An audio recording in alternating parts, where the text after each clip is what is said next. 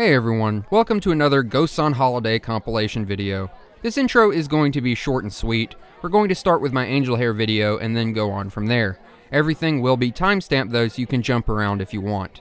This compilation is going to include my works from roughly June to early November of this year, with the most recent 2 or 3 videos left out, like my Control video and my Silent Hill Shattered Memories video, but you can definitely still watch those. In fact, I'd love it if you did. I'm also going to add this and the other compilation from earlier this year to a playlist so you can watch them both together in the background or while you're going to sleep or whatever you want to do, or you can just watch it. You can be insane and watch 14 hours of my videos. If you want to hear me talk about this year and how it's gone, some stats on my videos and what I've been enjoying, go to the very end of the video. Otherwise, enjoy this compilation. Oh my guardian angel, I miss you every day. Each night I clap my hands together, close my eyes and pray. I hope that you're still out there, that you remember me, and one day soon our eyes will meet between the glass of a television screen.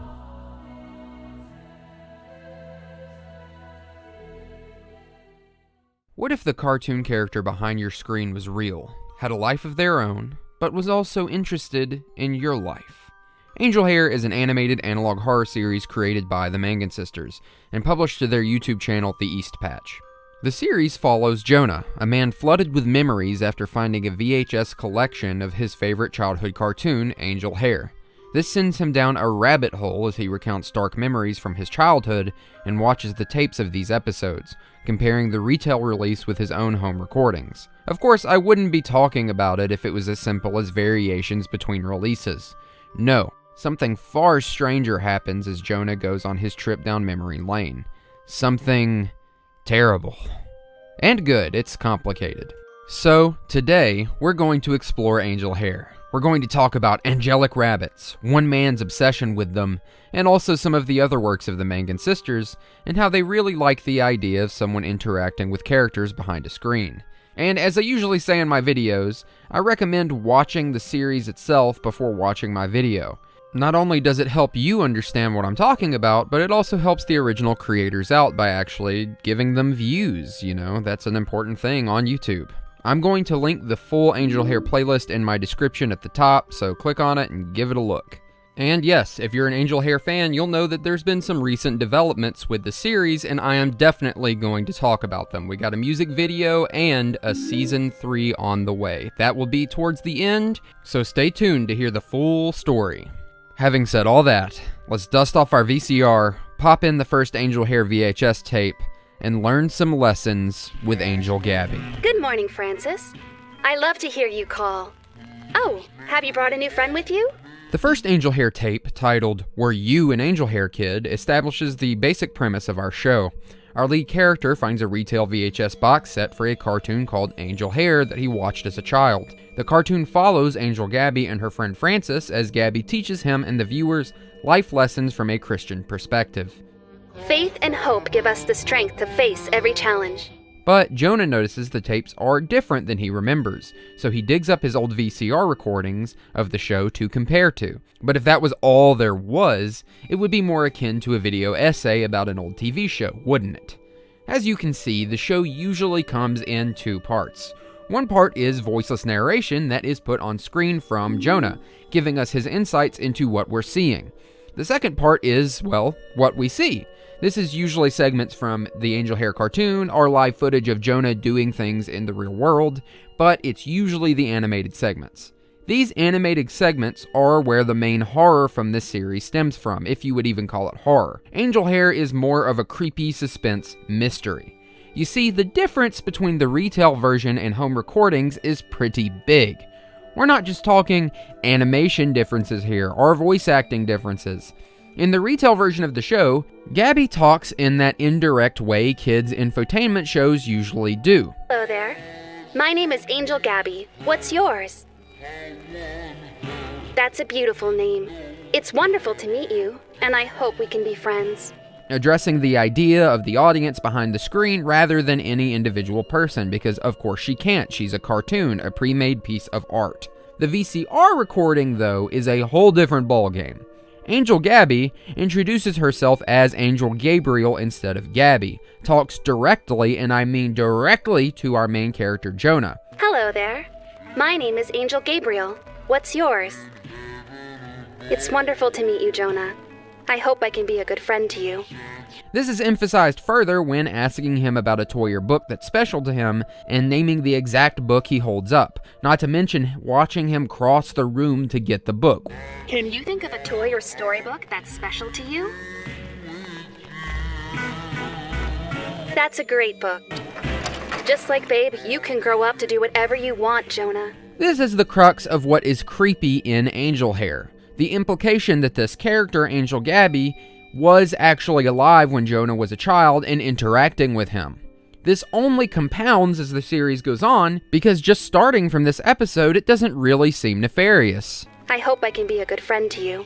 I have to give the creators credit because the little touches are what makes this whole series creepy. The way the living version of Gabby's eyes shake when staring like a person's would, or how they follow him across the room. Not to mention, they just make her more emotive than her retail VHS counterpart, which is spooky in its own way because of how flat her counterpart is. Speaking of Gabriel, the angel that Gabby gets her namesake from is from the core Abrahamic religions, Judaism, Christianity, and Islam, and any I might be forgetting.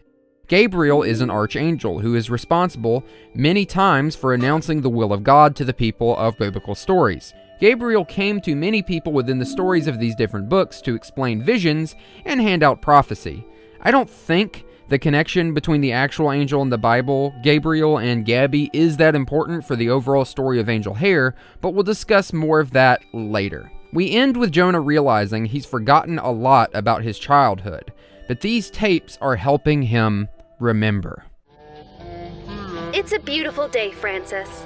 We shouldn't take it for granted. Tape 2 begins with Jonah doing research on the company that made Angel Hare, called Wreath of Life. The search is fruitless, however, as no logs of the company seem to exist. Though the company that re-released the show, Keith Publishing, does have a history that we may mention later. This episode follows the formula from the first tape, with Jonah comparing the two different versions. Angel Gabby's retail counterpart teaches a lesson on hope and faith and how it can keep you strong in the face of despair. It may not make us physically strong, but it can give us resolve and fortitude when we need it. The recorded version, Angel Gabriel, gives Jonah a lesson on how to be strong in the face of a very specific threat. I can show you how to be stronger, even though you're so small. Using some of the vague biblical language of the show, she teaches Jonah how to block his door with a chair to keep his enemy at bay, and then directs him to hide in the closet. Like David's little pebble against Goliath, this little chair is going to be stronger than anyone who comes to your door. Look at that!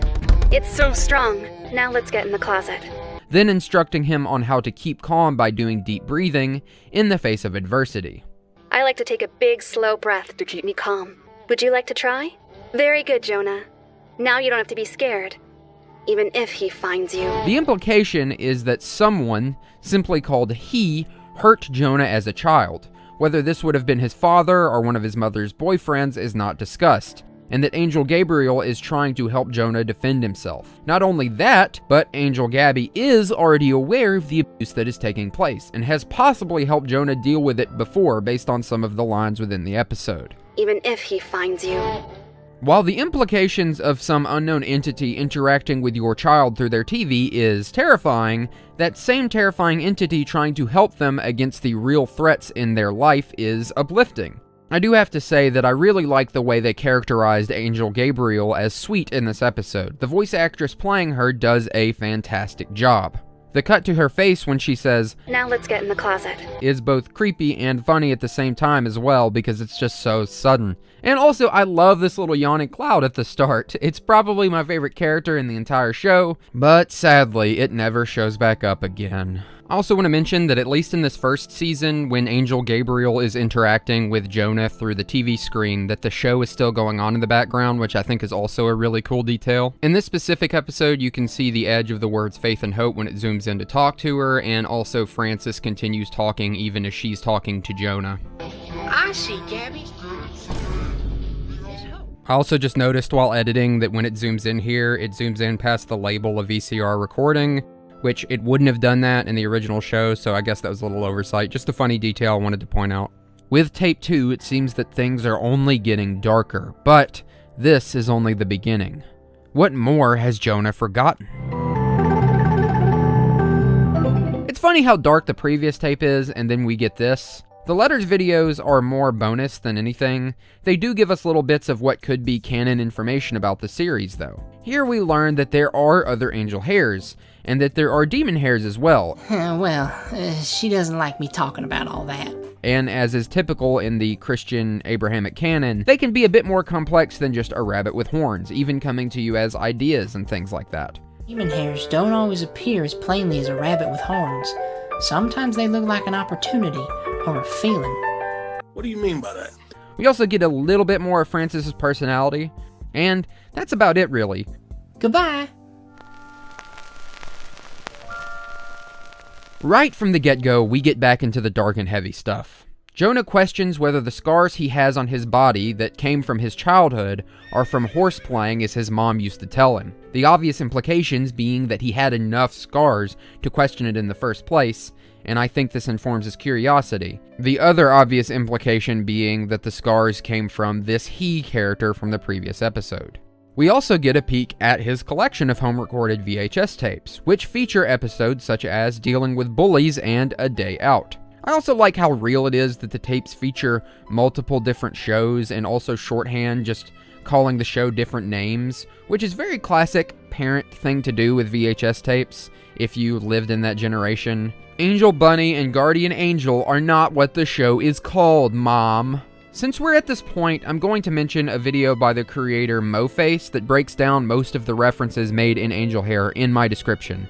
I'm mentioning that here because she goes so far as to track down the other TV shows that are featured on these tapes to see if they tie into what's going on in Angel Hare. This is in case you do want every little scrap you can get. But back to my own analysis. I meant to mention this before, but some episodes of Angel Hare have in-episode titles.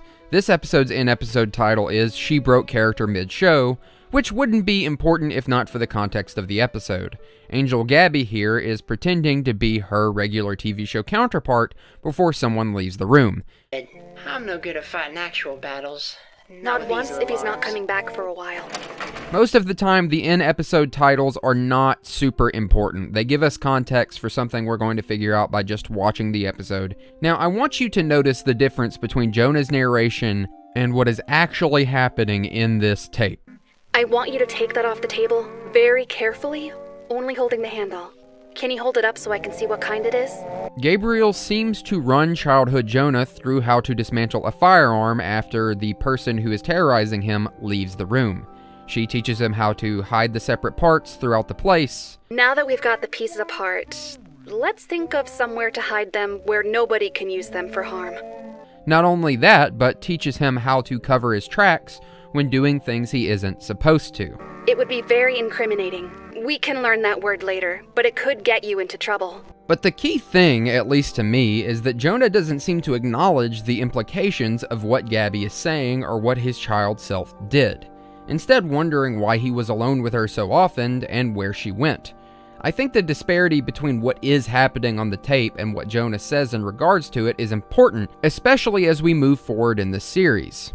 Now, I know he will talk about what they did later, but I believe it's important to bring up this moment now. Him seemingly having this disparate reaction and way of thinking to the events that are happening in the past that he can't remember. I'd also like to note that the title is a reference to the Big Bad Wolf from the story Little Red Riding Hood, insinuating that Gabby or Jonah are secretly dangerous. And again, I think it's cool how her eyes do these little movements that make her seem more real, and how she references having taught him exercises to stay calm in the previous episode. That's some nice continuity. Do you remember what we decided to do if you're ever afraid?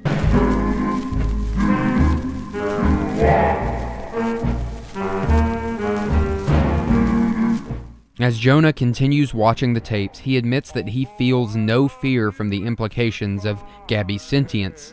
Instead, a dread that something happened that tore them apart. This continues his growing apathy over the strangeness of his situation and Gabby's existence.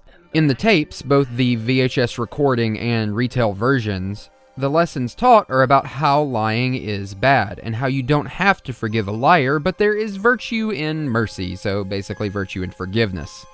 The Bible tells us to forgive, but Proverbs 19 also warns us about the consequences of lying. Of course, the sentient version of Gabriel is a lot more pragmatic and kind of dark in her lesson, basically instructing him on how to make himself look innocent. Will you ever forgive me? Go to a friend's house when something bad happens. They are going to ask you what happened, Jonah. So you have to make sure you're gone when the time comes. We have to make sure you only have truth to tell. Jonah seems only a little shocked by this. Gabby admits that you can forgive a liar, but then quotes Revelation 20. You can forgive Francis if you want, but it will be difficult to ever trust him again. Revelations warns us of the place prepared for liars. It's up to you, Jonah. What would you like me to do? Yes, it is Revelation, not Revelations. This is a common mistake that even I've made. Revelation 20 basically says that those who don't follow God's word will be tossed into the lake of fire with Satan. She's saying Francis is going to burn in hell, basically, and Jonah will too if you lie. Again, pragmatic honesty, especially with how this conversation starts and ends. They are going to ask you what happened, Jonah. I'll help you however I can. We don't know what exactly they planned, but it can be assumed that they're planning the death or injuring of Jonah's abuser, known as He, and that Gabriel was a part of it somehow. If we want to get even more conspiratorial, she possibly caused the flood at the records building mentioned as well, that wiped away all the records of whatever happened. Based on the song in the background, this event might be what led to him forgetting Angel Gabby as well. The song, Guilty Shadows by Kathy Johnson, has the lyrics plainly heard in the background, "Perhaps a tear or two will fall, but I'll forget I ever saw your face and chase those guilty shadows on the wall." And while, as per usual, I like how much they get out of the simple expressions on Angel Gabriel, it is also funny to me how worried and concerned Francis looks throughout the entire episode. He just looks like he's disassociating, like, oh my god, I'm a part of something, oh shit.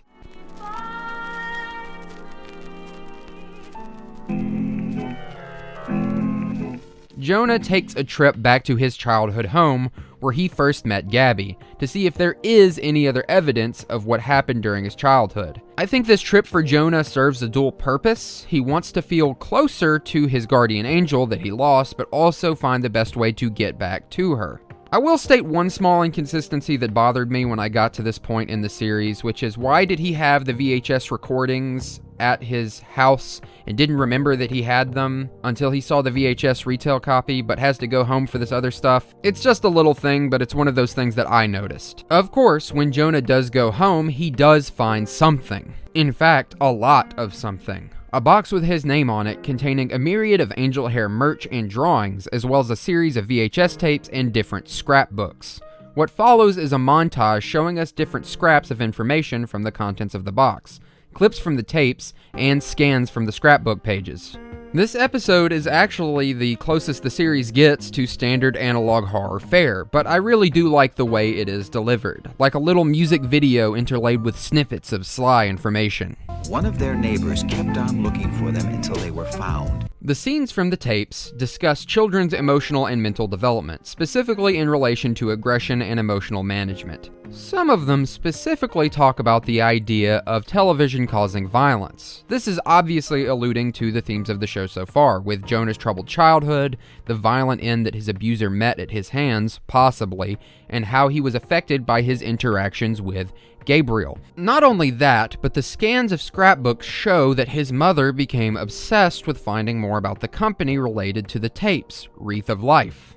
She went so far as to stalk the employees of the company that rebroadcasted the show, Keith Publishing, and attempted to steal from them and the company. Jonah, seeing all this, decides not to bring up his recent revelations to his mother, even after seeing her research. The tape then ends with a few more clips from the VHS he found in the box, alluding to the fact that he is going to search for Gabby. If placed in a dark room, he would probably open his eyes while searching. Because it shows that his mother developed somewhat of an obsession herself with finding the origins of Angel Hare. This means at some point, she caught on to Jonah's interactions with Gabby. How? Why? We don't really know. I assumed it happened after whatever violent event occurred between Jonah and he. The tapes on kids being violent could also imply that Jonah was always troubled, which would make sense considering the turmoil and abuse he faced in his childhood home from he. The main thing I want to point out in this tape is that Gabby and Angel Hare both seem to cause obsessive tendencies to develop in people. As the series goes along, but especially by the end of this first batch of episodes, Jonah has slowly become obsessed with finding Gabby. He does not care about Wreath of Life, or whatever happened in his past specifically, as we'll soon see. His mother's obsession was different than his own, seeming to be more out of fear for her son and whatever Gabby is than being obsessed with Gabby herself. It also seems that both Jonah and his mother had their memories wiped. I say that because it's the only way I could see his mother keeping all of these Angel Hair related things around him.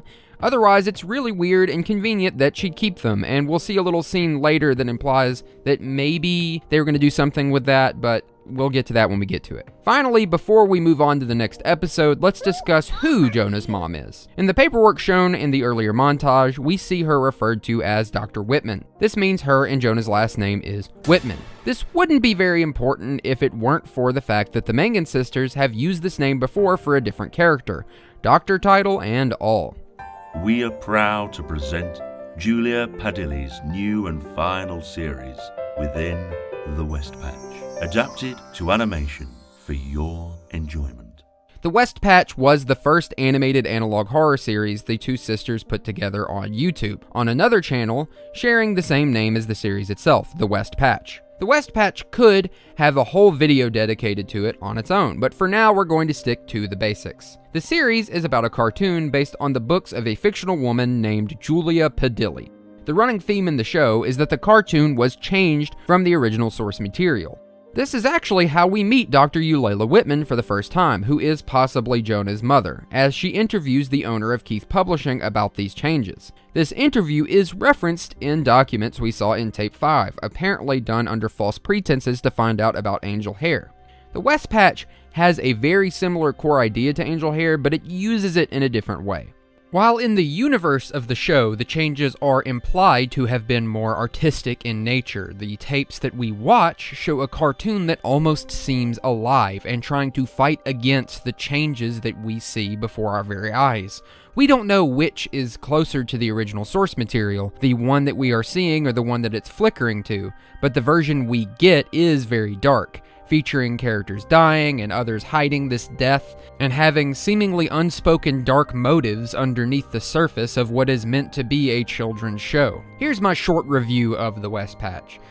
I thought the ideas were neat and I like the animation style a good bit, but The West Patch is definitely a lot messier writing-wise when even compared to Angel Hair. It generally feels less focused and the characters are very one-note. I still think it's worth a watch, which is why I'll also be linking it in the description, especially if you liked Angel Hair. It's nice to see where the creators came from and got their start. Sadly, the series did not get a conclusion, which does leave it off in a very confusing place, but it still has charm to it and you can enjoy it for what it is. Anyway, this is yet again another viewer mail episode, sprinkling us with a bit of mostly tangential lore. I meant to mention this before, but I don't know where they get these questions. I just assume it's probably in the YouTube comments, maybe on their Patreon or even a Tumblr or something like that, because the comments are obviously from people actively watching this version of the show. This episode does lean a bit more into the creepy side of things. We've got Francis talking about unholy apparitions, whether or not there are other angel creatures. Of course there aren't other magical creatures. Gabby isn't magical after all. If you see a magical creature, it's probably an unholy apparition trying to lure you into trouble. Trust me, even the friendly ones can be a wolf in sheep's clothing. As for other angel animals... And noting how empty the forest is besides him and Gabby. And again, the fact that there are other Angel Hairs. I think you'll be interested to know that Gabby has a lot of very busy angel friends. They have a lot of work to do all over the world, and their duty is to help those in need. After getting this question, do you know how you became Jonah's guardian angel? Do you remember anything about Jonah?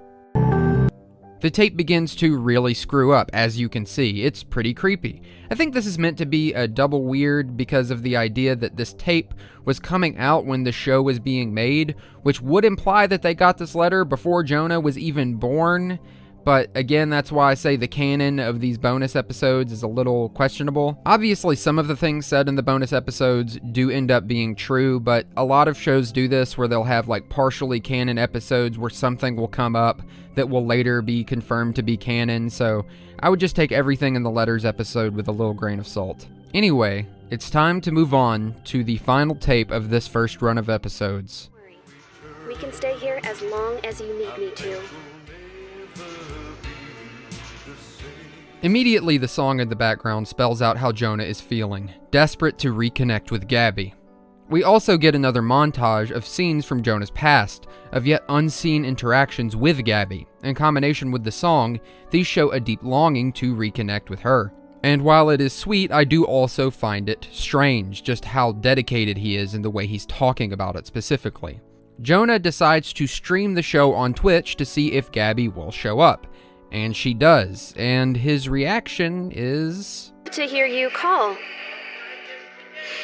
Have you brought a new friend with you? Yes, but I'm fearful, Angel Gabby. I never know what to say.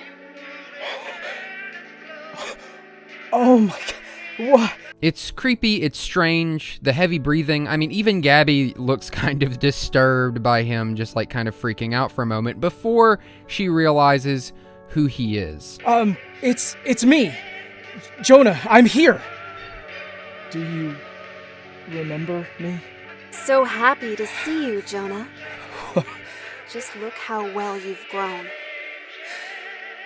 Look, a lot of people think this ending is sweet, but I also can't help but find it creepy. Jonah's heavy breathing, the way that Gabby delivers her lines and looks at him, and the hand touching, there's something unsettling about it for me. It feels wrong in a way. It is a happy ending in a sense, but it's the implications of everything that have led up to this that make it creepy. Not only that, but the way the whole situation is delivered. Jonah's growing obsession with Gabby that we will continue to see as the story goes on. The fact that he just stopped caring about the past and whatever they did. And again, how lifelike Gabby becomes at the end in this animation, at least with the idea that she is supposed to be alive. So happy to see you, Jonah. Just look how well you've grown. This ends the first series of episodes and left me with a lot of questions. Is Gabby actually an angel? And if she isn't, what is she? What is Wreath of Life? When did Gabby make Jonah forget her?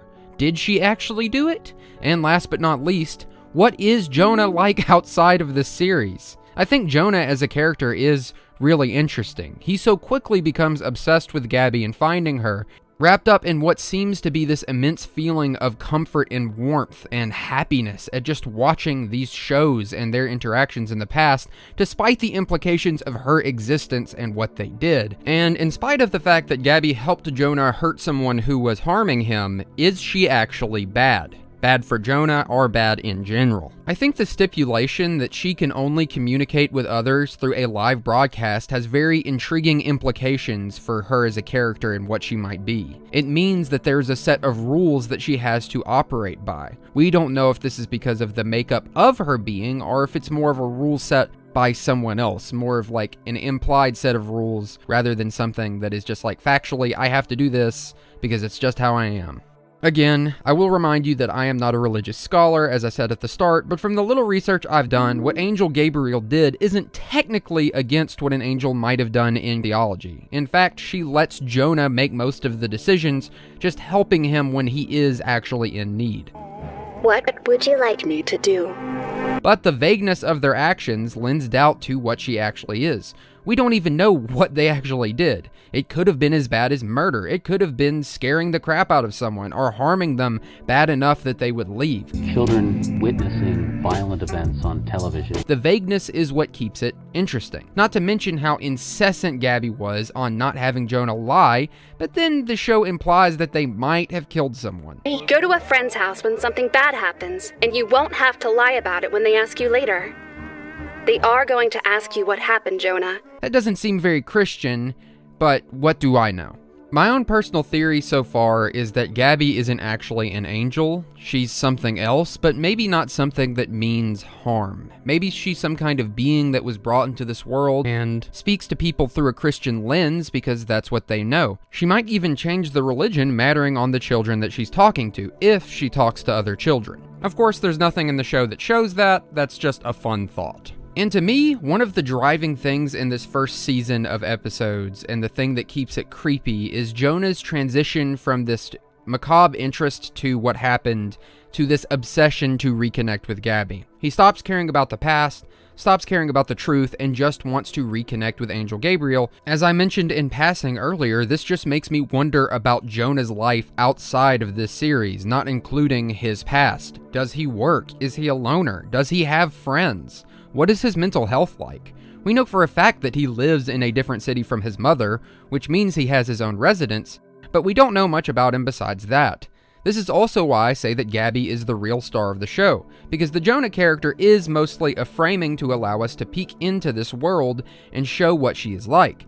Besides knowing that Jonah is obsessed with Gabby, seems to love his mother, and that Gabby and him did something possibly violent to someone else, we don't actually know much about him. He's half his own character, half self-insert for the audience, as far as we know. Having said all that, I do like the twist of him not caring about what they did anymore. It makes sense in this dark way. He's formed a traumatic bond with this being, or whatever she is.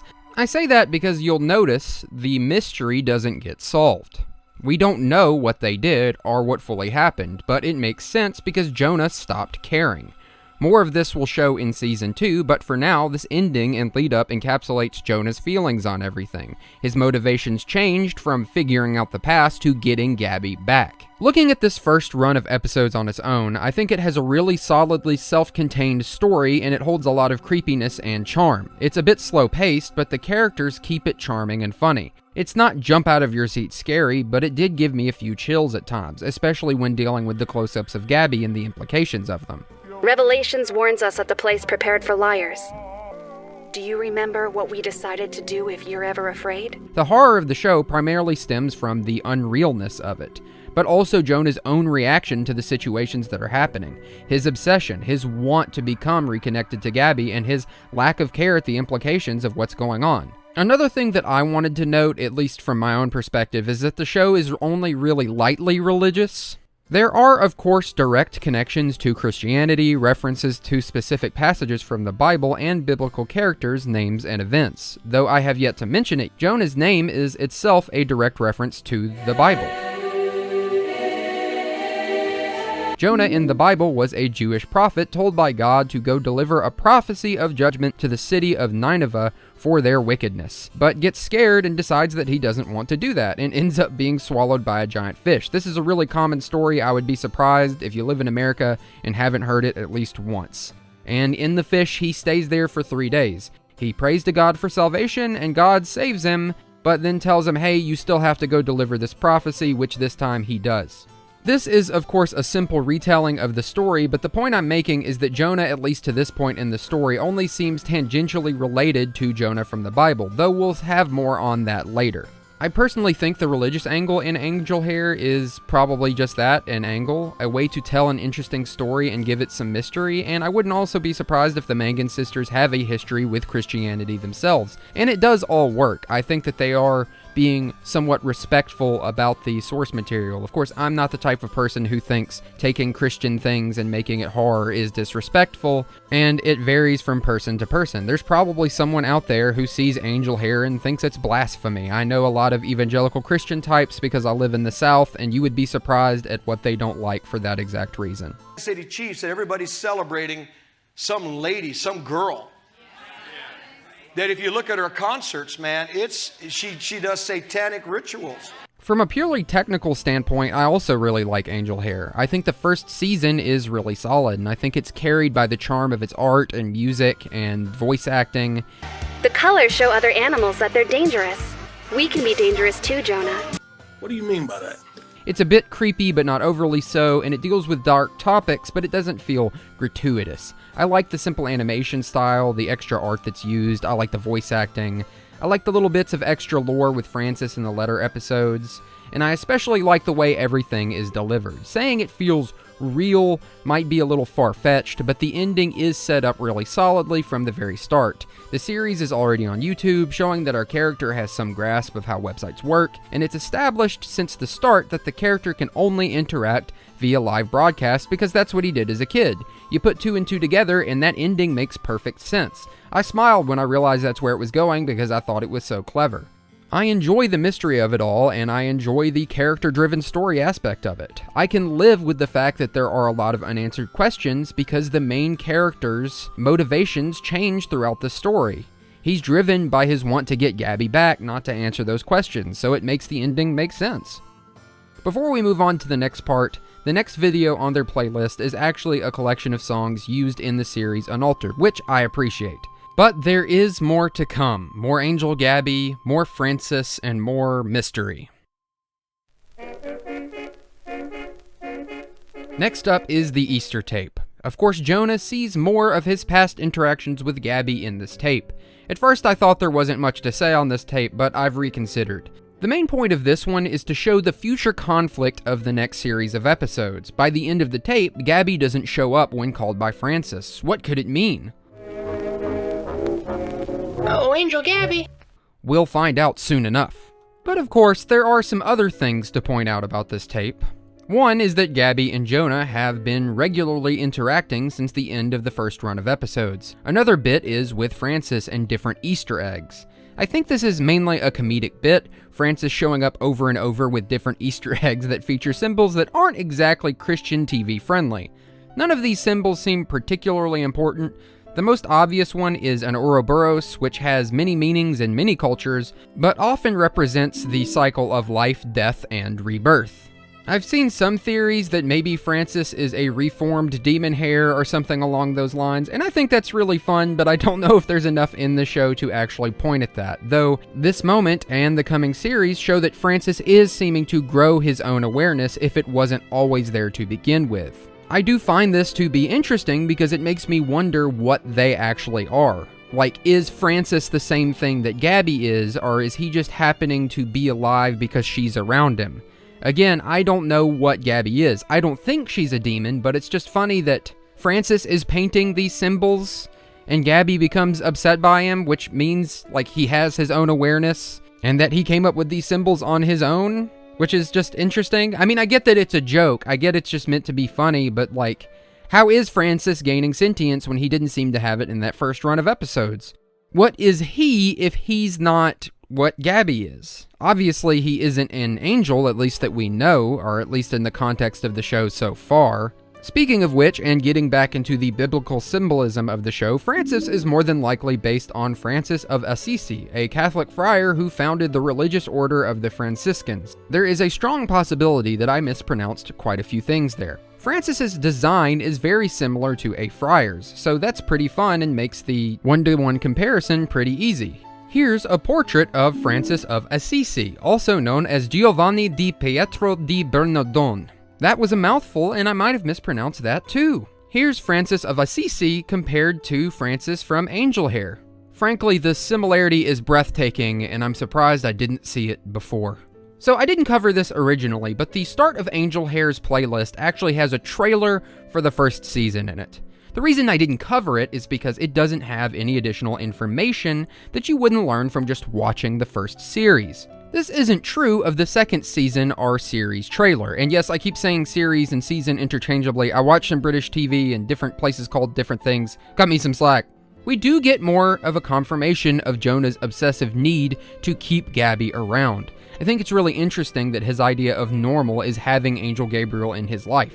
I think the trauma and bond he formed with Gabriel in his youth, while it did save him, may have had lasting implications for his mental health.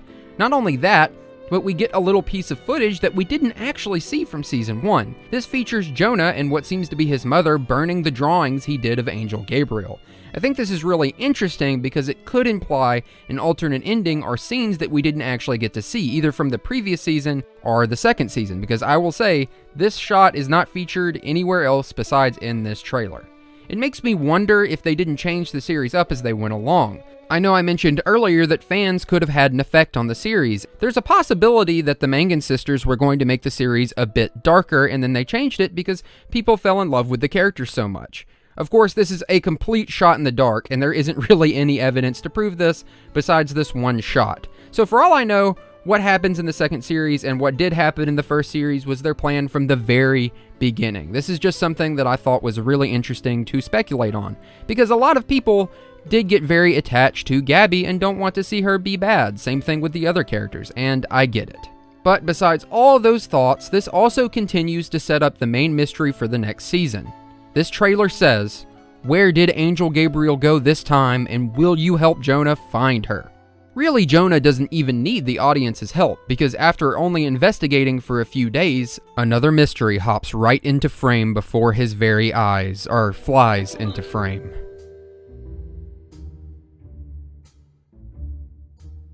We start more or less where we left off. Jonah has been talking to Gabby every day, at least up until Easter. Then she disappears. Not only that, but there is a possibility that he did get some or all of his memories back and just hasn't shared them with us, the audience, yet. I do wonder what's more worrying, him remembering everything and not caring, or not remembering everything and not caring. Jonah continues to show behavior that under the circumstances I see as obsessive and strange. Doing drawings for Gabby and showing her, much better than the ones he did as a kid, by the way, very impressive. Claiming she's all he'd ever need, which is definitely a red flag. A note for my audience, you should never make your life's happiness or worth completely dependent on one person, especially if that person is a sentient cartoon rabbit of hazy or possibly angelic origins. That just sounds like trouble. Again, this makes me wonder what he does outside of his videos. What is his job? Does he have any friends? We don't know. Then, something happens. Apparently, the worst possible thing, even worse than her disappearing. Another angel Hare shows up. Dark fur, a stoic expression. He looks bored, frankly. So I think Jonah's reaction here is really interesting and telling. Why is this rabbit's arrival the worst possible thing? Why does Jonah seem to feel an instant dislike, loathing, or even fear for this new character? We leave off during the credits with Jonah doing his deep, raspy breathing once again.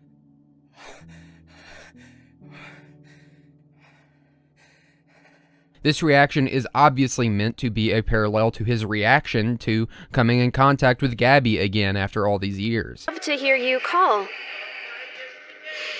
Have you brought a new friend? That was meant to be a sort of panicked joy, while this is just meant to be a scared panic. He doesn't like this. This is not what he knew. This is not the angel Hare. This is not Angel Gabby. His perfect world-balancing angel is no more, and instead is this guy. Seeing this new rabbit in the show makes Jonah feel sick. He doesn't even want to think about it. Part of this seems to be out of fear for what could happen to Gabby, or what did happen to Gabby, but also what could happen to himself. I think a part of his reaction is also with his obsession with Gabby and Angel Hare, and how this new rabbit shakes up the status quo. This isn't the show he once knew. Again, I'll reiterate that I think Jonah's reaction to Zag or Zaggy is meant to be a parallel to his reaction to Gabby. He feels immediate fear upon seeing Zag. He's scared because he knows he can be seen and believes that Zag might have the power to hurt him, as him and Gabby did his abuser in the past. He feels this, despite not feeling any of these feelings for Gabby, because he feels he can trust her. It feels to me that we're being shown this to say, see, it's weird that he was just okay with Gabby doing those things. This is how he should have reacted. It's also funny to me how bothered he is by Zag changing the script, despite that being something Gabby did constantly. Again, I feel this is to show that he liked and trusted Gabriel despite whatever she is being so abnormal to our reality and the hints at what they were doing. I do like the implications of what Zag says here about penitence and wisdom. It's very interesting and makes you wonder what he knows. Respect and penitence gives us the wisdom to face every challenge. It may not make us obviously wise, but it can give us common sense when we need it.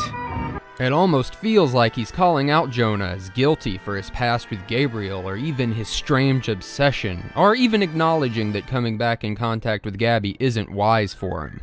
I also like that Zag can just unpause the show. Yes, this isn't to the full extent of what the show implies their powers are, but we haven't seen any on-screen examples of their powers besides them seeing off and interacting and things like that, so it's just neat. I just wanted to point that out. Jonah finally does what he sees as the nuclear option. Let's follow the stream and... You're the one airing this? You aren't in a TV station. How are you doing this? This sequence to me is interesting because it shows that Zag only has so much information on what is going on outside of the show and even inside of the show when it's being broadcasted, but also because I love this interaction between him and Jonah. Are you able to record? Why did you put the show back on? Are you with Wreath? I think it shows that Zag might not know as much about Jonah as I thought, but maybe it was the show implying that anyway. And I just really dig how Zag calls Jonah out twice. I came to find her, genius. What are you doing? For me, I wasn't nearly as scared, if at all, of Zag as I was by Gabriel when she was first introduced. A part of that is because I think the show is not trying to scare us with Zag. It doesn't do the zoom-ins on the eyes like it did with Gabriel. And to me, it's actually funny how scared Jonah is of Zag, despite him coming off as a less ominous figure compared to Gabby, in my opinion. Hello there. My name is Angel Zag. What's yours? That's a beautiful name. It's wonderful to meet you, and I hope we can be friends. I do understand why he is scared because of the implications of what has happened in the series, but I do think this also shows how lost in the sauce of his obsession with Gabby and Angel Hare as a show Jonah really is. I'd argue it'd be a normal response to be scared if a cartoon character in a live broadcast was aware of you and responded to you. So this actually puts a light on the fact that Jonah has been acting strange and obsessive through the series, and he is finally reacting normally to Zag. Yes, Jonah already has the information on the possibilities of what Zag is, so why should he be scared, especially if Zag is an angel? Because he's blinded by a childhood attachment formed through trauma bonding to this entity, to Gabby, or at least that's my thoughts. Again, I think Zag is a lot less scary than Gabby in just about every way, and I didn't really think Gabby was that scary in the first place, just kind of creepy. The episode ends with Jonah pleading for Zag to bring Gabby back, and he retorts with, I came to find her, genius. What are you doing? Again, I think this is a fun response, but when I think about what more Jonah could have done, I run blank. Honestly, sitting there interacting with this new character appears to make the most sense, but the show is obviously just trying to show that Zag, or Zaggy, is kind of a rough and tumble, asshole-ish character, and isn't probably a bad guy. Fran, do you know this guy? Looks a little old for cartoon rabbits. This is just another letters segment. A highlight of this episode is Francis talking about how he met Gabby and seeing him drawn as a real badger, which is fun and cute. Francis telling us his day job. I'm an actuary. And finding out that Gabby can apparently do a sonic blast-like screech. And since we are talking about Francis's origins, I'll go ahead and talk about the newest video on the East Patch, which is the music video about Francis, Oh Despair. This came out while I was making this video and is basically an animated version of this origin story of him meeting Gabby. It seems Francis was being tortured by some demon hares and was saved by Gabby. The video is fun, it's short and dark. The origin part of it is actually really short. Most of it is just Francis brooding. They also unveiled the Francis plushie at the end, so I'm going to link this video as well in the description so you can check it out for yourself. There isn't much new information in the music video, it's just fun, mostly references. So let's keep going. At the end of Bonus Case The First Files, Francis is dragged away by Zag as they have more work to do, probably on finding Gabby. We also find out that Zag does not like poker for some reason. The biggest mystery in the series so far, for sure. How does Francis feel about his new pal there?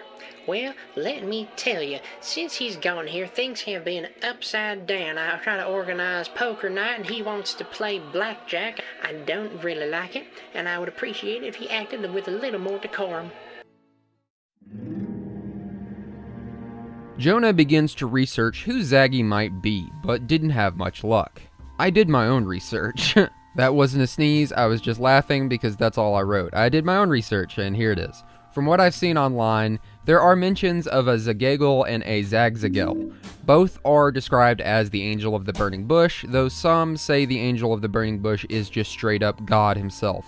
Zagzagel is described as a separate entity who is also the Angel of Wisdom, so we'll go with that, I suppose, since that's been the implication of what Zag or Zaggy is, a character based on respect and penitence gives us the wisdom to face every challenge, which comes in even more later. Going back to the actual episode, I really liked the bit where the angel done in this realistic older style looks over. It's really nice and spooky, and it's like the scariest thing in this season so far. And again, it's not even scary, it's just mostly creepy, but this second season has been missing that, in my opinion. What we learn in this episode is that Zag is looking for Gabby within the show. I do like that Zag has to try to force a lesson to get things moving. For a moment, I wondered if this was another rule, but more than likely, it's just Francis wanting things to be a bit more normal. I think Gabby still likes to try to have a lesson. You lousy motherfucker. The quick lesson that Zaggy mentions about teamwork is apt. Teamwork, diligence. Proverbs 27:17. Work with that. Proverbs 27:17 is basically, as iron sharpens iron, so one person sharpens another. Which, is just saying people work better together as a team. If Zag and Francis work together, they'll figure things out. But of course, this is also ironic because Zag is not exactly letting Jonah help at this point, but will by the end. Oh yeah, I forgot to mention, but they've been doing a bit of a turnaround on Francis's character. Francis in this second series of episodes is implied to be a lot more aware and possibly a living being himself. In the early parts of the series, specifically the first season, Francis didn't actually seem to be alive. There were a few moments where it seems he showed some awareness, but he really has taken on a full-blown personality of his own, seemingly since the Easter tape, just about. It's really interesting, and I know I say that a lot, and makes me lean towards the idea that the characters aren't actually angels, but something else, because Francis developing a life and personality of his own means he's also an entity of some type, possibly? That's just a theory, though. An angel hair theory. Anyway.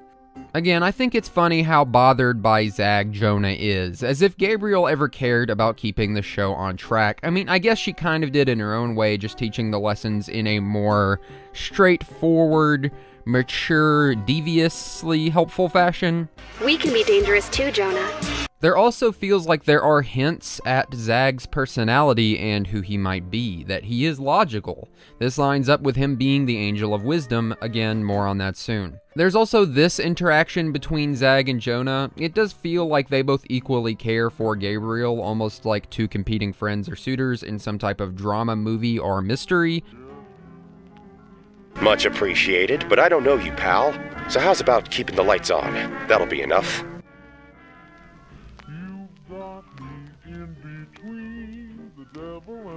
What we eventually get is Francis coming back with a drawing of a vision he says was sent by Gabby. This is notable for a few reasons. One, why didn't he give it to Jonah in the first place? Can he only interact with the other characters in the show? And two, it's kind of terrifying. I'm friends with an angel, so they bestow visions upon me. Alright. The drawing is, well, I think it's cool, even if Zag doesn't like it. Ah, well, ain't this bupkis? You'd think a kid's flick would keep it simple. The idea of something like this being in a kid's cartoon is also funny. The kind of thing that would unintentionally give children nightmare fuel. Be not afraid! This episode ends with Zag asking Jonah if he can put anything on the air, which Jonah then alludes to the fact that he is going to turn off the show to go and find Gabby. Straight up, this means that these beings, these angels, or whatever they are, can hop between shows. This is confirmed in the next episode. I also want to take note of the song that's been playing in the background, Between the Devil and the Deep Blue Sea. As Angel Hare has done before, this song has significance to the episode. Between the Devil and the Deep Blue Sea itself is an idiom that basically means you're stuck in some sort of hard-to-decide dilemma. It's not deep to say this song is here to represent Jonah's mixed feelings on having to trust Zag, who is his only choice to really find Gabby.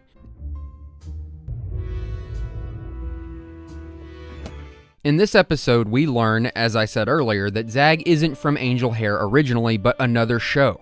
He even gives Jonah directions on how to find a copy. The implications of this are amazing. Somehow Zag knows where to find a copy of his show that Jonah can put into a projector. So far, it's been established that they can only communicate through live broadcasts, but are they connected to the media they're in? Like, can they feel it? The fact that Zag knows where a copy is just really cool. We then cut to Jonah getting into a church. The implication seems to be that Zag even helped him get a key to this place, which is kind of wild. That, or he just asked the church, but the music makes us think something more covert or underhanded is going on, but that fits the theme of the entire season, really. Jonah just streams the projection with a webcam, which is classic YouTube, classic internet, really. So, here's the big twist. Here's why I said this fits the theme. Zag actually comes from a private eye show called Wild Hare. Wild Hare is a detective noir-style show, and this is hinted at throughout the season. Zag's general demeanor and approach to finding Gabby, the episodes being called cases instead of tapes, the more mystery noir vibe to everything rather than horror, the letters episodes referring to files instead of letters, not to mention the idea of Zag being the angel of wisdom, if we want to go with that interpretation. Overall, this has been where we've been heading, and we are now here. It's funny to think that this show was also made by Wreath of Life, the idea of a Christian cartoon company, if that's even what it is, and not some energy being, making a mature cartoon similar to Dick Tracy that teaches kids Christian lessons is really funny to me. There is no comparison between an original and a live version this time. We are given the characters straight as real living characters, and that is it. We're introduced to Francine, who is Zag's sidekick character like Francis is to Gabby in Angel Hare. Tell me that's a new client. Francine, this is Francis. Of course, I remember you. We even get to see Francis himself as a human, and immediately it's hinted at that he's been on the show before, and that he ate too many mints. You lousy motherfucker. We also get to see that there are actually other characters besides Zag and Francine. You know, some people shoot at Zag. It is a cartoon detective mystery thriller similar to old DC comics and cartoons, Batman, Dick Tracy, and the like, so obviously there has to be villains. Angel Hare can be done with just two characters, really. In this new show, the drawing of the vision that Francis got becomes a newspaper with hints to help Zag solve the case, talking about a starlet on a new stage. What happens next kind of bothers me, but I can't tell you why yet. Basically, that hint was enough for Jonah to know exactly what to do.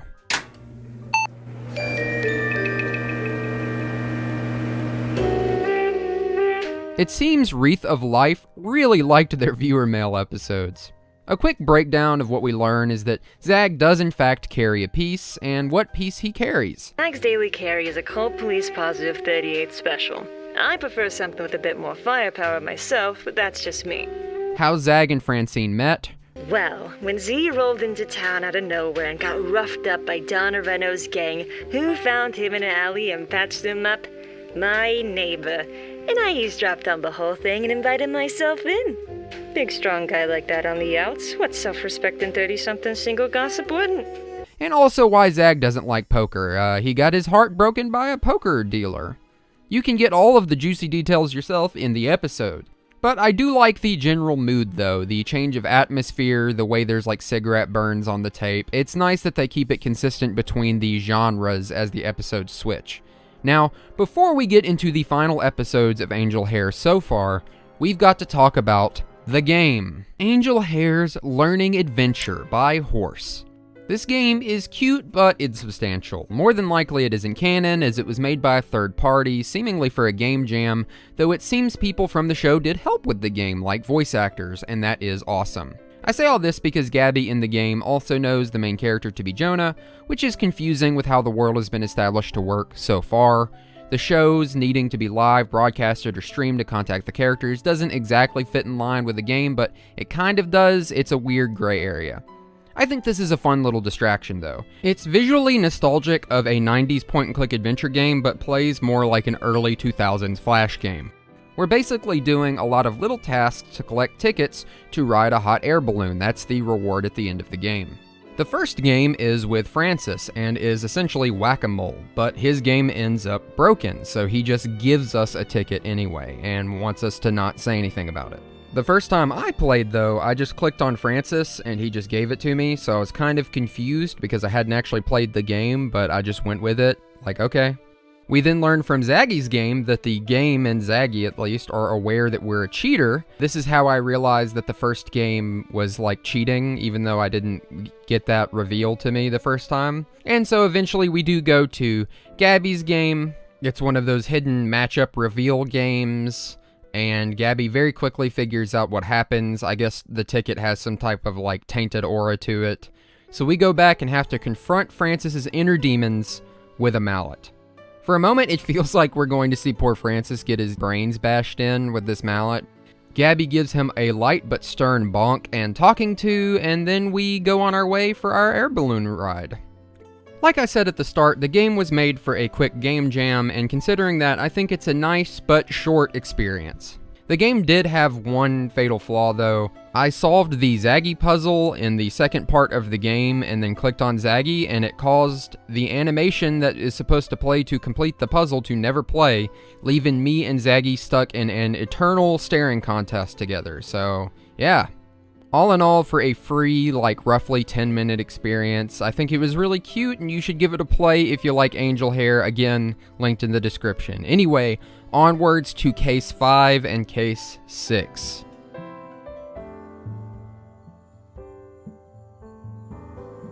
The start of Case 5 is another montage of moments between Jonah and Gabby.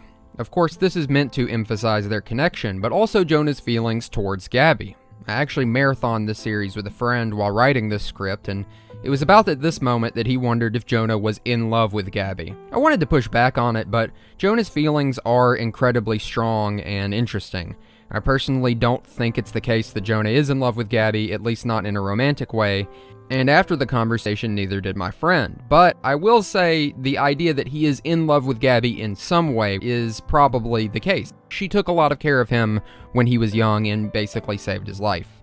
If anything, though, this moment does further my opinion that Jonah has an unhealthy trauma-related bond and attachment to Gabby.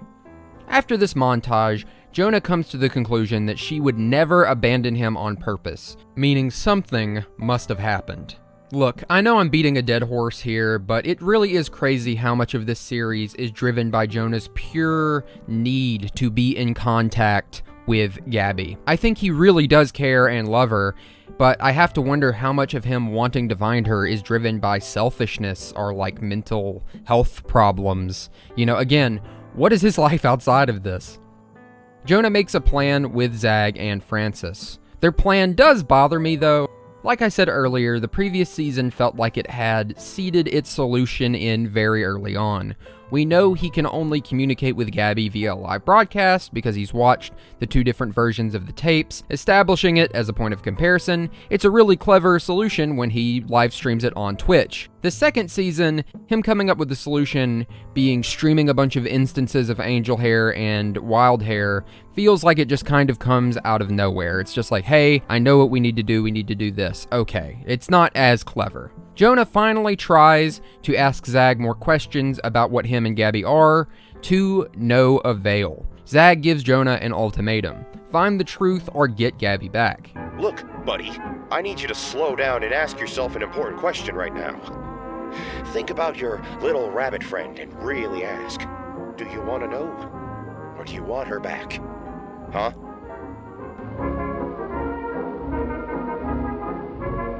And to no one's surprise, he chooses getting Gabby back. They go live and quickly find that Gabby had never left at all, actually. Jonah, like us, does not know how Gabby or Zag or any of these beings interact with our world. I don't even fully understand from watching.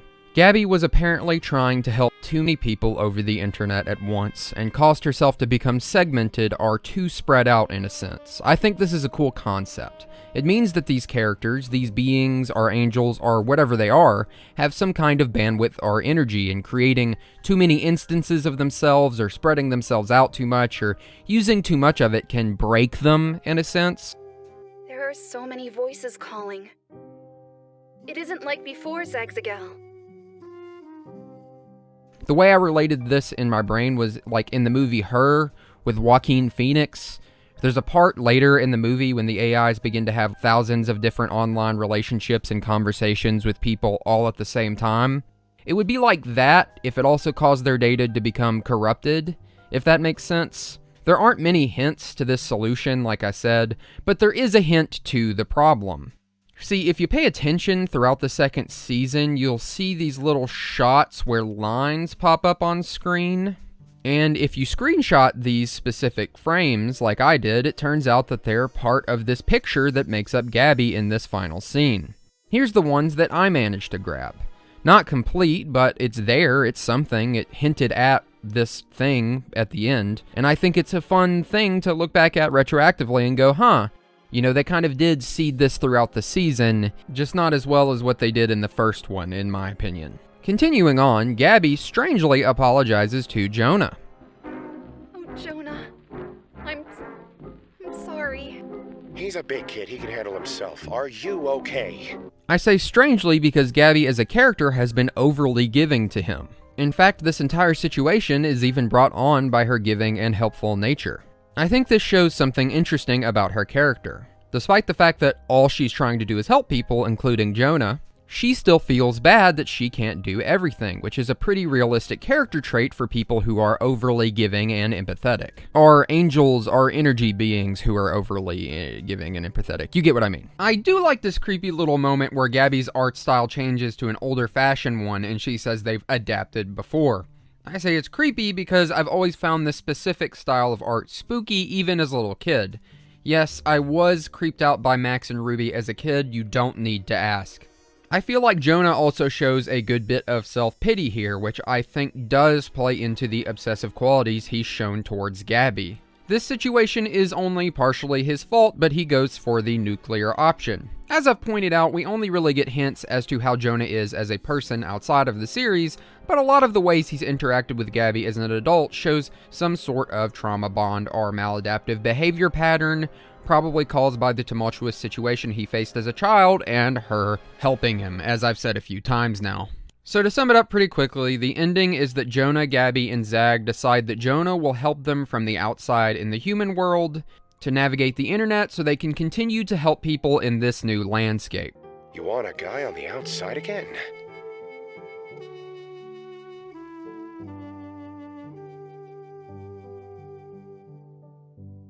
And now you can be the same. The credits roll, we get a very uplifting song about Angel Hare helping people, and then we also see a screen loading with all three of them looking over to it, implying there's some type of future for the series, and Jonah also wearing a Wreath of Life hat, which is a little confusing and kind of implies that anyone working on the outside is Wreath of Life or something like that, but again, we don't get an explanation for this. Overall, it is a very happy ending, unless you want to get into the deeper stuff on like, are these two beings using Jonah or something like that, but if you go off of the comments that the creators have replied to, I don't think that's the case. I think it is meant to be taken at face value as a happy ending. There isn't really a pretension of horror anymore, it really does just feel like it is meant to be a good happy ending. The song, the credits, the even hinting at a possible future of him helping them and things like that. Like I said, it is a very happy ending, but to me it's also a very convenient and rushed one, and that's why I have mixed towards negative feelings on it. Hey, this is Editing Ghost here to add this to say I know that Season 3 has just began to air as I'm finishing editing this. I'm going to talk about the trailer and the first episode here at the end. This is just about Season 2's conclusion and how I feel about it. A lot of people in the Angel Hare fandom really like it, and I get why. The setup with Gabby as a guardian angel of children in need makes her a very likable character, even with the horror undertones. and as it goes into Season 2, it feels like the horror is left behind and takes a complete backseat to the characters and the mysteries as it transitions from this slightly horror-themed show to a more noir setting because of the introduction of Zag. Even in the first season, in my opinion, there was always more of a veneer of horror anyway, a slight creepiness. If it was planned from the beginning that Gabby and Zag are both just good actual angels, then the creepiness could have been a red herring from the start, but sometimes things can seem creepy and also be good. I mean, you're watching a horror channel, right? I did mention earlier that the audience's reaction to the characters could have facilitated this change. People really do like Gabby, and I don't know how well they would have reacted to her being evil in some way, but I can't say that because I'm not the creators and I don't know their intentions. I don't particularly mind that Gabby or Zag are good characters, but it is implied that Gabby did help kill a guy even if he was a bad person, and the ending of Season 2 just kind of ignores some of the heavier stuff from the first season. It seems to ignore a lot of the darker themes, including Jonah's attachment to Gabby and his obsession, the murder, and a lot of other things. Which, as I said much earlier, works with our main character's motivations, but I also wished it would have focused on that a bit more. I wished it wouldn't have given us such a rush ending, because it does feel like it's trying to solve Jonah being obsessed with Gabby with him just saying, I want you around, I'm happy even if you're flawed, but I feel like more should have been done with that, at least for me personally. Whether intentional or not, I do think Jonah's obsessive tendencies are a theme in this series. We don't know much about Jonah outside of the series, as I've said so many times throughout it, but he goes so far as to say at points that Gabby is all he needs, that she makes his life normal. It shows a strong attachment to her and reliance on her for his happiness. And it seems they tried to go for an ending about setting boundaries and him being able to have her in his life, but it just did it super quickly, and it was just like, oh, okay, things are fixed. Would it bother you, Jonah, if I'm not the perfect guardian you remember? If things didn't stay the way they were, and I needed you too? And now you can be the same. And I think Jonah's obsession with the past, and specifically Gabby, is a really interesting and mature topic that could have been explored more thoroughly throughout the show, and part of the reason I'm disappointed with the ending is because the ending's payoff isn't satisfying in my opinion. It just felt like there was a lot of build-up to show us that what Gabby was unnatural, that Jonah was obsessed, the heavy breathing, the way he talked about her when she disappears, the way he seeks her out and ignores the truth. And then by the end, it's just kind of like, hey, they're friends, it's all good, which I wasn't happy with, but we are, of course, getting more Angel Hare. Season 3 has begun to air, and it seems like it's going to be exploring some more of those complicated topics, but we're going to wrap up how I feel about Season 1 and 2 first. I do think the first season is a lot stronger than the second. Not only does it have the creepy factor, but it also deals with some heavy topics in interesting ways. The ending of the first season is a really nice wrap-up for it, and has some pretty spooky vibes to it in the way that Jonah and Gabby interact. I really like the change of his motivation from finding the truth to just coming back in contact with her. It gives it this really weird vibe of something like unnatural going on. And I do like the first half of the second season a lot, how Jonah's creeped out by Zag, despite Zag being, for all intents and purposes, just a less creepy version of Gabby, in my opinion. It does make sense though, and I think that is done on purpose to show us like, hey, he's reacting this way to this new thing, but not to Gabby. Of course, this doesn't mean I disliked the second half of Season 2. I like the detective spin, I like the character design of Zag and the way he interacts with Jonah, and the subtle hints at the detective's theming as well as the overall vibe. I also enjoyed seeing Francis become more of a character. But I did find the conclusion to be less cohesive and impactful than Season 1 because of the execution. I have also talked a lot throughout this video on the fact that they, being Zag, Gabby, and also possibly Francis and Francine, are something besides actual angels. I still think that is a strong possibility considering Francis and Francine become aware at the end, it seems. Maybe they're beings that believe they're angels or know they aren't, but still use that to help people because that's what they know. It's a fun idea, and I think that's why the show doesn't say outright what they are, to let people play with those thoughts. That idea that they could be really anything, but they're helpful and they're kind. Having said that, by the end of the series, I do feel like the biblical connections are a little bit tighter. Jonah, in deciding to help Gabby and Zag, is closer to his biblical counterpart because he is technically spreading the word of God. Gabby, being Gabriel, has always had a pretty tight connection. Gabriel is, of course, the archangel that delivers the word of God, and it could be seen that her helping children is, of course, the will of God. And Zag, being the angel of wisdom, lines up with what I could find on Zagzagel and lines up with his character being a private investigator. But there is also the possibility that the angels in the Bible are inspired by these beings, which is also an interesting idea. That Gabby and Zag existed and influenced the Bible is a cool thought, and it's probably not where they're gonna go, but I love thinking about stuff like that. I personally do like the idea more that they aren't the angels from the Bible directly, that they aren't these actual biblical angels that work for God, so to speak. And it's actually more complicated than that, that there's some type of being outside of that or related to it, especially considering the idea that Francis and Francine both seem to have their own sentience, which is really interesting and something that isn't dealt with as the series has gone on.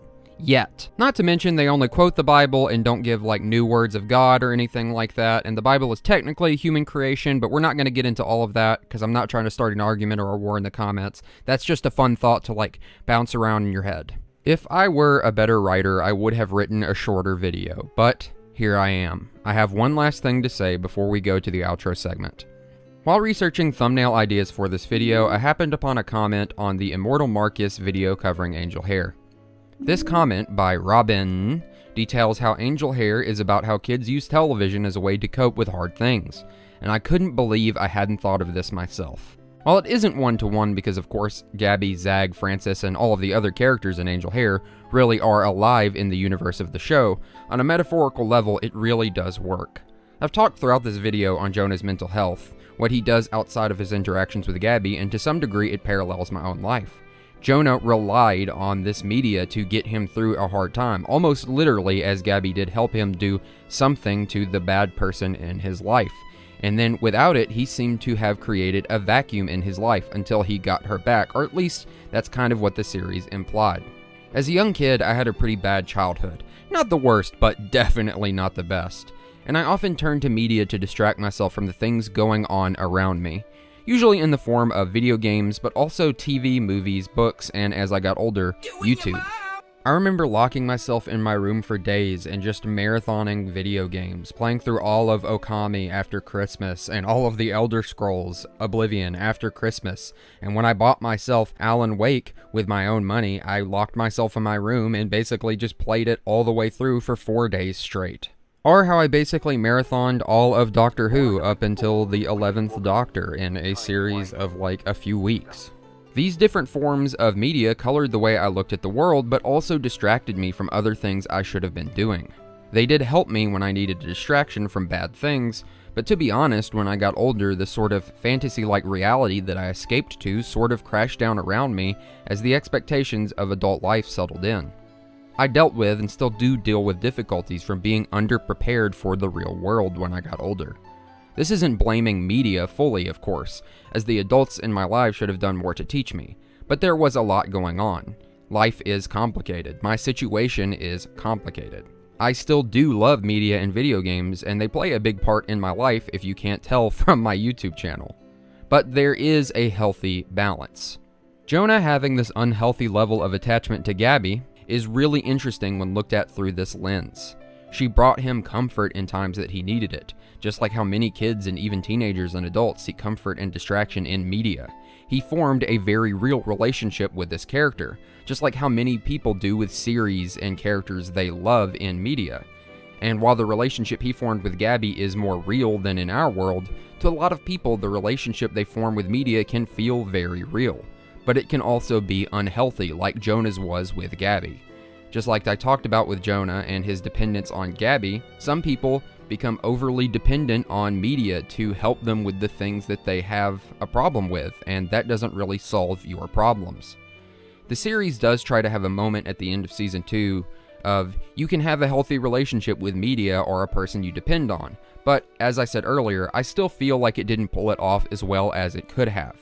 But with this idea or message in mind, it does recontextualize Season 2's ending for me a little bit.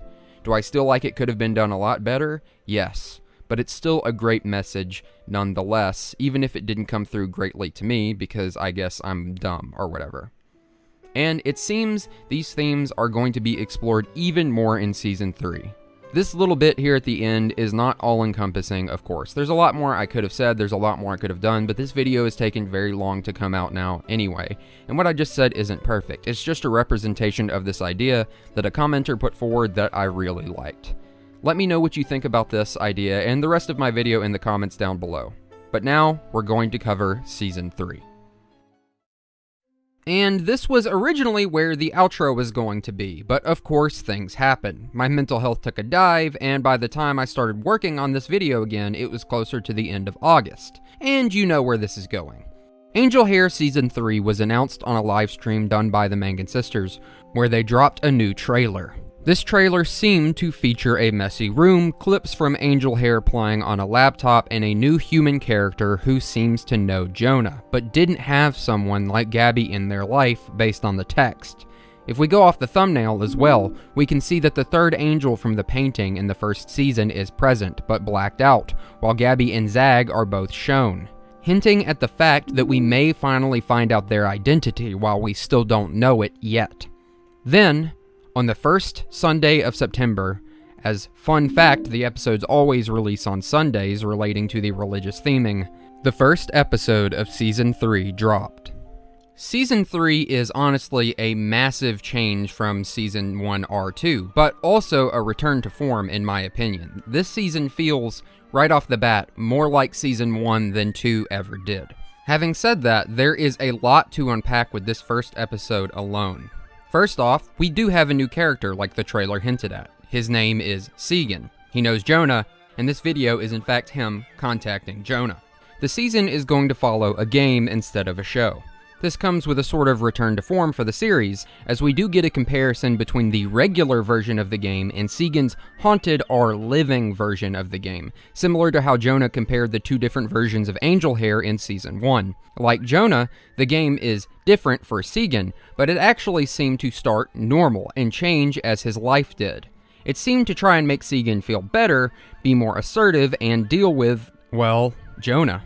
See, his game not only had voice acting, which the original didn't. Kidnapped the princess while we were off stack ranking. You must go to the orchard.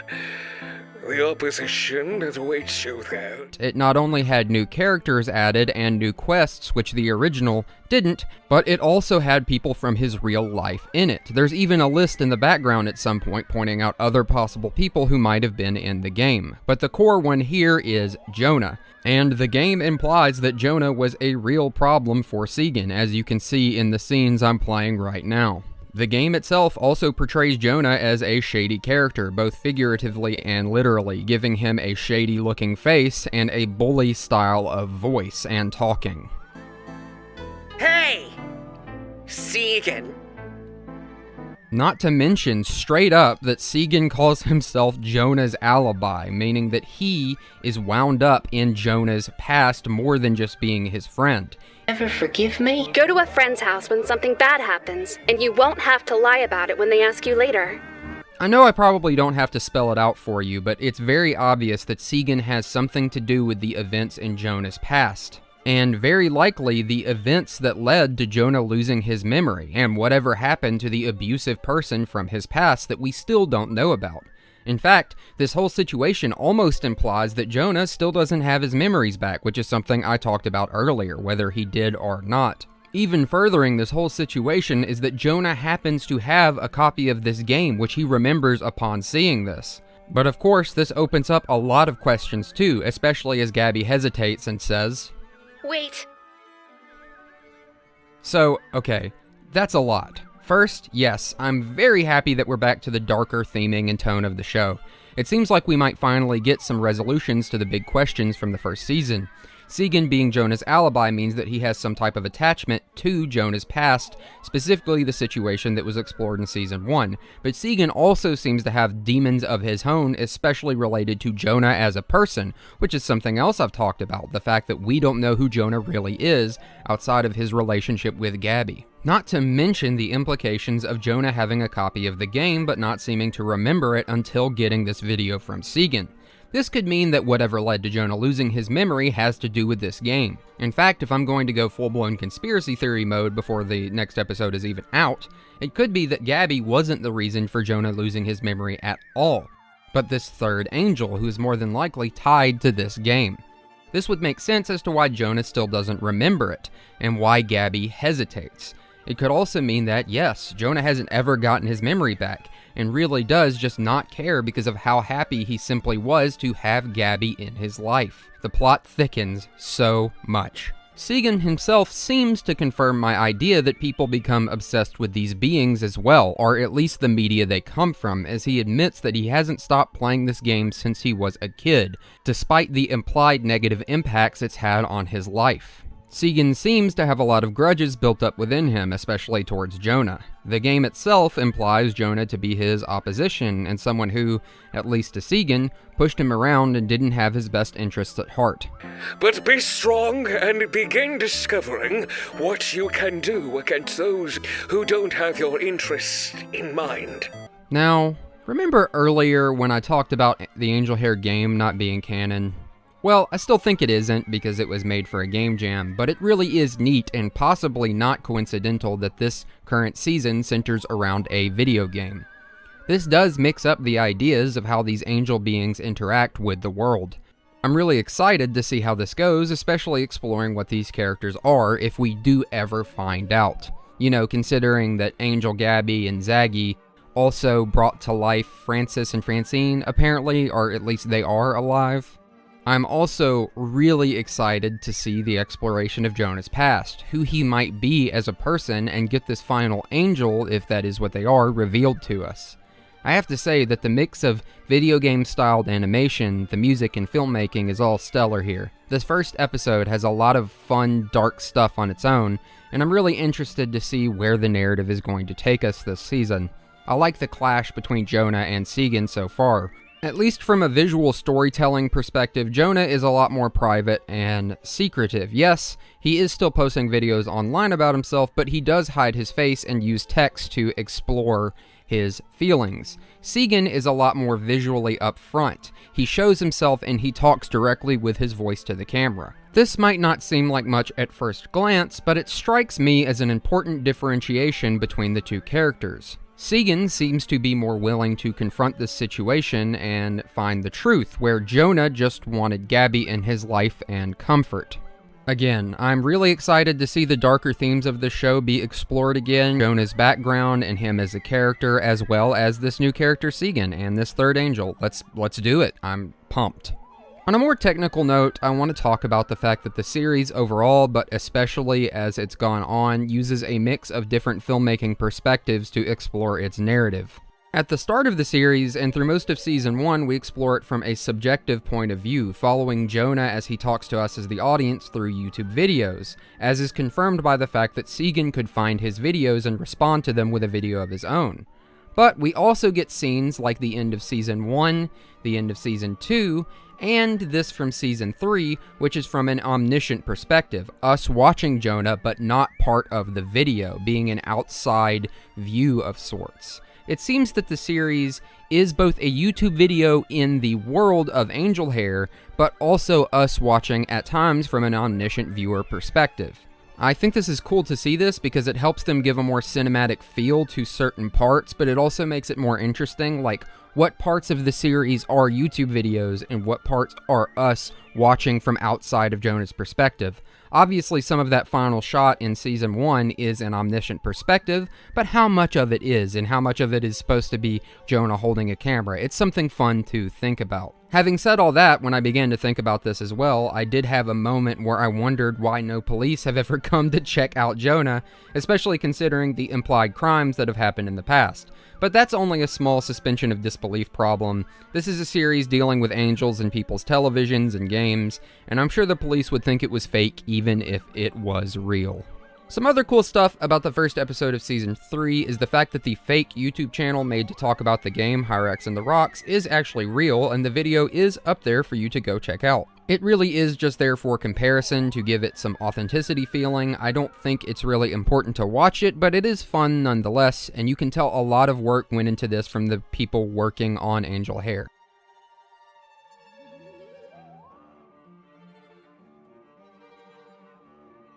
Hare and the Rocks, the game featured, is a play on words, on an actual real animal that is in our world. A cute animal that has become popular in memes over the last year and is in fact on the cover. I thought that was Francis at first, but that's more than likely a Hare. This is what a Hare looks like, by the way. The main bad guy of the game is a jester that has kidnapped a princess, who is featured on the cover and looks incredibly ominous. But I also think it's going to be fun if it turns out that this jester character is actually that final angel. It would really set up this character as kind of an ominous last boss type for the season. Also, this is kind of obvious, but the licensee of the game is AWOL Interactive, which is a not-so-subtle code for A Wreath of Life Interactive. I also love in this scene how Jonah is watching the video and he has all these monitors set up so Zag and Francine and Gabby and Francis can all watch with him. It's really fun and it makes it look like they're all puzzling it out together. This new season seems like it might answer a lot of my questions and complaints with Season 2. Who is Jonah outside of these videos? Well, we might get to see more of that from another person's perspective. We'll also get to see this third angel in the form of a video game, which is really rad, and we've gone back to some of the darker aspects of the show overall. It isn't scary per se, but it is spooky and fun in a very cartoony Halloween special kind of way, which I personally love. I'm glad that it's gone back to something like that, and I'm really looking forward to this third season, and we'll be making a video on it when it's done. But for now, Angel Hare is a fantastic series. An analog horror mystery thriller or something like that. It's really hard to label because it does a lot. And as I said before, it's really carried by its charm. The simple animations and the subtle ways they use it to express different things. The strong voice performances and purposeful stylistic choices. The titles hinting at what's to come and the music and everything else. It's not a perfect series, but for one made by such a small team, it really is amazing. The first series is very dark and gripping, and the second, while I think the ending weak in comparison to the first and the mystery not as satisfying, is fun in its twists and turns, and the ending ends up being uplifting. I was in a really dark place when watching it and still liked it even if I felt it flawed. With the recently airing Season 3, I am so glad to see a return to the overall creepy and spooky vibes that the first series had. In fact, I'd say Season 3 so far feels even more so like that. Something I miss personally are spooky Halloween-like or scary shows that aren't overly gruesome or excessive. Just fun and vibey. The type of stuff that was meant to be scary but you could watch on daytime television. Of course, there's already a reference to Courage the Cowardly Dog in this video, but shows like that are even The Twilight Zone. And I'm glad there's a series like Angel Hare that at least feels like it's trying to continue a legacy of something like that. Not only that, but the idea of Angel Hare itself is pretty unique to the analog horror space, at least in its execution, with all of the animation and the established relationship between the characters and things like that. It's a lighthearted and fun series with a spooky undertone at times. It's not too much, but it's not too little. It's great. If you're watching this, there is a possibility that the rest of Season 3 has aired or is airing. Don't worry, I plan on covering it in the future, but this video has been long enough as it is. This isn't even the original outro. I'm actually going to include that at the end as well as a bit more as a little treat because this video has taken too long to come out. If the Mangan sisters are watching this, which I'm not assuming they are, but if they are, thank you for making Angel Hare, and thank you to Salty or Obsessed for recommending me making this video. And thank you to these lovely YouTube members, Froiner, Ashbob5000, Ren, aka Salty or Obsessed, who I just mentioned, and also thank you to my lovely patrons on Patreon, Cade Kirk, Stream, Seraphin Noir, and Southbridge. Check out my Patreon in the link below and the YouTube memberships by clicking the join button below. And that's a wrap on my Angel Hair video. If you feel you've missed anything, have your own opinions, positive or otherwise, let me know. Even if I have some critical things to say, I think Angel Hair as a series is really good, it's really unique, and really fun. I definitely think it's a watch, especially if you like the other things that I've talked about on my channel. And the Mangan sisters, the creators of it, are continuing to make unique and interesting projects. The project they have up now after the second series of Angel Hair is called Rot. And like Angel Hair, it's about people interacting with a world behind a screen, but this one is more science fiction than paranormal fantasy.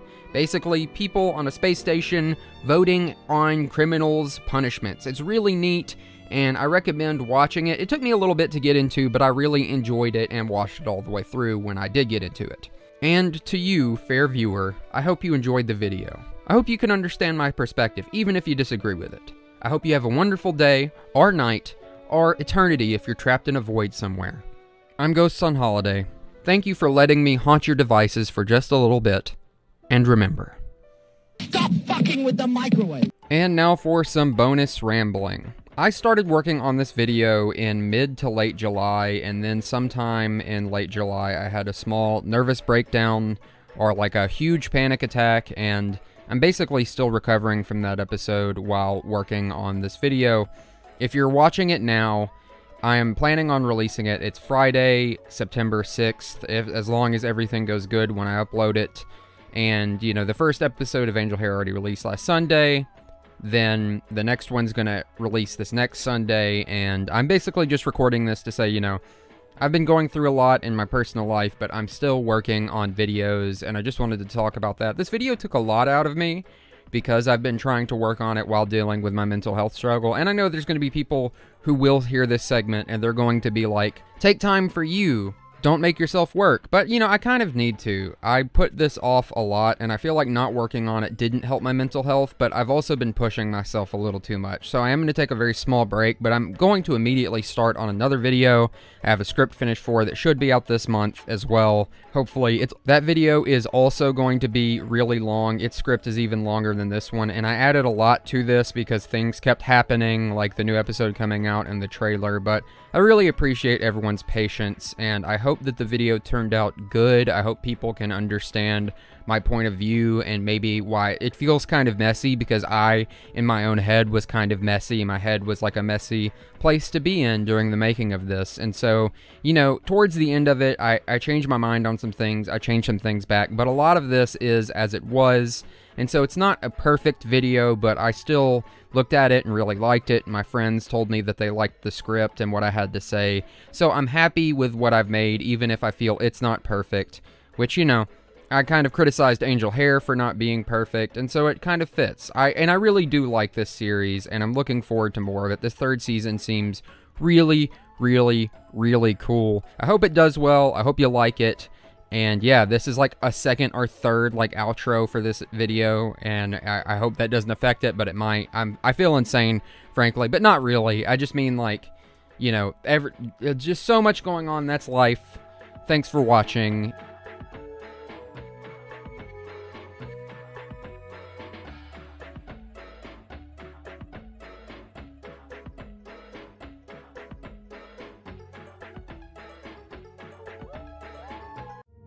What if you had to be quiet or you'd die?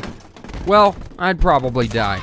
A Quiet Place Day 1 is a prequel side story in the A Quiet Place series. I personally hate that this series is called A Quiet Place, and I didn't realize that until I was writing this video, mainly because I have to keep saying A Quiet Place over and over again. This is going to be a nearly full spoilers review and discussion of the movie, so if you want to see the movie with virgin ears, I'd skip this until you have. I'd also skip this one if you think you wouldn't like to hear me complain a lot about a movie, because that's going to be a lot of what this review is, honestly. This movie, while being called Day 1, actually takes place during the first 5 or so days of the alien invasion in the A Quiet Place series. If you didn't already know, in this series, a species of incredibly powerful aliens crash land onto Earth and basically end the world by killing everyone. The horror gimmick of the franchise is that you have to be quiet because they have crazy, vibrating ear holes that make them really good at hearing things. The main character of this film is Sam, played by Lupita Nyong'o. Sam is living in a hospice facility because she has a form of cancer that is killing her pretty young. It's quite obvious that she doesn't want to be there and isn't happy with her life, which makes sense because I don't think having cancer is the type of thing that would actually improve your outlook on life. But she doesn't have to worry for long because the world ends while they're out on a trip to see a weird little marionette show. The marionette show is one of the few times in the movie that it attempts symbolism by having the marionette fly up and then crash down to the ground, which upsets her because it represents her life being put on hold because she has cancer and is going to die. Sam has a cat named Frodo that also accompanies her throughout the movie, and no, don't worry, it doesn't die. It also doesn't get anyone killed, but it almost does like 3 times. During the trip into the city, the aliens crash land onto Earth, and of course the world begins to end as the aliens go absolutely sicko mode and just trash the place and toss people around. It's great. This is all background to a more personal story featuring our main character, Sam. The main plot of this movie sees Sam really wanting one last slice of pizza. Pizza time. And the aliens are her main obstacle. For most of the movie, we don't know why pizza is so important to her, but it's easy enough to just assume that she really likes pizza and wants it as her final meal before the cancer or the aliens kill her. We do find out towards the end of the movie that the place she wants to eat specifically, called Patsy's, is a place her father took her a lot as a kid. Her father was apparently a great guy and a jazz musician, and she had a lot of fond memories with him when she was younger. She also says at one point that he died of the same cancer that she did, and so she now wants to reconnect with the memory of her father one last time before she passes, which is a really sweet through line for the movie. This plot is mostly fun and even kind of emotional at times, if not a bit cliche at different points. On her journey, she meets a man named Eric who is strange. In my original write-up of this movie, I called him kind of a bumbling fool, but his character is just kind of weird. Like, he seems like he just completely lacks common sense. Eric joins Sam after popping out of a flooded train station that nearly drowned him and seeing her cat Frodo. He follows Frodo to Sam and just begins to follow her around. She does try to leave him a couple of times, but they end up deciding to travel together just because. He is scared of dying after almost drowning, which is obviously supposed to put him at odds with Sam, who is actually dying no matter what happens to them. But that's all that Eric kind of has going on. He doesn't want to die and sees that Sam has some type of confidence that he doesn't have, and so he begins to follow her around and decides to help her when he realizes she has cancer. Don't get it twisted though, the movie pretty well implies that Sam doesn't need Eric. If anything, it's more the other way around. They do turn this on their head towards the end of the movie when she is in a lot of pain and needs medication, but that's one moment. Most of the movie she is completely able. These two leads slowly develop a sort of brother-sister relationship throughout the movie, or at least that's the vibe that I got from it. It felt like it could have been romantic a couple of times, but it never veers that far into it. It really does feel more like a sibling bond, which is kind of sweet. There are some moments between them that are cliche, like a moment where they scream during a thunderstorm to get out some of their frustrations, but I only rolled my eyes like once during that whole scene, so it's nothing terrible, it's just nothing new either. The performances of the actors, Lupita Nyong'o and Joseph Quinn, actually is one of the highlights of the movie and what made me like it probably more than I would have any other way. Having said that, one of my biggest problems with the movie and the story, besides it being cliche and incredibly cut and dry, is that it doesn't feel like it needed to be done in this setting. I even question if it was an original script that was adapted to be in the A Quiet Place series, because the core character story of Sam and Eric and the broader story about the monsters and the beginning of the so-called invasion are two entirely separate stories that have been welded together. It doesn't really feel like a prequel that needed to be done, besides to make some money on a pretty okay character movie. But we'll get more onto that later. A few other highlights that I found during the movie were the camera work. There are some really pretty shots in the movie that I just enjoyed personally and stick in my head, as well as some of the crazier action scenes in the movie being pretty fun. This is where the nonsense gets knocked up to like 1,000, and so you can kind of get over all the other silly things because aliens are like tossing cars around and people around. But besides that, like I just said, there is a lot of silliness in the movie that doesn't have to do with these scenes, and it kind of throws the movie off. So this is going to be a long section of me just complaining about the nonsensical nature of different portions of the film. I think they just hoped that people wouldn't think too much about these scenes. As a fan of horror, I know there's a certain suspension of disbelief you're supposed to have, but if a movie is good enough, it's easier to just overlook certain things. This movie has a lot of inconsistencies that, for me personally, pulled me out of the experience many, many times. I'll repeat again that the action sequences are pretty cool. The opening one with the aliens first landing is rad. There's dust everywhere and cars being thrown around and people being just pulled off screen. But then we get two scenes that take place roughly at the beginning of the movie while they're sheltered in the theater that they saw the marionette show at. The first takes place on the roof of the theater. They see a bridge that connects the part of the city they're in to the mainland blown up by the military. One of the people that's on the roof with them begins to try and scream, "We're all gonna die!" out of nowhere, so of course one of the other survivors has to grab him and put their hand over his mouth, but he keeps trying to scream it, even as the guy's telling him, "If you scream, we will die." I'm going to say this a lot, but I get that the guy's supposed to be panicking, but they will literally die if he screams, which just makes this scene really frustrating and stupid to me. Thankfully, the guy holding his mouth breaks his neck to keep him quiet, which is incredibly satisfying. It's meant to act as if this action and moment is like really serious and morally gray and upsetting, but I'm actually glad that he broke the guy's neck. This guy was literally going to scream and get them and almost everyone in that theater killed because something gave him the screamies. Yes, he saw the bridge exploded, they're trapped on that part of the city, I get it, he's panicking. But if the first thing you think is, oh, the one thing that will get us killed, I'm going to do that, you kind of deserve to die. I don't feel bad for you. I just can't feel bad for you. This happens like 2 other times in the movie. In fact, you can see one of the times it happens in the trailer. You don't know that that's what's happening in the trailer, but it is. There's this scene where a large line of survivors are going down the street to head towards a rescue boat, and the ambient noise that their march makes summons a bunch of the monsters who, of course, attack them. Again, cool scene, the monsters are tossing people around and picking them up and tossing cars and stuff like that. I love it, it's fun.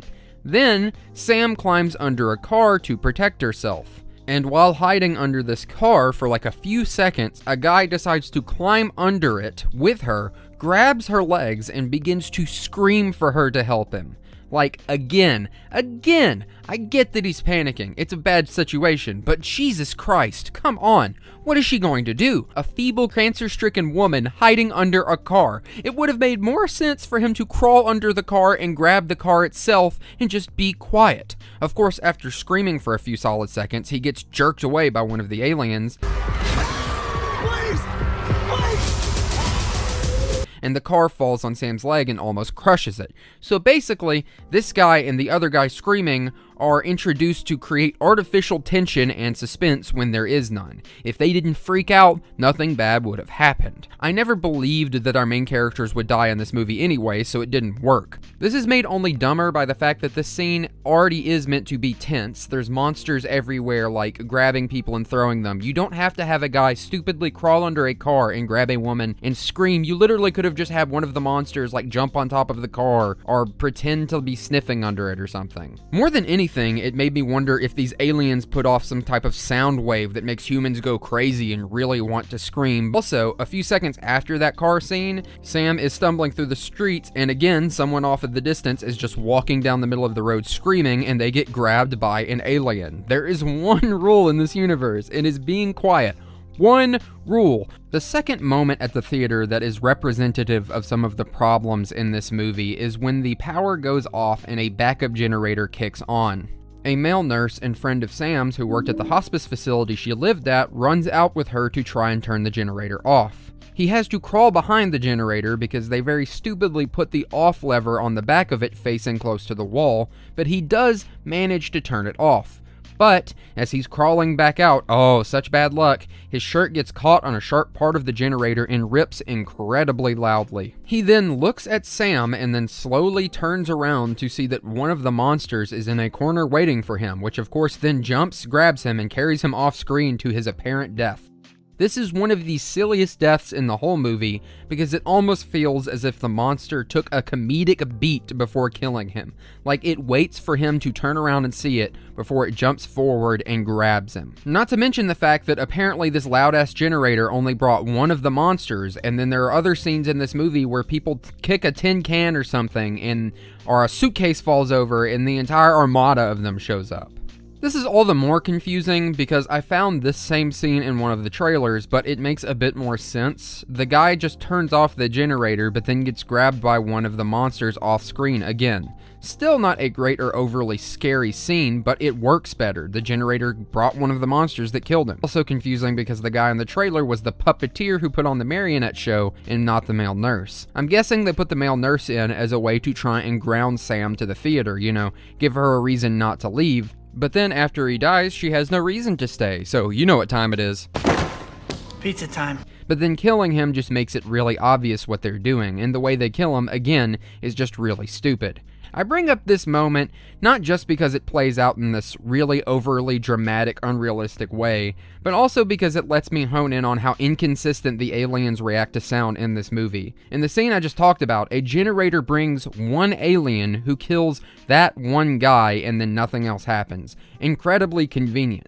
But there is another scene, which thankfully they put in the trailer so I can show you, in which a knocked over briefcase summons hundreds of these motherfuckers. Thankfully, the rest of this scene is pretty clever, with them running and breaking things with bricks and making loud noise to distract the monsters as they run off, but this kind of thing just takes me out of it. How can a suitcase bring so many of them when a generator brings one? Not only that, but the male nurse doesn't even get killed because of the generator, it seems. He gets killed because his shirt gets ripped. But there's a scene late into the movie in which Eric literally has one of the monsters right next to his face with its whole head open and its vibrating, grossly wet ear hole pointed directly at his face, and somehow it can't hear him breathing. It's just a little bit too much. It just doesn't add up.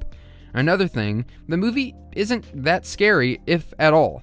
I think this series is marketed as a horror movie series, but if anything, it had a little bit of tension, maybe, but I never really felt like many of the characters were in actual danger, and none of it really made me feel scared. Unless they were a side character or someone who wanted to scream randomly or something, most people didn't seem like they were in actual danger if they were a main character. There are a few jump scares in the movie, but most of them feel completely unearned. The one that sticks out the most to me is in the dead center of the movie, in which they go back to Sam's old apartment. This is also when the cliche thunder screaming scene happens, by the way.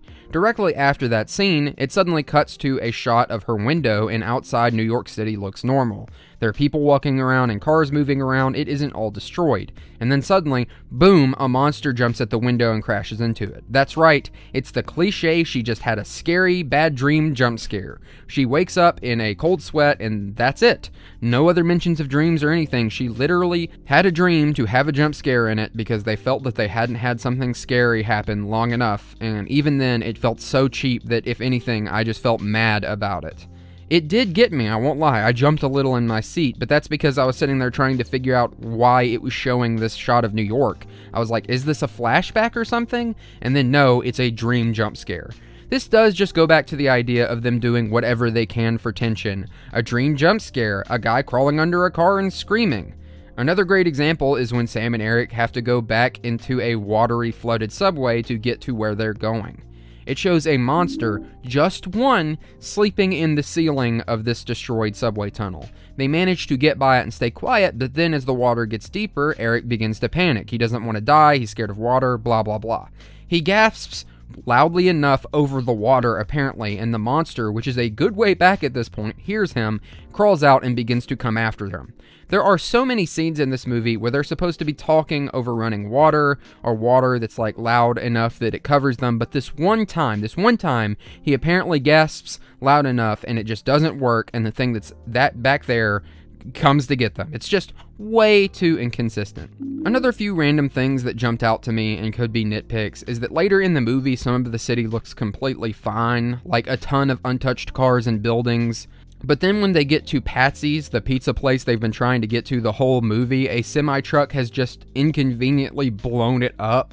This legitimately made me laugh out loud. It was the most Resident Evil-ass way they could have put another roadblock in front of their journey, just having a semi-truck crash into it and blow up. But then, in what is supposed to be an emotional scene where she turns around and she's crying because she wanted to go to this one last place and have a piece of pizza from it, Pizza time. she falls down in tears in front of a seemingly infinitely spewing sewer fire. This got a legit laugh out loud laugh out of me and the friend I was seeing the movie with, just emotionally crying in front of an open manhole fire after seeing that the pizza place you wanted to go to was blown up by a semi.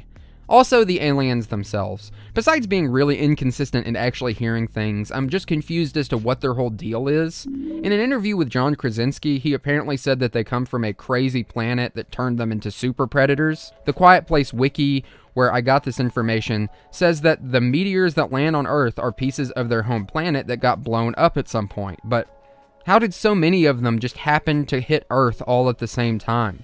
There are thousands of these things, apparently. Not to mention, they don't actually kill people to eat them. We do see them eating some kind of weird alien fungus, but that would imply that they brought their own food source with them to this planet. It would actually make sense if they were some type of alien planet-wide parasite going from planet to planet, destroying and converting them, then launching back into space towards another planet as part of their life cycle. Or even easier, they're a weapon made by other aliens to clear off Earth. But we don't really get enough of that to know anything. It just seems like they come to Earth to kill people and then they plant their own food. It's confusing. And no, I don't need to be told explicitly what they're doing. It would just help if we had some ideas that added up and made sense. John Krasinski has said that he wants to make a part 3, so maybe there will be some more information in that makes this all add up, but he didn't really add much in part 2 that could help that, so I don't see many of these questions being answered, but maybe I'm wrong. And finally, the last thing I want to complain about is the ending. I didn't love the way it ended. The lead up to it is pretty solid. There's some really touching, if not cliche, moments between Sam and Eric. They go to the bar that Sam's dad played piano at since the pizza place was blown up.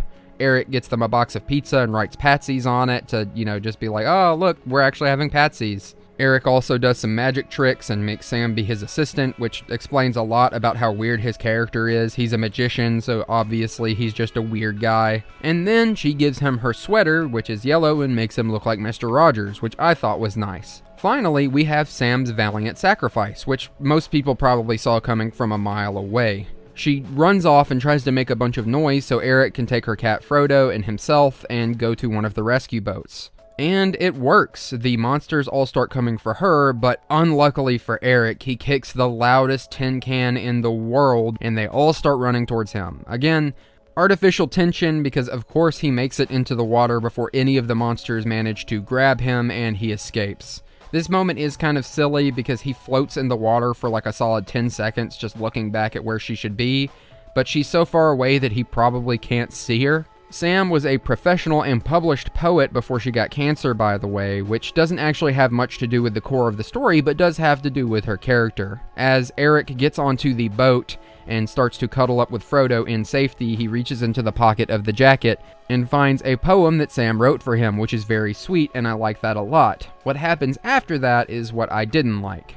We cut back to Sam, who has survived the attack from the aliens, and is looking at a picture of herself and her father that was in the pizza place. We then cut to a scene of her walking down the street by herself. She plugs her iPod into a speaker, which plays music out loud, and then an alien lands behind her, and that's how the movie ends.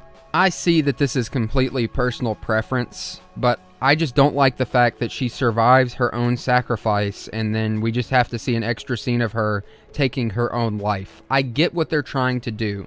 They wanted her to go out on her own terms, deciding to kill herself, but she kind of did that when she valiantly sacrificed herself to save Eric. So these additional scenes just feel unnecessary. Me personally, it would have made more sense and felt more satisfying if she had died while saving Eric. To be honest though, at the end of the day, the whole movie kind of feels unnecessary. It isn't a bad movie, it entertained me. I didn't regret spending the $7 that I did to see it because it was cheap movie day at our theater.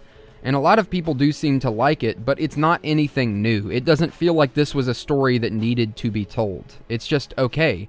It isn't particularly scary, it doesn't have a great internal consistency with the horror stuff, the acting of the two leads is pretty good, but the overall story itself is just kind of fine. It's a very human story, which works, but it doesn't explore the nuance of humanity. Every person in it is a good person.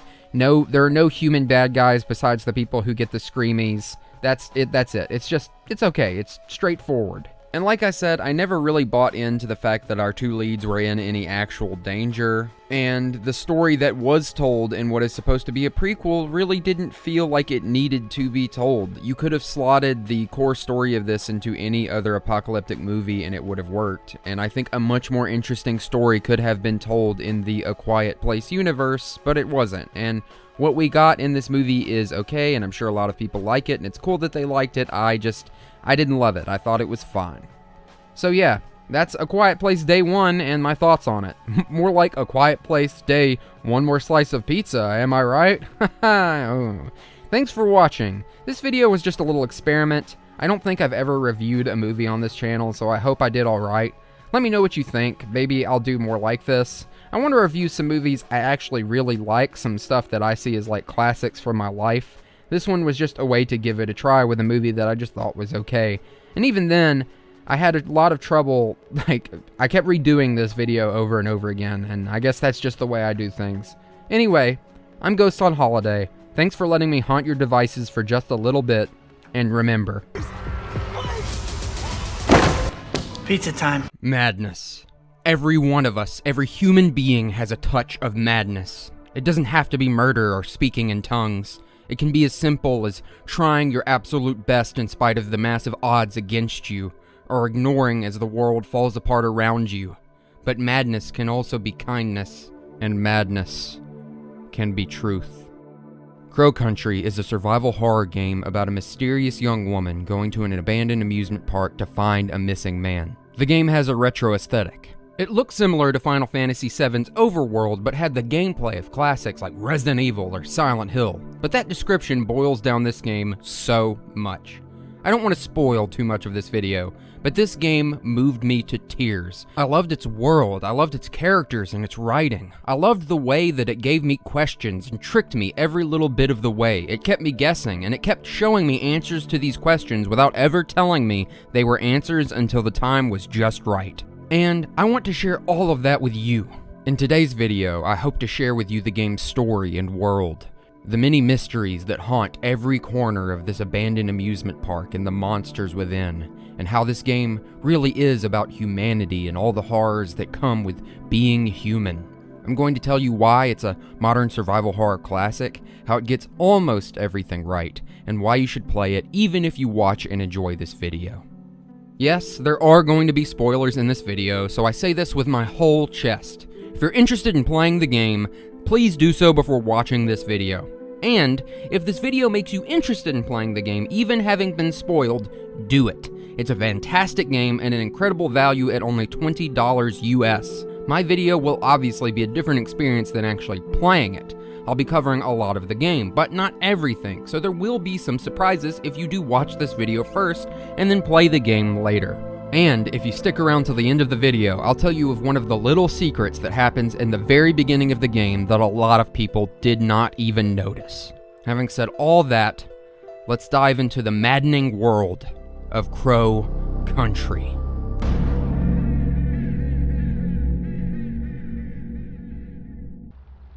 Crow Country starts with a still in the current year, before counting down backwards to the year the game actually takes place, 1990.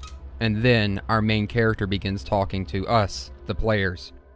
You play as Mara Forrest, a special agent who's come to the abandoned theme park, Crow Country, to look for its mysterious owner and proprietor, Edward Crow.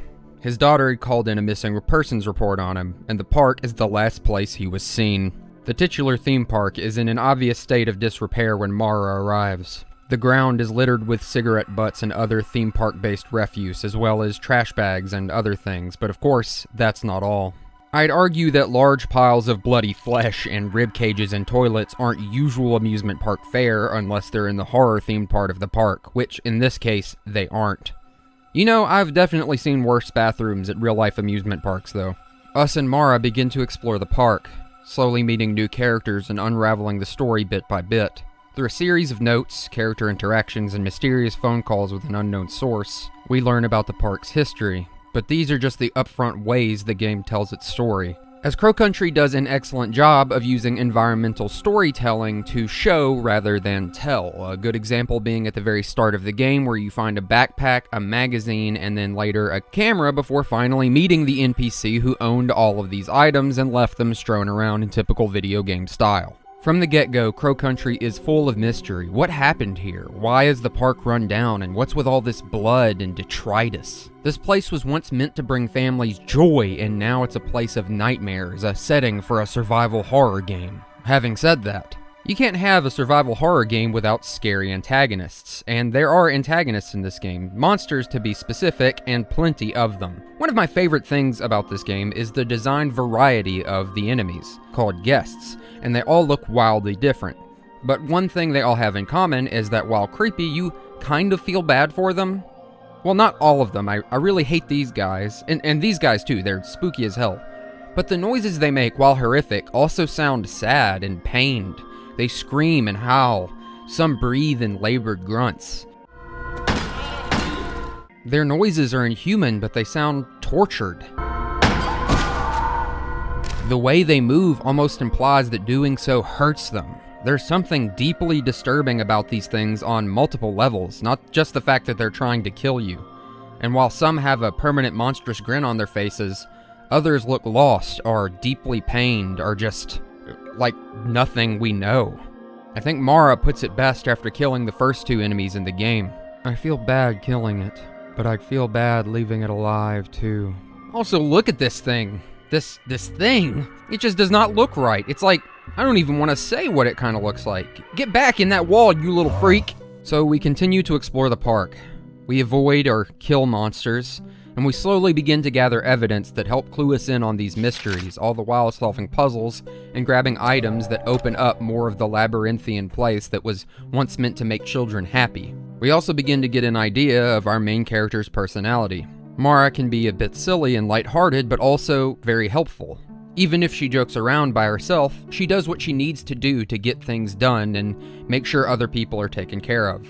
The playfulness is nice. It's not over the top, and it's usually done within her own head. The kind of thing that a lot of people do in these type of situations to lift their own spirits. One of the moments that sticks out to me specifically is when solving the goose puzzle and then this happens and she just reacts by going, "Oh my god." As I said just a bit ago, as we go along, we begin to put things together about what's going on in Crow Country. One of the first things unveiled to us is the fact that the park was, in fact, being used to secretly mine gold. It even seems that the entire reason for the park being created was to hide this fact. You can find a newspaper about the establishment of the park, and the dates also coincide with a note about the beginning of the excavation of something called the Roots. So you might be saying to yourself, what does the gold have to do with the monsters? And that's where things get more complicated. Throughout the game, we consistently hear mention of two unique things or entities that we don't see, at least not until later in the game. The Roots and the Pool. The Roots, we find out, and as I just hinted at a moment ago, are apparently where they're getting the gold. And the Pool is somehow connected to the monsters. But we don't have the information needed to solve this puzzle just yet. So us and Mara press on. Another way we unravel the story is by interacting with the game's cast of characters. There are 7 key characters in the story. The first, and the first person we met, is Arthur Mole, a young man who came to the amusement park to try and document the creatures so he can sell their photos to an oddities magazine that we find in a bathroom. He doesn't actually have much impact on the story, but he is a character of consequence affected by the goings-on in the park. Julie, a powerful local lawyer representing someone who is apparently hurt by one of these creatures before the park shut down. The person in question is actually the reason the park shut down completely, as we'll find out later. Marvin, one of Edward Crow's business partners in the gold mining. He went to Brazil to find a mine that they could pretend they got the gold from, when in reality they were getting it from the mysterious source underneath the park. But I'll talk more on that later. Tolman, another business associate of Edward's who oversaw the excavation of the gold, but also seemed to be a close friend of Edward Crow's. Harrison James, a goofy but well-meaning police officer who was first contacted about the disappearance of Edward Crow by Crow's daughter. Natalie Crow. And last but not least, Natalie Crow, Edward's daughter, who'd come to the park to look for him and gets attacked while doing so. She came to meet Harrison, who shows up late for some reason. And, last but not least, a mysterious man on the phone who calls Mara throughout the adventure and gives hints as to what's really going on. Those are the 7 characters that we interact with if you don't include Mara herself. Each and every one of these characters' stories interweaves with the plot of the game, except Arthur, who just came to take a photograph of the monsters and then basically hurts his knee. While not overly important, as I said earlier, he is a character of consequence because he is affected by what's going on in the park. I think the characters of Crow Country, while relatively simple, are also one of the most interesting parts of the game narratively. When you think about each of these characters, each one of them has a varyingly valid reason to come to the theme park, ranging from, okay, that's understandable, to why would you endanger your life like that? Crow Country almost has this, Silent Hill-esque feeling where it almost seems like destiny has brought all these characters together. I don't think the park is testing them in that way, but for the most part, it makes sense. A lot of these characters didn't or don't know about the monsters, but even when they learn about them, they don't leave. Arthur took a photo of the monsters when the park first shut down and came back to get a better photo of the monsters as proof. He does want to leave throughout the game, but Mara implies she has unfinished business, which is apparently finding Crow. Marvin is in hiding because the Brazilian authorities discovered that the gold from their mine did not originate from Brazil. Harrison is a police officer who was originally assigned to the Edward Crow case before Mara came along. He's well-meaning but kind of a doofus, which is why he sticks around, because he wants to help even though he doesn't really get much done. Tolman just never left apparently, though it seems he's trying to hide or protect something or someone. And Julie is here because of something we've read about in the notes as we go through the game. When we first find Julie, she's banging on this door in the Haunted Hills, one of the 4 sections of the park. Well, one of the 4 theme park sections, because there's way more to the park than that. When we let her into this area, we find out exactly why she's here. As I said earlier, Julie is a lawyer for the family of a girl whose name is Elaine Marshall. Elaine ran into one of the monsters in the park before it shut down, but plot twist, they had it in a cage. Let me tell you a bit more about these monsters, aka the guests. The first guest came out of that thing called the pool, and they confirm this when they fully witness other guests coming out of it, as said in this note. The first guest was moved from this mysterious place known as the pool to a cell in the Haunted Hills area of the park, where they interrogated it, and where it apparently stayed from March 1988, the month it came out of the pool, all the way until July 1988. Which is the month of Elaine Marshall's birthday. She happened to get lost at the park while celebrating her birthday and wandered into the holding room where the first guest was. While in this room, Elaine apparently got too close to the bars and the guest reached through and scratched her, which would apparently make her ill. From this, we learn that the guests are seemingly infectious in some way, making things with Arthur a bit more serious. We also learn, well, this is what Elaine Marshall looks like. Notice anything? The game hints at it pretty early, but Mara isn't exactly what she seems. Now, this was the moment I realized that Mara might be Elaine Marshall, but of course I kept my guard up in case there was another plot twist later, like Mara being her older sister or something. But there are a lot of hints that Mara is Elaine Marshall early on in the game. One that I accidentally caught myself was with Arthur. In the game, Mara helps Arthur back to her car, but it does this by just cutting to black and bringing you right back to the Fairytale village. Of course, because the developers of this game are rad as hell, you can go back and actually talk to Arthur a few times, and Mara will mention during one of these conversations that she was also attacked by the monsters. But in my playthrough, I hadn't even seen the monsters yet. I thought this was an error on the part of the game. Maybe the developers assumed you would have seen the monsters already, but it wasn't. She already had been attacked by the monsters 2 years earlier in 1988. This is an incredibly clever and missable bit of foreshadowing, but the game hints to it pretty consistently in other little ways. Like the fact that Mara says she can't smoke if you go up to a cigarette vending machine. I first thought she meant like it was prohibited by her job, which is weird considering how many government agents smoke and things like that. Or the fact that she doesn't drink coffee. I currently can't drink coffee right now because of my anxiety, but I didn't drink it when I was a teenager, and as an adult, I actually like the taste of coffee. You see, Elaine, aka Mara, was 15 when she was hurt, meaning she's only 17 or 18 now, so it makes sense that she isn't allowed to smoke and that she doesn't drink coffee. It's even kind of funny when you think about it, the fact that she respects what are probably her parents' wishes not to smoke, but they probably didn't want her to come to this theme park as well, but we don't know that full on just yet. But hey, good for her. Good habits are good habits, and not smoking is a good thing, even if it looks really cool. Another little hint is that she already knows Julie's name. This is another really clever little thing that the game does, but never really draws attention to. Most of the characters, when you first talk to them, it says a general descriptor instead of their name, like strange man or cop or something like that. But with Julie, it just says Julie, hinting that our character already knew her name before meeting her here. It's these little attention to details that make moments like this in this game freaking amazing to me. Like, yeah, when I figured out, I felt kind of dumb, but no, that's also really cool. That's why stuff like this is so great. It completely recontextualizes previous information that we got up until this point and makes you feel like, oh my god, I can't believe I didn't see this coming. Remember at the start when it seems that Mara is talking to us? She isn't. She's actually reminding herself of her own cover story. She's also the one who slashed poor Harrison James' tires. But okay, why is Mara here then? Why is Elaine here then? Well, we partially know. Whatever these monsters are, they attacked her and it seems to have given her some type of illness. But she isn't a monster, so what's that all about?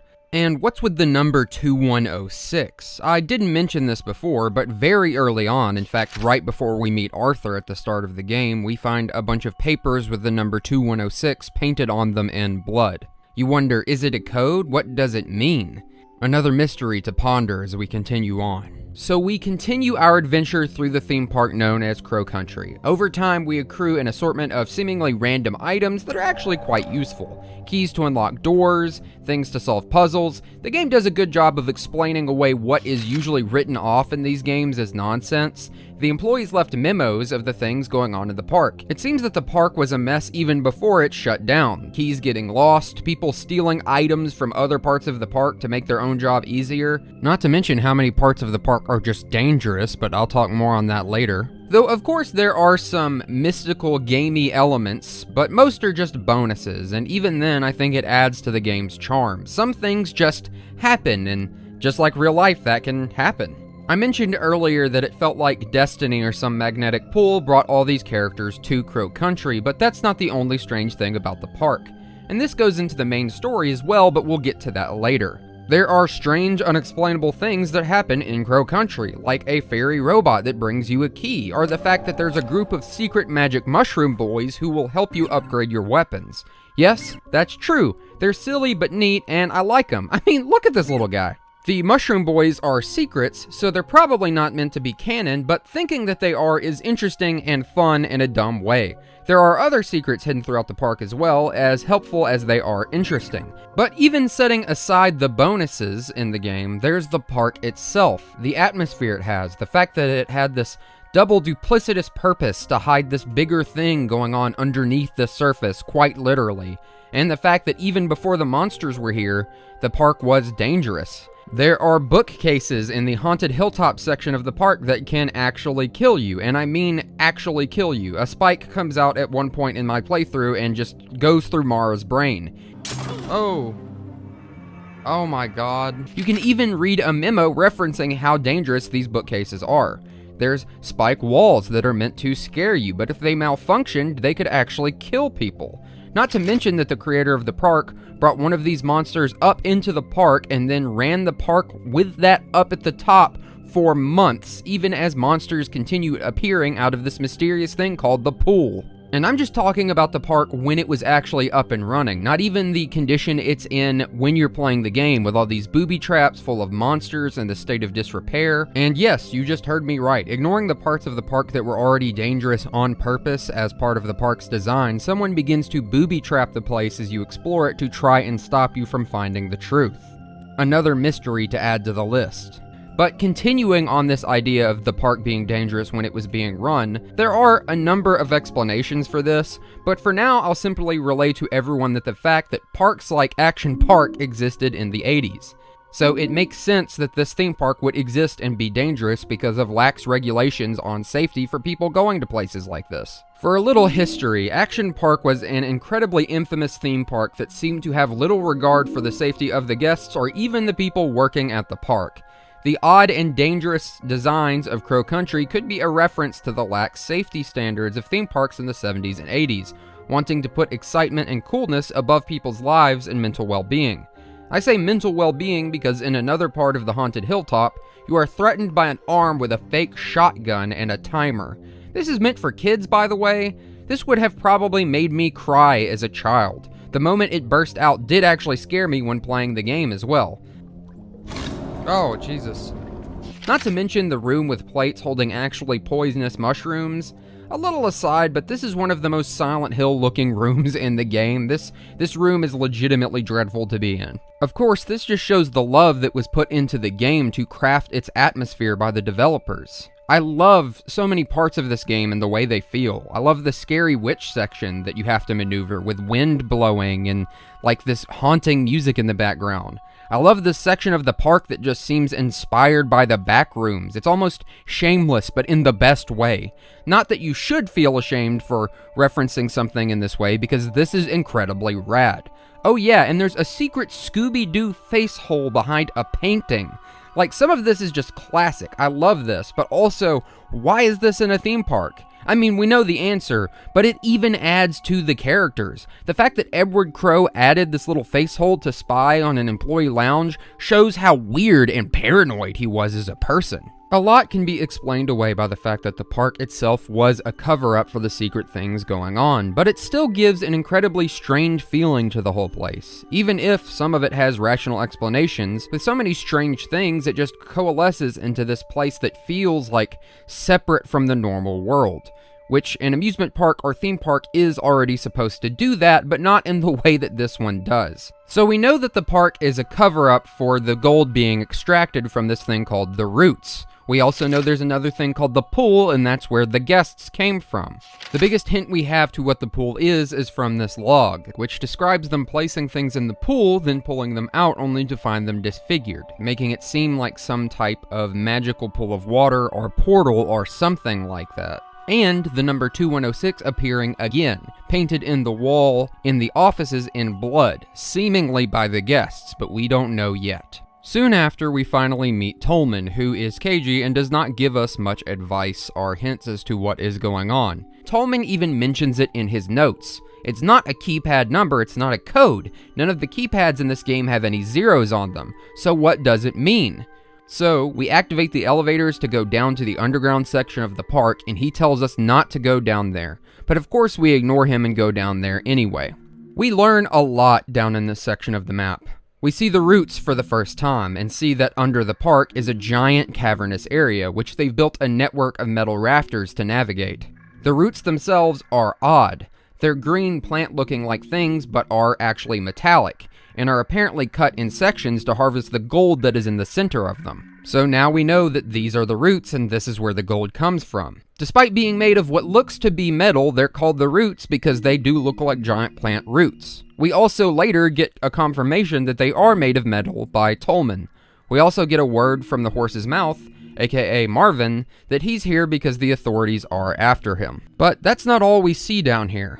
For some reason, Edward decided to do little experiments in the different rooms on the guests.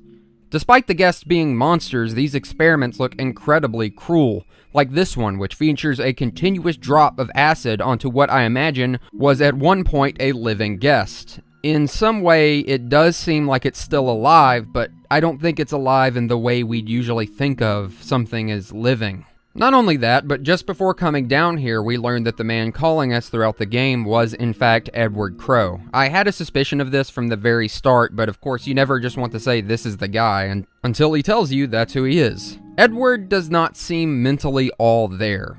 It's obvious that he's hiding somewhere in the park, more than likely the deepest section which we don't have access to yet. He admits that he didn't mean for all of this to happen, that he didn't even want to harvest the Roots, but apparently his father was doing it even before him. And he seemingly feels grief over the fact that his daughter, Natalie, became infected after coming to look for him. We learn this in all of the phone calls throughout the game. Eventually, we are able to get into Crow's office, which has been locked from an early point and even electrified because this man, like I said, is very paranoid. Here we find a few interesting things.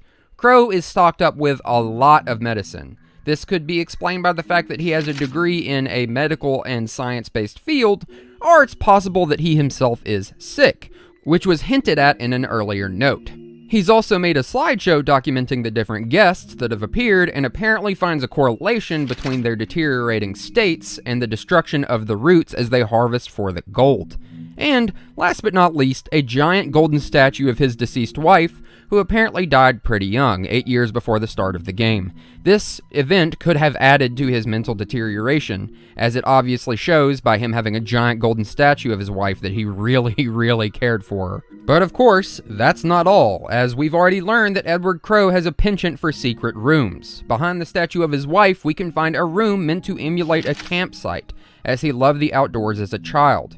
Here we find his childhood journal, which discusses him and his father discovering the roots on a camping trip to a place called Condor Country. His father would inevitably buy the land and rename it to Crow Country. We also find the final and only untouched root, which Crow earlier said they left for posterity. It wiggles around and does seem unnatural, but also kind of cute. It's weird. There's also a touching moment between Mara and Natalie here. It shows that Natalie is aware of her father's misdeeds, but of course doesn't want him to die.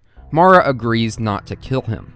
I like this moment because it shows a lot of humanity from both of these characters. Mara in showing kindness by agreeing to give Crow a final chance, and Natalie in her smarts, piecing together a lot of what's going on without really needing to say so, and asking for Mara to spare her father, even if she herself knows he might not be worthy of that mercy. But I'll talk more on the characterization later.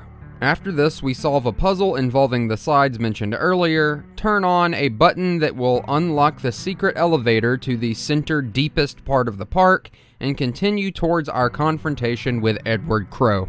From this point on, a lot happens all at once because we are hurtling towards the end of the game. Rain sets upon Crow Country as we find that the offices is covered in more bloody paintings by what we can only assume to be the guests. We also find Julie having been pushed into a box by someone with sweaty hands. I think we can easily take a guess at who that might be, but we'll only find out later. Julie helps us have some fun on an aquatic-themed ride and also get a battery, but is seemingly hurt or killed and taken by something. We don't know what. Someone else also begins killing the guests and even takes a shot at us. Whoa. We then take the battery from earlier, charge it, and begin our journey to the final area of the game.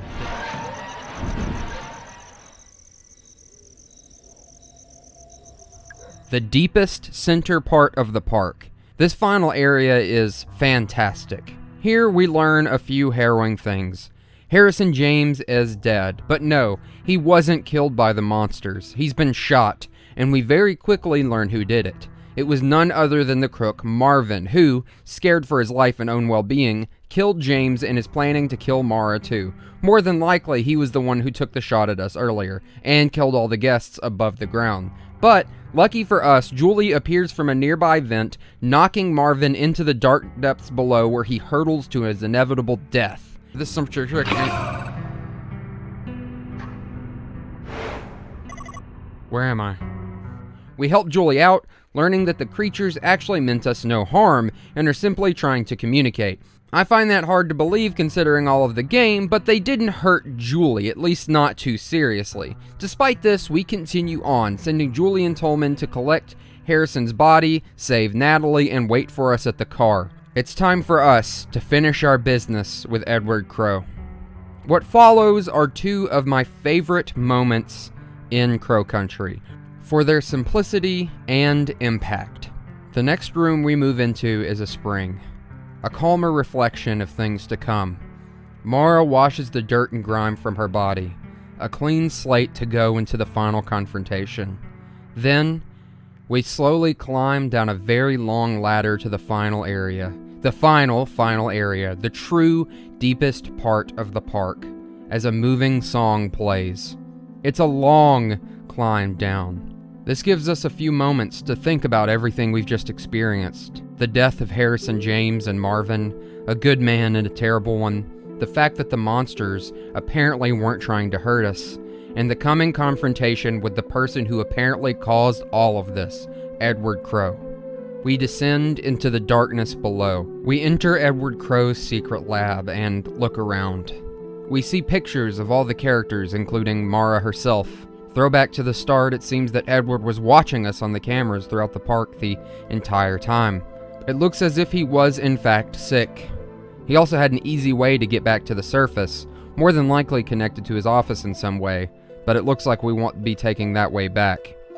We see a note for his daughter as well, but Mara has enough respect for Natalie not to read it.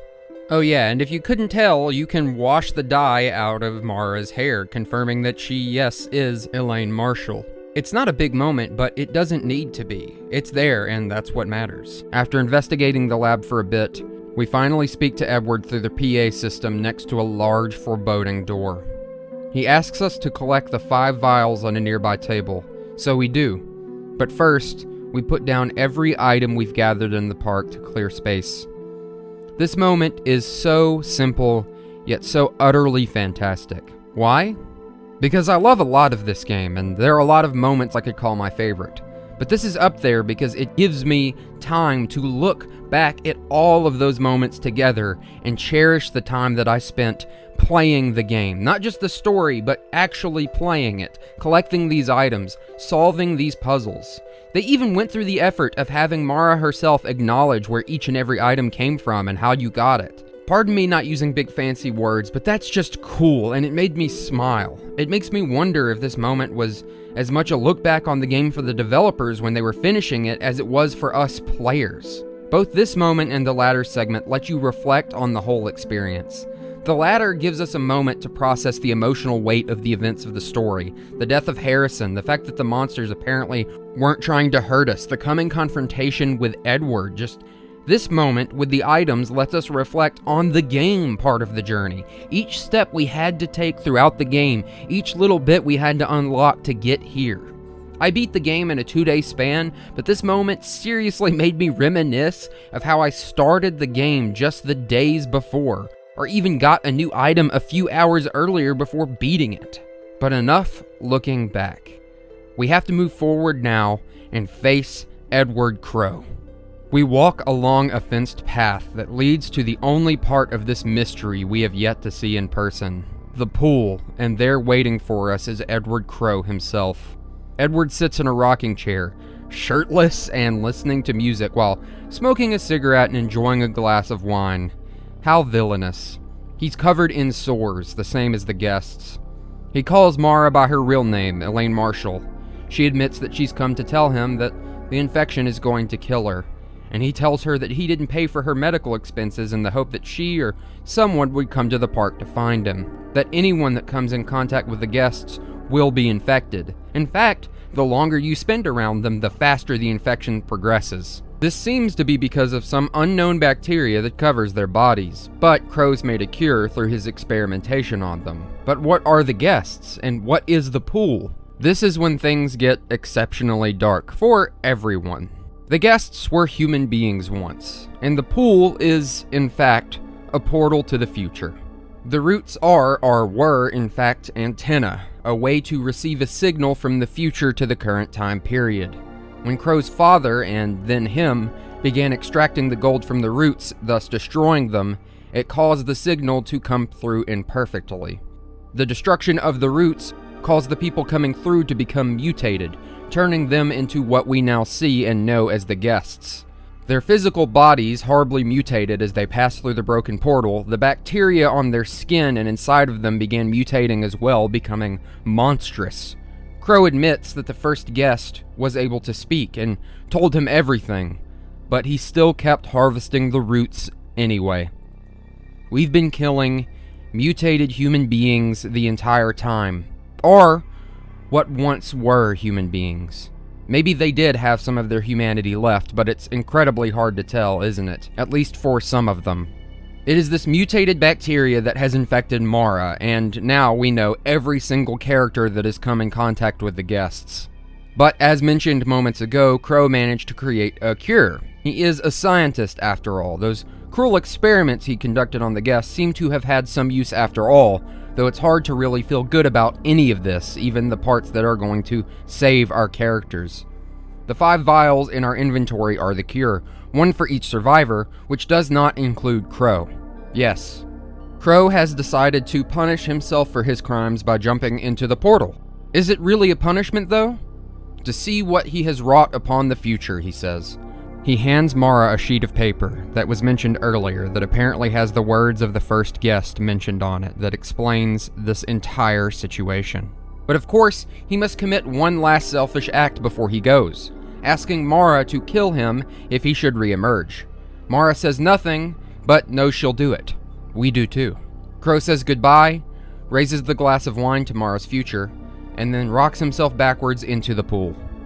Us and Mara, or Elaine, sit there for just a moment, trying to take in what we've just been told. The roots disappear into the pool. The world shakes around us and then goes still. We, and Mara, open the note in our inventory. It reads, 2106 Uninhabitable Ruin. We come to 1988. Last chance. Warn. Stop change. We don't have much time to sit with the gravity of this final revelation, though. Crow, or what once was Crow, re-emerges. The monstrosity attacks us. For a moment, he's lost his humanity, and we must fight the mutated Crow. So we do. The song that plays during this moment is aptly called An Act of Mercy. The fight is long and bloody, so much so that the pool becomes a reflection of what it was and not what it was meant to be. This device, or whatever it was, a miracle thing, nearly magic, meant to save humanity from a terrible future that instead twisted people into monsters because of one family's hubris, destroying countless lives in the present and the times to come. Crow literally bathes in this pool of blood, this pool of his own blood. We beat him. He sinks back into the pool, half dead, and tries to speak. Tries to tell Mara of the horrible future he saw on the other side of the pool. But Mara, in disgust, says she doesn't care about what he has to say. Despite everything that's happened, despite everything that him and his family has done, Mara gives Crow his last wish, an act of mercy that he may not deserve. No more misery, no more pain, no more madness. We're then given the option to drink the cure as the screen goes to black. All 5 survivors, whether we drink the cure or not, sit around Mara's car, taking in the reality of the situation, thinking on everything that's happened. Years upon years of events that have led to this moment, and a doomed future, or possibly a doomed future. Natalie mourns for her father that she lost, as everyone else stays lost in thought, dealing with the weight of what has happened, and what may or may not happen. Remember that countdown at the start of the game? Does that make more sense now? It, like so many other things in this game, are a reference to the overall themes and the mysteries underneath the surface of Crow Country. The countdown not only shows us the year the game takes place, but also the progression of time, that we've gotten closer to whatever this humanity-ending event that the first guest, the first horrifically mutated human being, told Edward Crow about. What might this event be? Fans of the game have speculated on what this future could be. The 2 ideas I've seen the most are climate change-caused disaster or something to do with the bacteria infesting the bodies of the guests. My personal thoughts are that it is the climate change type of disaster, but both are a possibility. There are a lot of references to the climate crisis throughout the game, however subtle, from the guests lighting the globe in the haunted manor on fire to the fact that the story itself is a direct reference to how the climate crisis and many other horrific events are caused in our real world, which I'll talk about in a few more moments. It could be that the bacteria in the game was caused by a climate-based crisis in the future, as the increasing heat in our world has been linked to the growing of serious infectious diseases and bacteria. As I mentioned earlier, these bacteria might have been made only worse when mutated along with the people by the malfunctioning portal that was the pool and the roots. Of course, it could be that the problem in the future is the bacteria on its own, which Edward cured, but I think that is far less likely, as he doesn't even seem to believe that he stopped whatever this horrific future is. The fact that people of the future thought 1988 was the perfect year to stop this catastrophe might also mean something. 1988 was the first year that climate change first took international news, and people began to take it far more seriously in our real world. And, as I mentioned earlier, the game's story is a direct parallel to how the climate crisis has gotten so bad in our own world. Researchers say that one of the world's biggest oil companies made highly accurate predictions about global warming while publicly dismissing any link between fossil fuels and climate change. The study in the journal Science says ExxonMobil's scientists knew about the risks of fossil fuels starting in the 1970s, but chose not to disclose them. The story of Crow Country is literally about a group of men dooming humanity for profit, which is very similar to so many real-world problems. Marvin is the most greedy, as he does want the money directly, and was either told or figured out the truth at some point and simply did not care, but Crow is far more complicated. Crow himself states that he doesn't care about the gold or the money, and it seems he only does what he does to appease the request of his dead father. Though bizarrely, even after being told what's happening by the first guest, he doesn't stop excavating the roots. In fact, he begins to experiment on the guests.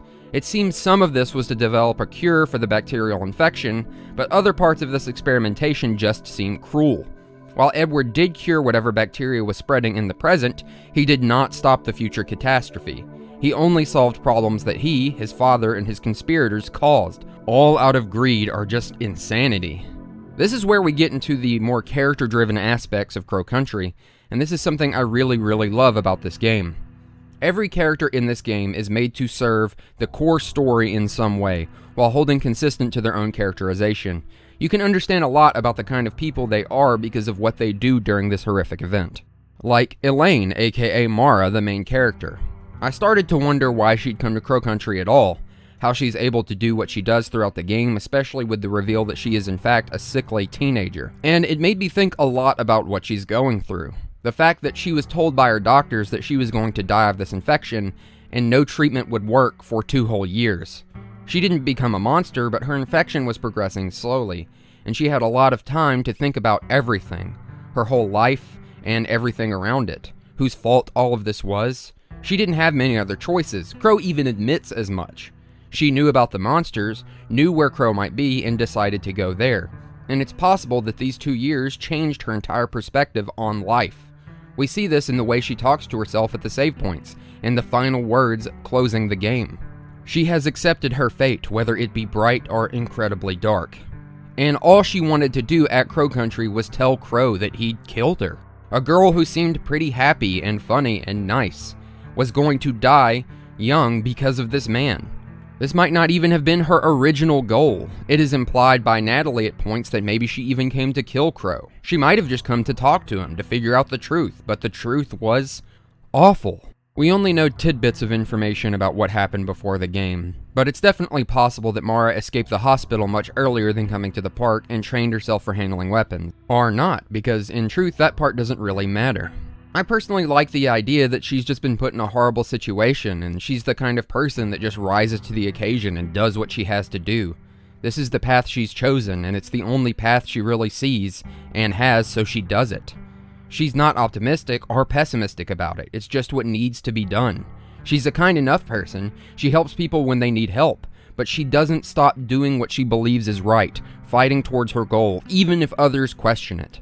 Mara had plenty of opportunities to leave the park, but she didn't, and I think that makes her character really interesting. She's a slightly more fleshed out Resident Evil archetypical character, and I think they did a really good job with her, even if a lot of it is subtle and meant to be filled in by the player. On the opposite side of the spectrum, there's Marvin. Marvin is like a dark mirror to Mara. Where Mara is an innocent teenager who is stricken with bad luck, Marvin is an alcoholic con man facing down the barrel of his own decisions. Marvin comes to the park because he's on the run. Mara comes to the park to face Edward and find some closure in her own death. Marvin is trying to escape death in a way. Not death literally, but something that seems as bad as death to him, imprisonment or worse, basically having his freedom taken away, the consequences of his own damn actions. He's scared enough of this to kill another innocent human being. He doesn't seem to second-guess his actions or even feel remorse, instead bemoaning how unfair everything that's happening is to him. If we think about the game as symbolism for climate change, or how human beings don't care for the damage that they might do to the world and others, destroying things they don't understand and ignoring the consequences, the relationship between Crow and Marvin is also really interesting. Marvin doesn't care. He only wants to make money, to fulfill his hedonistic needs.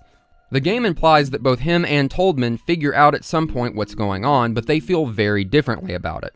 Marvin is an opportunistic capitalist. He cares only about himself, only about his own survival and his own wealth and well-being. He's an alcoholic and, by the end of the game, a murderer.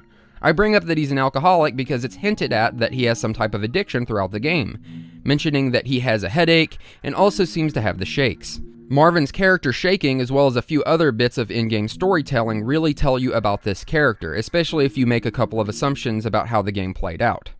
Another piece of in-game storytelling features traps that are slowly being laid out in the park for human beings, it seems. I'm not talking the bear traps that are there to catch the guests. I mean like traps for regular living people, things to trick them, bombs and poisons and gas traps and spiky things that fall down on you. The game never directly says who is placing these traps, but I and many other fans have theorized that it's Marvin doing this, and it's easy to lay blame on him, especially since the traps begin to appear after you first meet him, and especially because he's the only human character who actually tries to kill Mara and does successfully kill another human being in Harrison James. The other conspirators seem to feel some level of guilt. One of the most tragic of these is Douglas Pike. I didn't mention Douglas throughout the video as he plays a relatively small role, but he was the manager of operations at the park. It is implied that he knew very little about what was going on underneath the park, and when he found out, he felt incredibly guilty. When we do find Douglas in-game, he has literally just taken his own life. Douglas's daughter died years before the game, as you can find out through in-game context clues, and I imagine that in combination with learning what he'd accidentally been a part of is what pushed him over the edge. In talking about Douglas Pike, you can also see a bit of how Crow Country is about loss, as both Douglas Pike and Edward Crow lost someone very important to them and handled it in different ways. Douglas continued to run the amusement park, knowing it would give other families joy, and even placing a very touching memorial to his daughter in the place that he worked. Edward Crow, while feeling some remorse, continued to harvest the roots and continued to experiment on the guests, and we still don't know why he did that. He could have stopped. He could have even gone through the portal himself and tried to, warn the people on the other side, but he didn't. And not all of that can simply be written off as him working on the cure, because why keep harvesting the roots? It's a lot. Douglas felt an extreme sense of loss and also guilt, where Edward just seemed to press on, not caring what his actions were doing, not stopping, and instead doing what he knew, even if that could be seen as evil. Both went into their work, though you could obviously say Douglas did something far more positive than Edward. Not to mention a thought I just had while editing, the way that they both memorialize their own family shows this as well, where Edward says he doesn't care about the gold but makes a giant golden statue of his wife, which, while touching, is incredibly excessive. Douglas put one in the park, and it is a simple grave and a dedication to her. You could say what Douglas did is strange because it's a public memorial in a theme park, but it also shows the hypocrisy of Edward. Then there's Tolman. Tolman is an interesting character in this regard. He eventually does turn off the machines that are harvesting the roots, and hints to Mara that he knows what the guests are. Tolman seems like a good person who has a strong sense of duty, but mostly keeps things close to his chest. He doesn't let on much to how he feels about the whole ordeal or his part in it, but it's obvious from certain notes and pieces of dialogue that he feels responsible and guilty. He does end up doing the right thing in most cases, but is obviously trying to protect Edward as well. It's an interesting conundrum with this character. And last but not least, we go back to Edward Crow. Edward continued harvesting the gold after his father's death to fulfill his wishes or some obligation to his father. He blatantly states that he didn't care about the gold, but never gives any ulterior motive to why he continued harvesting the roots, even after finding out what they really were. My personal theory is that he had some type of scientific curiosity about them at first, and then was driven mad by the realization of what him, his family, and his father and fellow conspirators had done to the world in the future.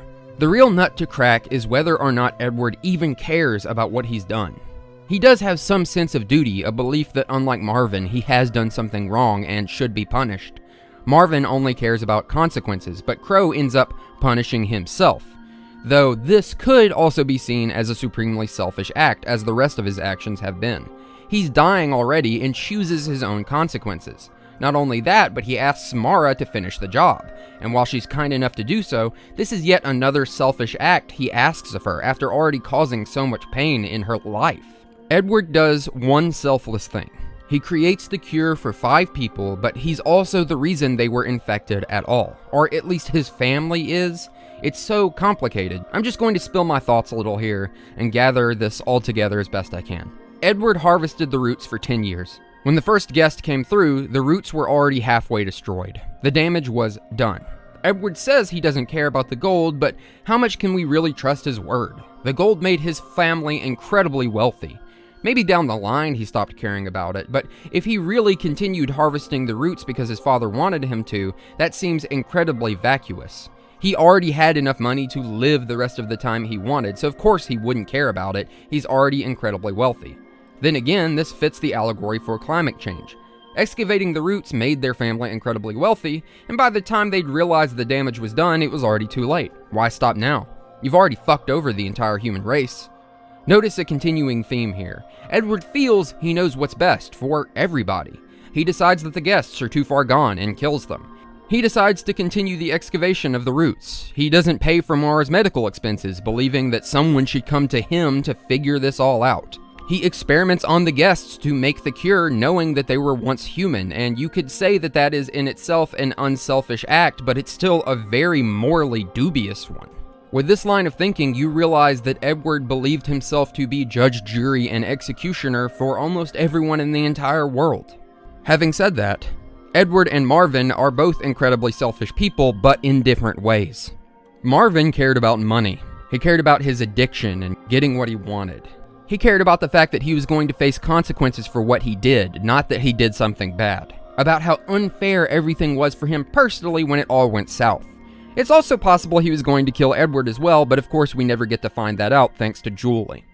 Edward seemed to only care about his own curiosity and a sense of duty in spite of everyone else.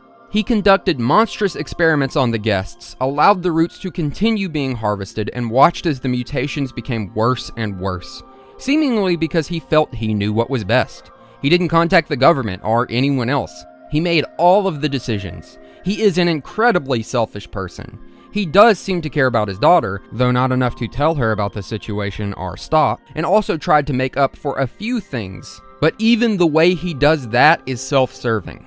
He cared more about his personal guilt than humanity at large. It makes sense why Mara is so disgusted with him at the end of the game. On another interesting note with Edward, when he goes into the pool, he comes out and immediately attacks Mara, despite having no reason to. The guests also attack Mara, even though Tolman says that they don't mean harm. I have a theory for why this is, and it's also incredibly grave.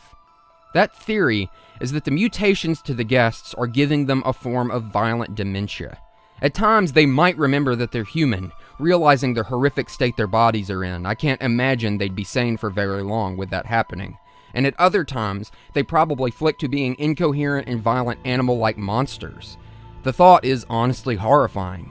The idea of disappearing from consciousness and snapping back to reality only to be in this constant state of horrific, Cronenbergian suffering and pain is harrowing to say the least. Not to mention the fact that us and Mara are killing what are just incredibly sick human beings, or monsters that retain some part of their humanity. This theory would explain why they attack our main characters, as well as how they have enough sense to paint 2106 all over the walls and not much else. But there's also the fact that this is a survival horror game and there need to be monsters to face. Realizations and thoughts like this are why this game made me cry. This game is really emotional if you get to thinking about it.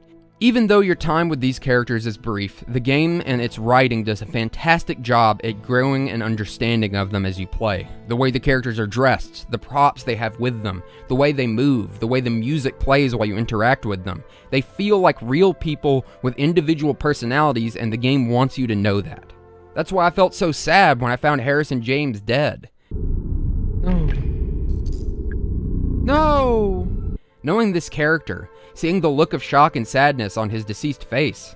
I don't like cops generally, and Harrison is a cop, but the story made me like Harrison. He was a good guy. He tried to save Mara's life by sending her home, and Mara tried to save his.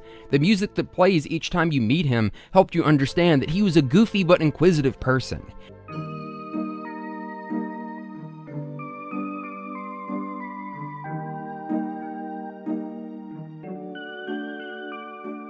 He was a little scared of what was happening, but came to help Natalie and figure out what was going on. It's sad that he ends up being killed by arguably one of the worst, most evil characters in the game, Marvin. I don't even think Harrison would have cared about Marvin being there, what he'd done. He just wanted everyone to be safe, and because of that, he gets shot and killed. He was goofy, and I mean, he literally came to the park on a bike after Mara slashed his tires, but he felt like he had a sense of duty to do so. Even Mara is moved when she finds him, going so far as to give him a small eulogy while standing over his corpse. She obviously respected him, and seeing that she cares so much makes me as a player care even more. Harrison cared so much that he was killed for caring. Mara is even almost killed by the same person, but thankfully had main protagonist luck on her side. As I mentioned earlier, that whole last segment leading up to the fight with Edward was incredibly moving to me, especially as Mara/Elaine has to acknowledge it all after Marvin's death. How she takes charge, obviously upset by what's happened, but knowing she still has to do what she has to do. This stuff is powerful, and we get to sit with it as we climb down that long-ass ladder, and that beautiful song begins to play, and it just hits me emotionally. Before we move on, I do want to talk about the other characters. Again, Arthur doesn't have much going on in the story. He's one of the most innocent out of all the characters, along with Harrison. Julie, on the other hand, has a purpose for being here. She comes to serve papers and work on her case against Crow, showing her dedication to her law work. You'd think she'd put her life before a lawsuit, but the game implies that she is just lucky enough to never run into the monsters until the end of the game. The idea that she just ignores the monsters because she has a job to do is also funny, though. As I mentioned earlier, they do a good job at hinting that Mara and Julie know each other without saying it outright, but it's also interesting how removed from the core of the situation Julie seems. At first, it looks like she doesn't care, only there to do her job, but Mara helps her out and that seems to soften her up a little bit. And in turn, she helps Mara out, even if accidentally one time, but I don't think you really differentiate between accidentally saving your life and purposefully doing it. That's just saving someone's life, right? Even doing exactly as Mara asks before the final fight. I think, like Tolman, Julie is a very duty-oriented person. When she begins to realize the stakes of the situation, she shows a lot of respect and trust in Mara, aka Elaine, going along with her in spite of how silly it may seem at a distance. Despite the age difference between these two characters, it's nice to see how they work together. Julie doesn't just treat Mara as a client or just a kid, but as another person in a bad situation. I think this shows how good of a person Julie is at her core. I also want to touch back on Tolman's character as well. I mentioned this earlier, but I think Tolman is very similar to Julie, just on the opposite side of things. He worked for Crow and realized at some point what was happening with the pool and the roots. Tolman seems to have felt a duty to Edward and his station, even if he had an idea of the gravity of what was going on. While he does eventually turn off the machines excavating the roots, he still let it go on for quite some time. It's hard to tell why he's at the park when the game begins. I don't think he's trying to escape like Marvin, but more watch something he was a part of and keep tabs on it. He isn't running or hiding. Tolman is a tough nut to crack. I don't think he's a bad person, but he's definitely not innocent either. If anything, it seems that he comes to the park to make sure it's contained and keep an eye on Edward, who he might be able to tell has gone off the deep end. Then there's Natalie. I've said a few things on Natalie throughout the video, but she is one of the primary instigators of this story, calling in the missing persons report on her father that Elaine/Mara gets a hold of. She obviously cares about her father despite knowing some degree of his wrongdoings, enough so to come to the park and navigate it even having seen and been attacked by the monsters, as well as convincing Mara/Elaine to go easy on him and give him another chance.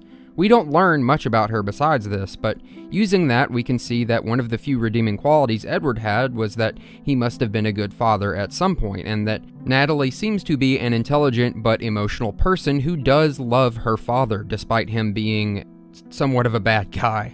We never get to see what's in that note to Natalie that Edward wrote, so to some degree we can only ponder, really, who Natalie really is outside of all of this. We know that she loved her father and that she mourns him. Having explored all of these characters and talked about them, I love every character in this game if you can't tell. I think each of them is special in some little way, even Arthur. You see, Arthur's presence in the park is actually one of the first bits of environmental storytelling we encounter, like I mentioned at the beginning of the video. There are different parts of these items that allude to who we're going to find. The magazine itself is an oddities magazine, the backpack we find has a UFO tour patch on it, and the camera also has a picture of one of the guests, which ties directly back to mentioning the photo in the magazine. These items make the world feel lived in, and make it feel as if Arthur is a real person with real interests. Continuing on this thread talking about environmental storytelling, let's discuss a bit more of the environmental storytelling that can be found in this game. At the start of the game, we see these little green tubes on top of Edward's car for some reason. We see these all over the park. Of course, later down the line, we figure out that these are harvested parts of the roots. I think this is not only just a little hint, showing you things that are actually meant to be important without you knowing it, but it's also meant to show just how useless the gold and the roots are to Edward and everyone else in the park at this point in the story. There's also the pool of blood in the parking lot, just basic foreshadowing, the camera which follows us throughout the parking lot, letting you know that someone is watching you. We don't know it's Edward Crow watching us at this point, but we know someone in the park is watching us. We also know Edward's car is here if we check the back tag. There's also the garbage all stacked up, just showing that the park has fallen into ruin, that no one is taking this garbage away. The whole game is filled with thoughtful little details like this. Some other examples are in the lounge. We have a book referencing gold mining, which, by the way, Harrison is later reading. We see a few pieces of the roots over there sitting on some cabinets, and yeah. When you first enter the lounge at the very beginning of the game, you can see Edward Crow's messed up face peeping through the secret painting peephole that we find later. So many people, myself included, missed this first time around when playing it. In fact, I don't know how many people have even seen it. It's good, yeah. Well, the voice actor for Sweet Tooth was, what's his name? It's crazy to think that we see Edward this early in the game, but it's well hidden and happens so quickly that a lot of people didn't even notice it.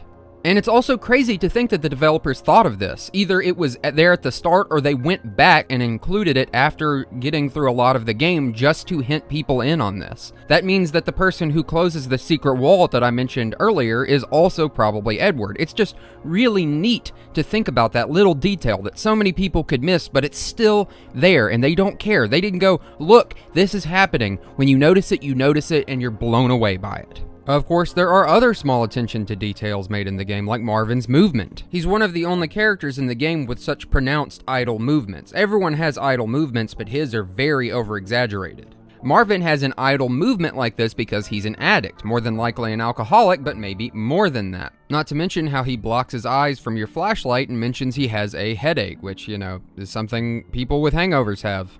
Not to mention details like how each of the offices of one of the important people who worked at Crow Country, like Tolman, Douglas, or Edward, says a lot about them. From Douglas Pike, who obviously really loved his daughter, was kind of a mess but loved the park, to the hints that Edward was sick and studying the guests, and the fact that he loved his father so much that he would make a room dedicated to the camping trips that he and him went on, to the fact that there's an antenna cut from a radio in the room showing that Tolman was slowly piecing together what the guests were, even early on, not to mention how organizational he is and how much of an important part of the secret operation he is, that they give him the power to activate the 4 elevators that go to it in his office.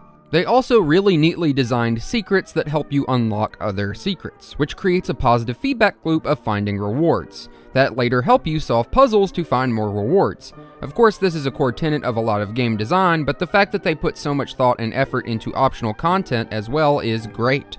Going back to a point that I made much earlier, the game can also technically be done out of order, which is really fun.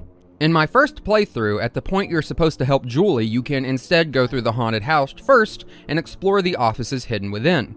And if you do help Julie first, you can take the crank and skip the haunted house, instead going into the Ocean Kingdom area before ever exploring the haunted house. Of course, you do have to get all of the items eventually and solve specific puzzles to push the game forward, but there are a lot of points when the game opens up and allows you to go where you want if you haven't done everything yet. This also feeds into how interconnected the entire map of Crow Country really is. There are so many little doors and shortcuts and secret passages that open up as you further explore the park, which just makes traversing it even easier and feel even cooler. The backtracking in Crow Country never really feels like a chore because there always seems to be another shortcut that can take you back to a place you needed to go quicker from where you are.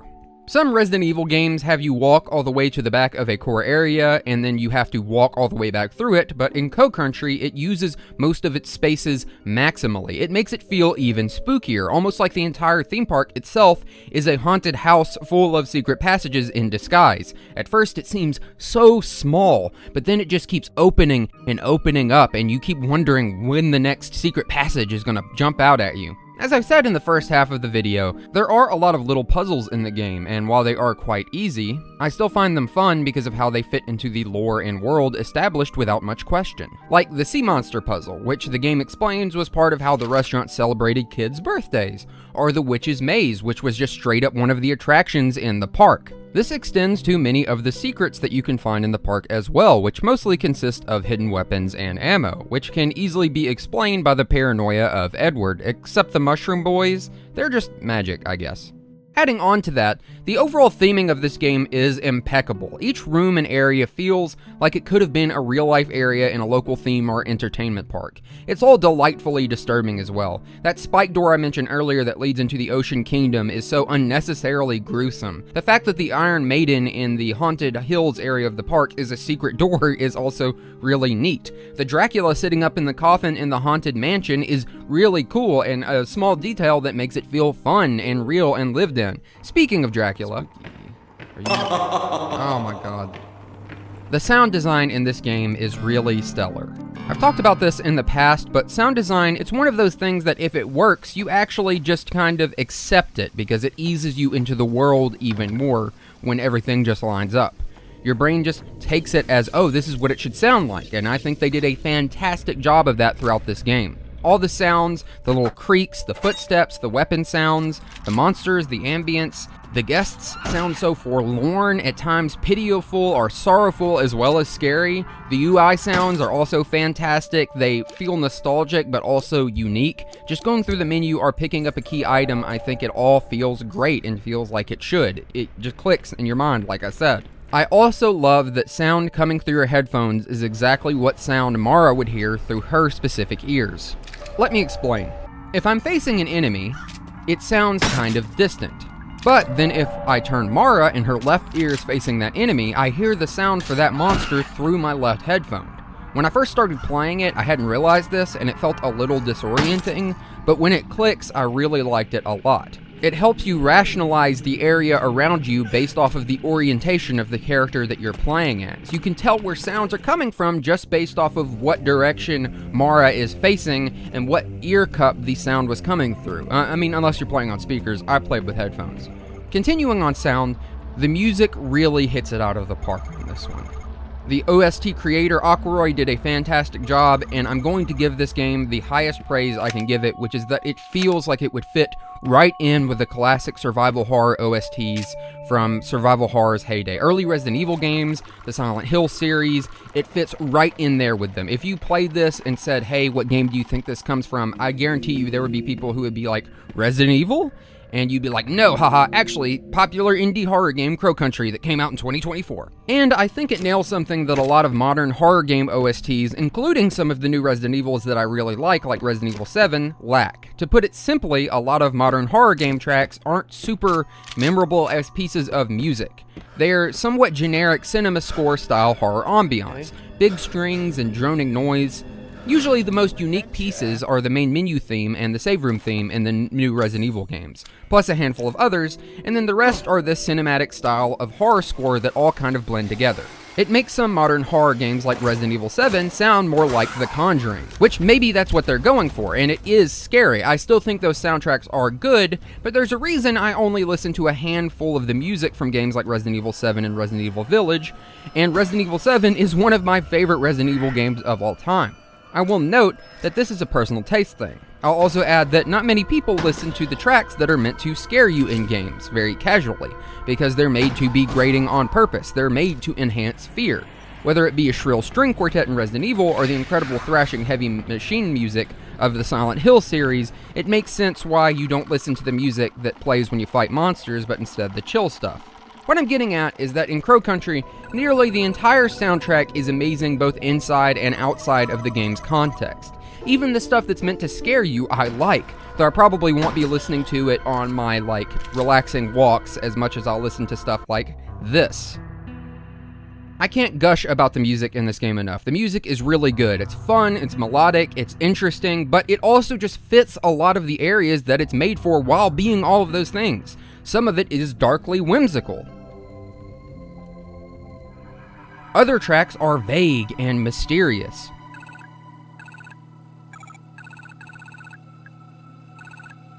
Some are silly but fitting to the area, meant to show the contrast between the horrific events happening and the original intended purpose of a theme park, which is to spread joy and not to be a place of horrors.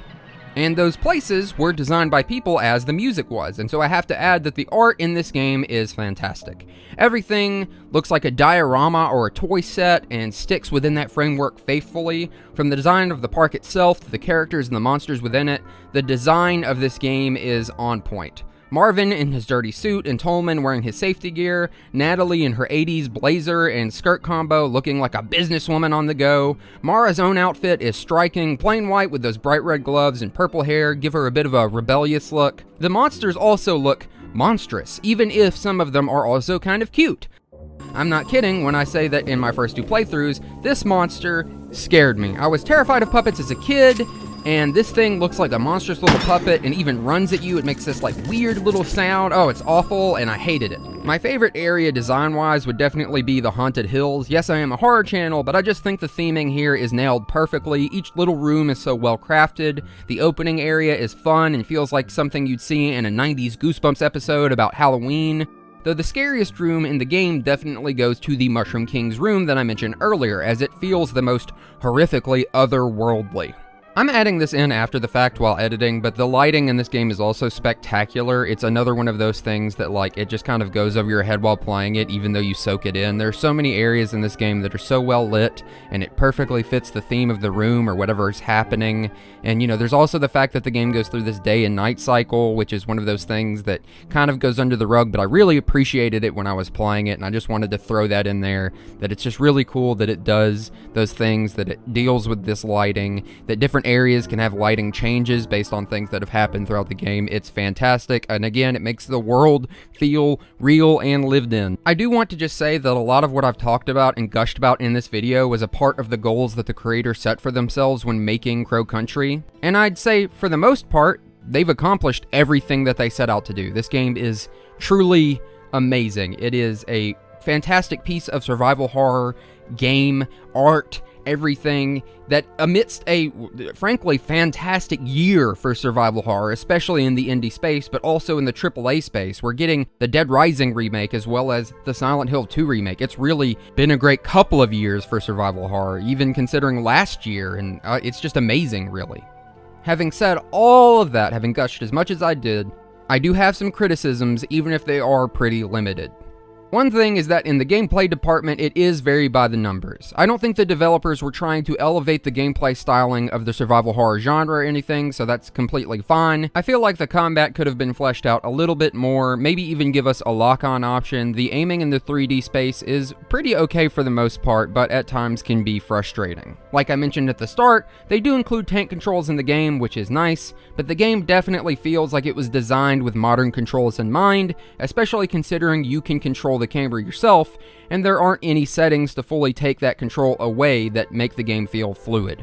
The shotgun is also not very good. It feels like a really powerful close-up melee weapon more than a gun. In my time playing, I never noticed it hitting multiple enemies, even if they were grouped together in front of me.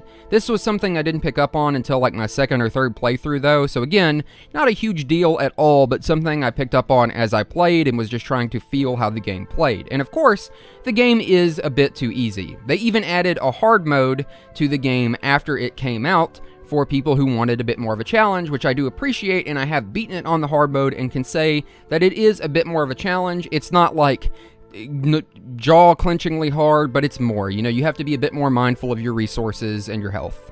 And that's all, folks. That's everything I have to say about Crow Country.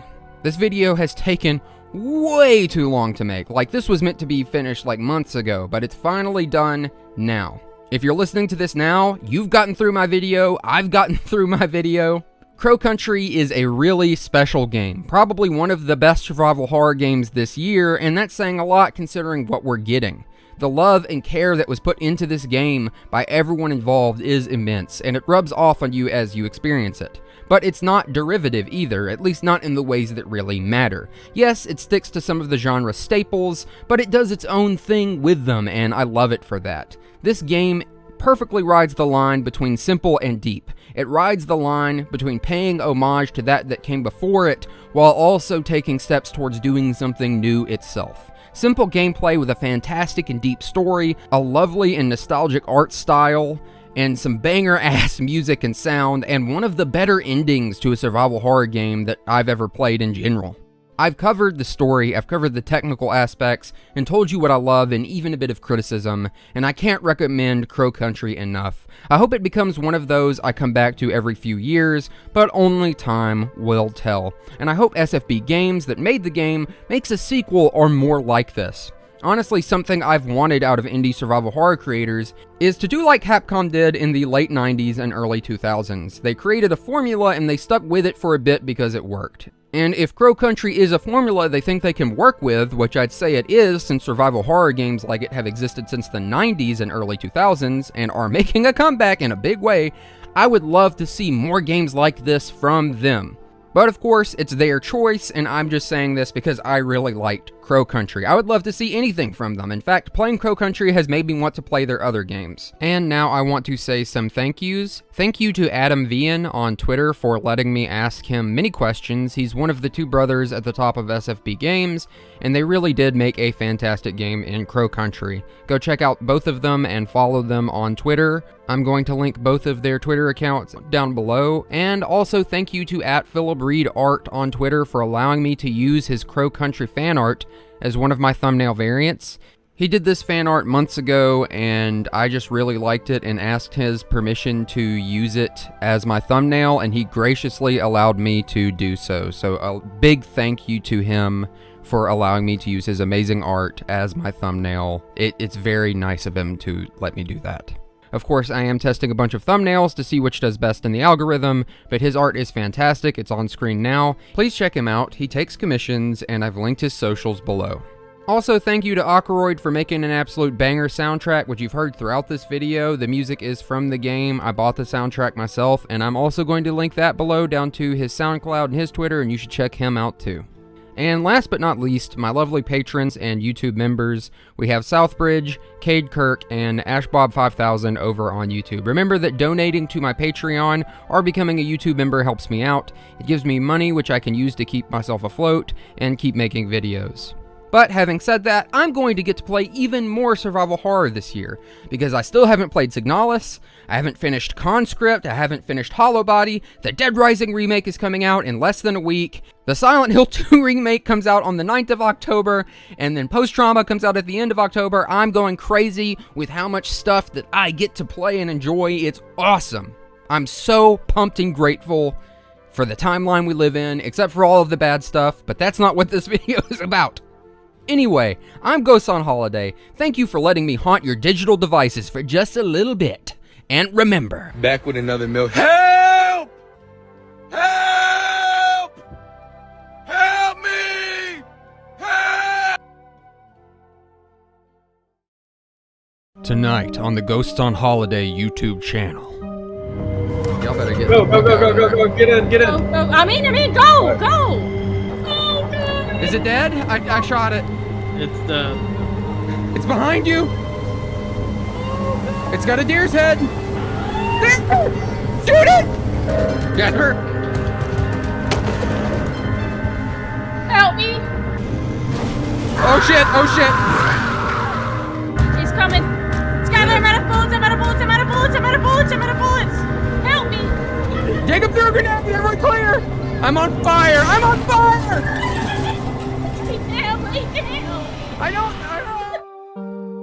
This is Nuclear Nightmare, a horror game that you can find on Steam for roughly $6. If you can't already tell, the game is heavily, and I mean heavily, inspired by The Thing. It basically copies The Thing's homework a little bit, but is distinct enough that I don't know if it would get in legal trouble or not. It doesn't really matter because the game is really good and really fun. It's a co-op PvE game where you play as 1 to 8 scientists dropped into a facility looking for different things before you can evac out while being hunted by the parasitic aliens a la The Thing. This game is surprisingly versatile for what it is. There are a lot of surprises that can happen, some moments that are just absolutely crazy, some that I wish I'd caught on camera and recorded, and others that I managed to, which are just really fun. And I hope you guys like this video. It's a little different, but we're going to go ahead and get into it. Today, you're going to watch me and my friends play Nuclear Nightmare, experience the cold fear, and also getting blown up by mines pretty consistently. Excuse me. Jasper, come in. What's your sit rep? I'm at medbay. Okay, I can't hear you in all this wind. I'm at medbay. Are we here? Yes. Yes, okay.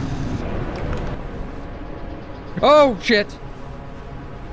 I'm dancing? One of the bugs.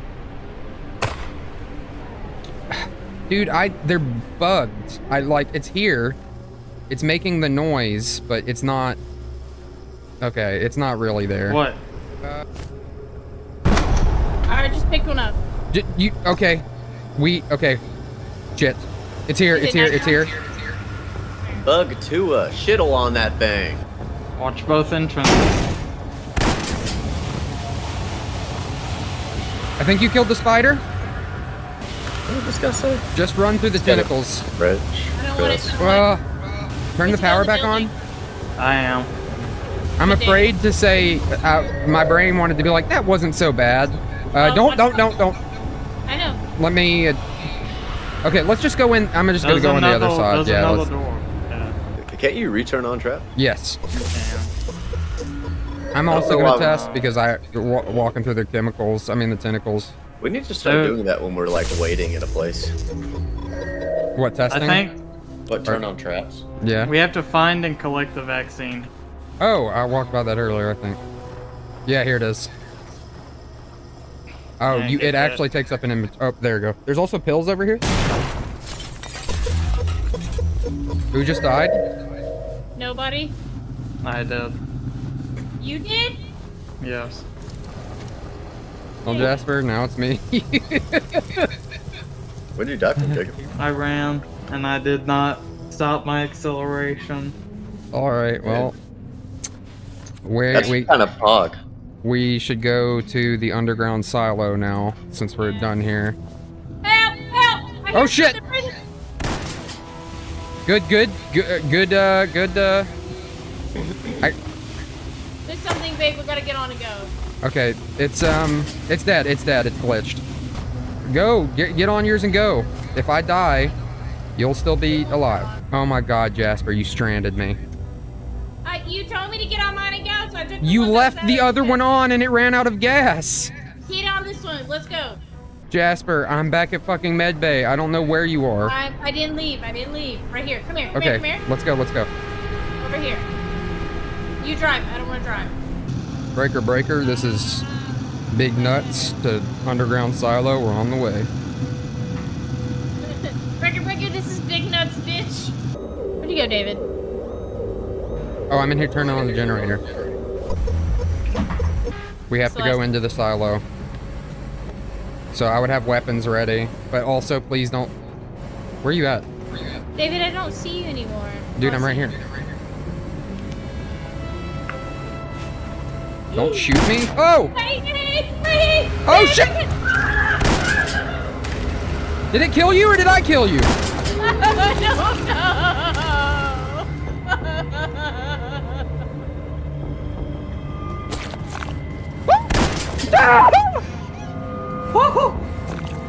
Oh my god! GG, everyone.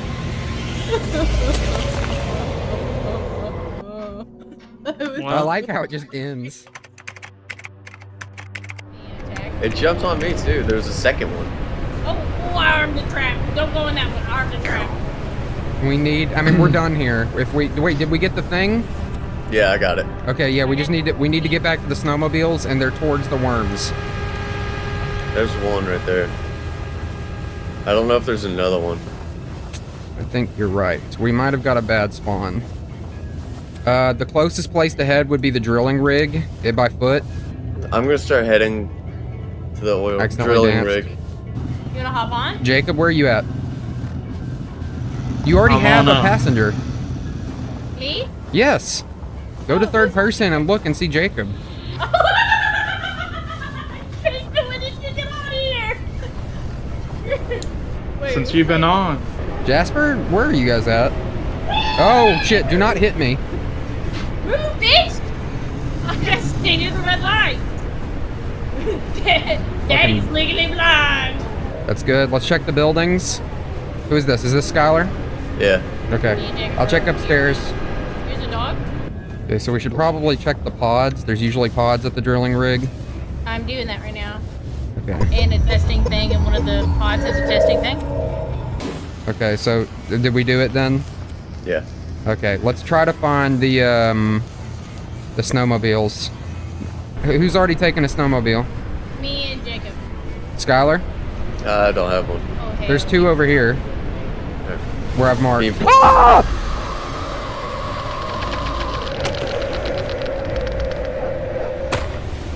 Oh my god. Fuck. I've been attacked. Where are we, Jacob? Oh, calm your ass down. Let me drive if you're gonna go. Skylar, I just got attacked by that. I killed it, but I might be infected. Was there a tester here? Get on. Yeah, in the pods, I think. Okay. You take one of the snowmobiles, I'll catch up.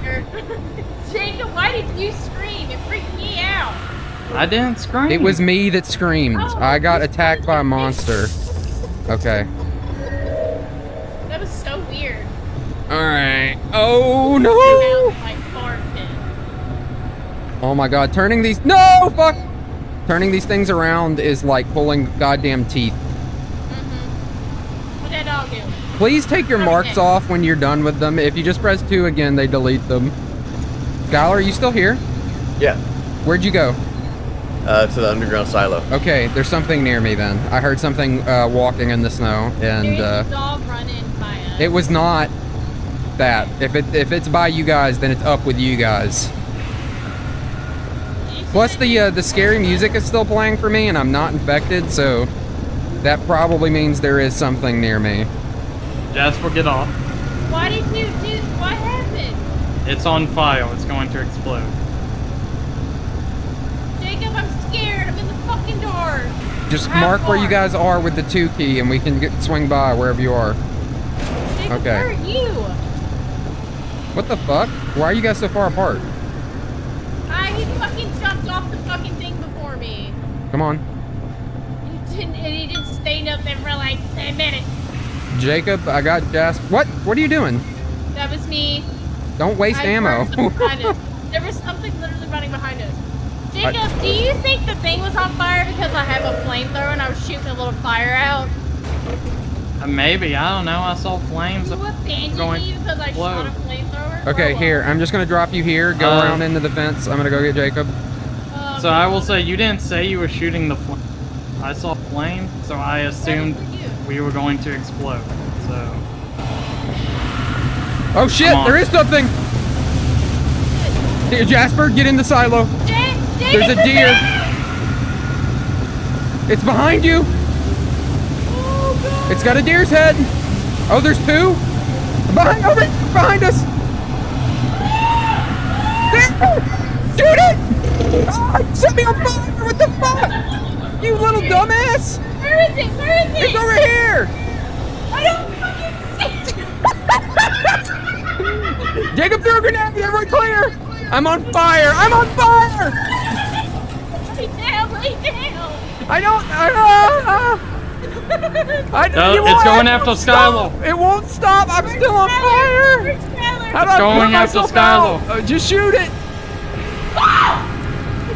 He did a backflip and hit me. Okay, am I just permanently on fire now? I don't think it's gonna stop. Please. David.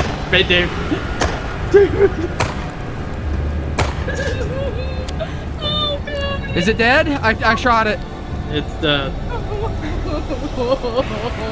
Okay, we gotta go past. It was crawling away, so I shot it with Jasper, fire. you panic way too much. You fucking set me on fire. I'm still on fire. It won't go out, apparently. Oh my god. We drove up on the snowmobile. I said, Jasper, it's behind you. Jasper turned around and set me on fire. There was nothing behind me. I think when we ran it over with the snowmobile, it hurt it, or maybe Jacob shot it already. I don't know, but it was crawling for some reason. Skylar, am I on fire? Yeah. Okay, well, it's not damaging me, so I guess this is just my life now. I hate that when Jasper died, it didn't clear their ping on the map. That's just gonna be on my screen for the rest of the fucking game now. Wait, Jasper's dead? Yes. Did you not hear all of the yelling? Jasper got too close to it, so when it died, she got caught in its death explosion. David on fire, Skylar. I'm burning, I'm burning, I'm burning for you. Ba, na, na, na, na, na, na. Good God, I smell like. There's 2 revolvers up here. I did drop a rifle, and it seems to have fallen through the floor into the nothingness. Still feels spooky music. It stopped from me, so it's. Oh my God, there's a bomb in here. When I'm doing that, you might want to get away, because I'm pretty sure if it's gonna do like it did in the thing, as soon as it tells you you're infected, you're probably just gonna change. So, like, I wouldn't be surprised if I just exploded in your face. Skylar, you really like to just stand in the corners like that, all creepy like. You're on fire, man. I know! I'm not, like, I didn't choose this life. Jasper gave it to me, dude. I've been cursed. I've been cursed by a damn witch. But, oh, it is slowly killing me. We can actually end the game. We can? Yeah. Probably back. Let's get the fuck out of here. Oh, we gotta get to the satellite. So try rolling in the snow. How do you Or roll? dancing. I don't know, but try crouching in the snow. Oh my god. Top side. Is that my dog? Creature, creature. Your dog. Going up, going up, going up. Oh my god. Well, fuck. Yes, that is your dog. There's a creature coming down. I know! Look, I'm slowly burning to death, okay? Apparently it's like an internal bleed, except it's an internal burn, and it's never going to end. So I might as well be the one that makes the sacrifice. My fire is lighting the staircase, which is kind of cool, in like a fucking, you know, Hellboy kind of way. It is also blocking my vision, so I can't see. Oh! Oh, fuck! Why? God damn it, my controller fell and it scared the shit out of me. It's the screaming one. I set it on fire. At least you can see, David. Barely. The flames keep getting in my face. You deserve it. For the evil things you did. Guys, you can come up. It's not dead, but it's not in the silo at this moment.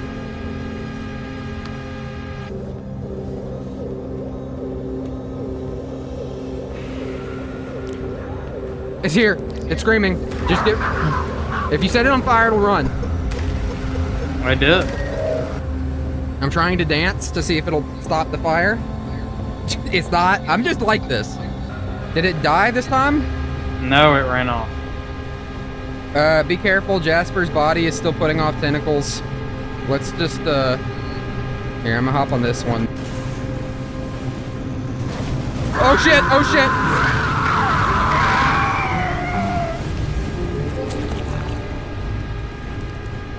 Oh, Jasper's David. back up! Fuck. Oh, is that Jasper?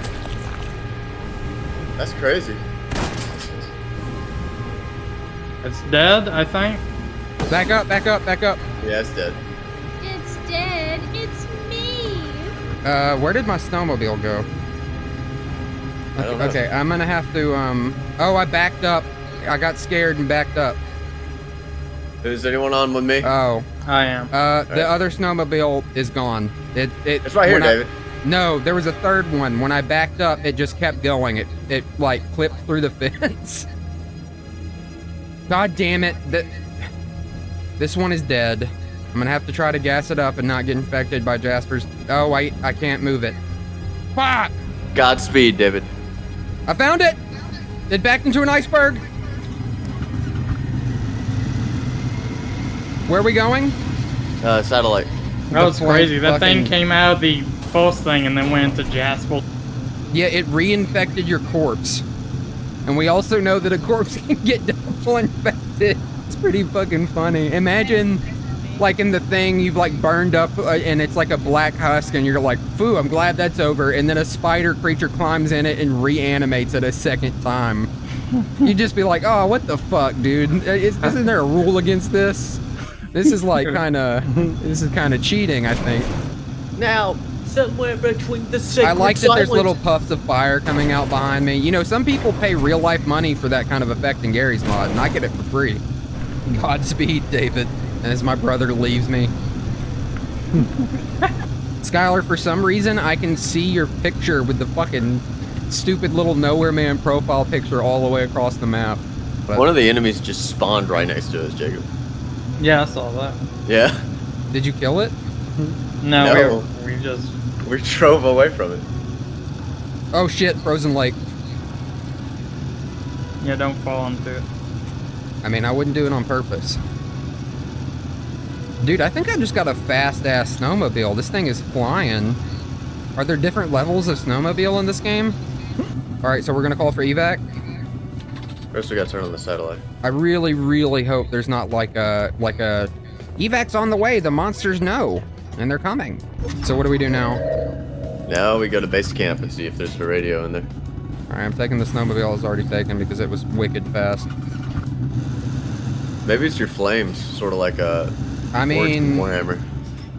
I was gonna say it's like when you throw a flame sticker on a car and that somehow makes it move faster. That's Orcs and Warhammer. We're gonna call for evac and it's gonna be like, the worm! Okay, I still have half the tank. I don't know how much ammo I have. We need to turn on the power. I lost HUD. I can't even turn it back on. Did you press X? The dog's barking? Yes. I don't know where the power is. I don't either. Place. Okay, Skylar got it. I'm checking. Okay, don't come in here with me. I'm checking myself. For how uninfected I was, my blood was really loud.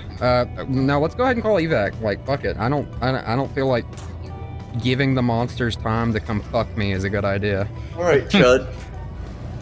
The fuck do you? What? Did you get the radio? I don't know where it is, man. I mean, it's somewhere. It's that white computer. Does it randomly pick a place to spawn? We don't know. There might be another building though. Yeah, let's check them all. I think we're gonna have to go to the other base camp. Oh, Jacob, take a drink. Give me a drink, bartender. Don't come downstairs, please. There's a bomb. Yeah, this is slowly killing me. It's really slow, but it is happening. Alright, we do need to go to a different location. Yeah, this I would one... say we can try the airport. Or the research center. I mean, that's the next. I'd say we go to the shelter, since it's called the shelter, but that's me. Jacob, that is like 1,000 miles away. I'm gonna go to the airport. I guess I'll just follow you to the research center. I think a dog just blew itself up. Dog or an alien? Better a dog than us. Pills. Sweet Jesus. It did not heal me all the way, but I am less dead than I was. You know, you guys won't even have to ask if it's me. You'll just know because I'm on fire. I wonder if your like dead body would still be on fire, like if you were infected. So, I'm never going to be cured of this, but the pills have helped me. We'll find a cure for you back home. My fire disease. Imagine going, yeah, I was gonna say, imagine going to like one of these and coming back with another thing unrelated. Oh my god! Oh shit. So Jacob? I got warmed. Are you dead? No, I'm alive. Do you need a vaccine? I don't know. I have one, if you need it. So, I'm gonna guess we still haven't found the evac computer. I think it's about time we move on to the next building. Jacob, do you need a vaccine? I thought you guys were gonna be done like 10 minutes ago. Jacob? Skylar? Yeah. Is Jacob dead? He might be. Jacob. He's totally dead. Did he change? I've been spectating him this entire time. Apparently, I didn't. Is he dead? He's totally dead. I told you, he's dead. He's just on the ground dead over here. Oh, okay. Did he get blown up? I don't know. All right. Well, Skylar, I'm moving on to the next place. All right, Chud. Why do you keep calling me that? That's crazy. Jacob, what even killed you? Just life? Remember when you said the keypad, about the keypads? Oh, you were infected. Okay. I didn't know I was. Well.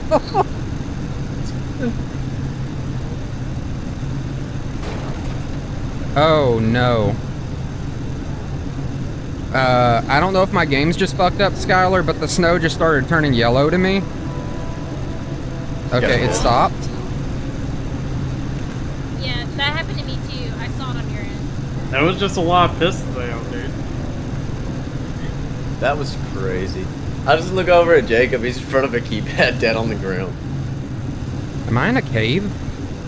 Oh god, worm. I'm in a fucking snow cave. No shit.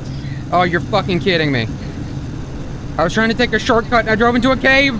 I'm being chased by a worm. My controller is vibrating on the ground. I can feel it against my fucking foot. How are we doing on gas? I can't see because my screen's shaking too much. That almost fucked you, David. How close was it? Like, it was side by side. Oh, man. Okay, good. This one's not a fucking snow cave. Trickster fucking snow cave, dude. Woo! You can call it the Wrath of the Wall. Imagine being some motherfucker who, like, lives, like, right out of the side of the property line of this giant research place. Like, you just got a house. You'd just be fucked. Wait, if I call evac and you're not with me, what happens? I just gotta get to you. Okay. Okay, I'm at the airport. Oh god. I just tuned back into Skylar and he's having an adventure fucking... I'm gonna guess not a good adventure. You can heal the wails of a creature. There's a computer right there. I know. Yeah. I'm gonna look at the airport thing. It might be the regular task for the airport to do that, but we'll check. Yeah, it's the regular task. It's flying the drones. Yeah, but there's that other computer in there. There's another one? Yeah, right there in front of you. Behind you. Oh shit! Yes, I have one! Skylar? 2 minutes. You have 2 minutes to get here. To the airport, it said. Yeah, it's going to land, in 2 minutes. There's a creature coming to you, David. Yep. I see it.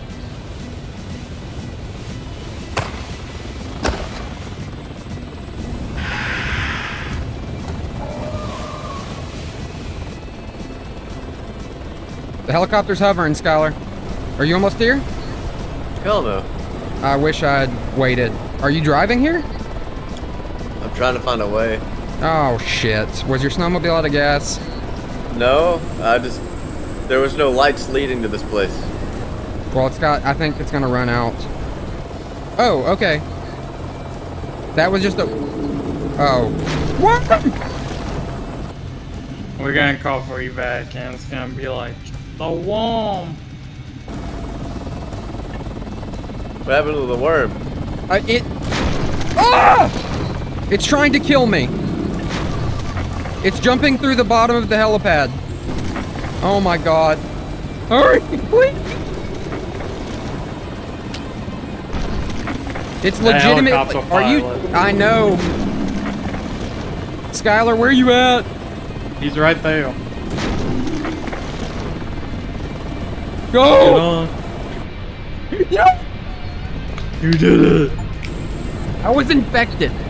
I used the vaccine right before we got on the helicopter. It said times infected 1. So I got infected right there at the end.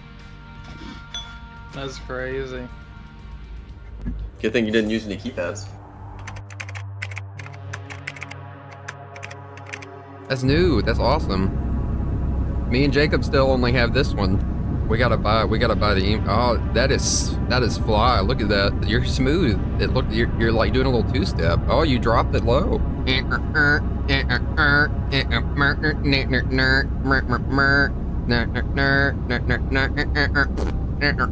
Yo, this is shit and dance.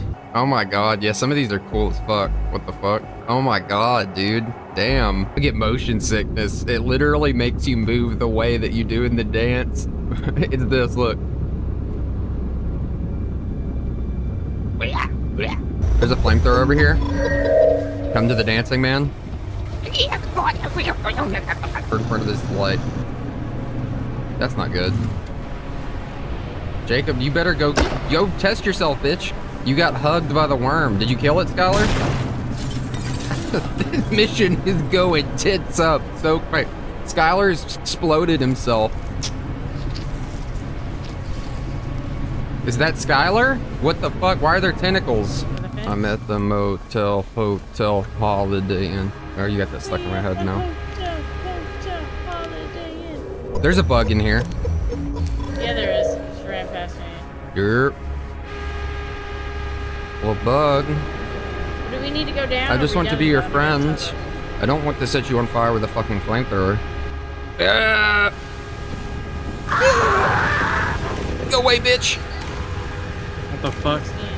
If you're hearing loud music, one of the creatures came at me. I burned it. I'm okay. It's coming back. Yeah, we get in the silo. Did it die? Buddy, are you there? I got a shotgun, a revolver, grenade. No, it's coming back a third time. I can see it in the distance. What the fuck? No! I'm infected, I think. Uh-oh. That's crazy. Did you see what happened to me? No, but I heard an explosion. That was Yeah, me. I think you killed Jacob too. Yes. I'm sorry, Jacob. And then as soon as I get into spectator mode, I go over to David and he's transforming immediately. We all just got fucked.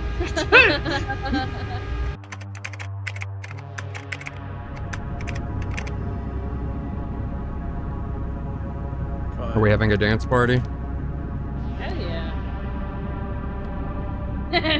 Okay, we're at the airport. I've never been here. Damn.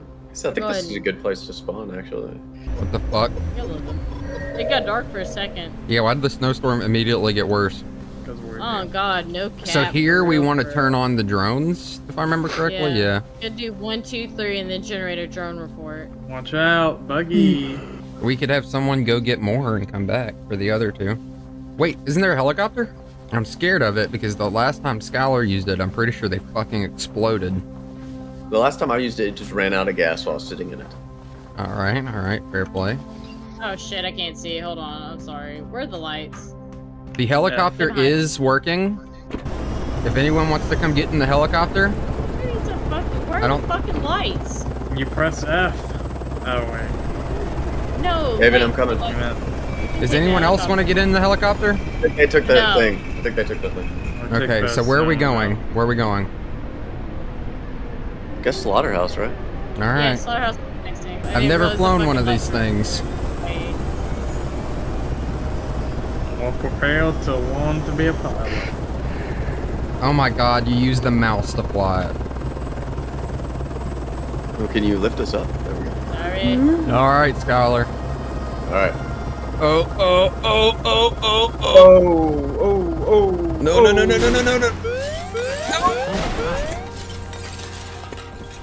Where did you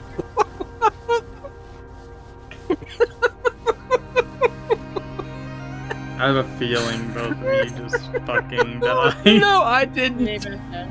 I jumped out before it exploded. Did Skylar die?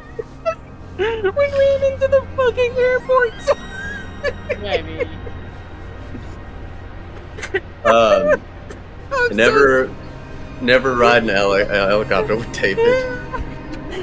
Dude, this shit's hard to steer.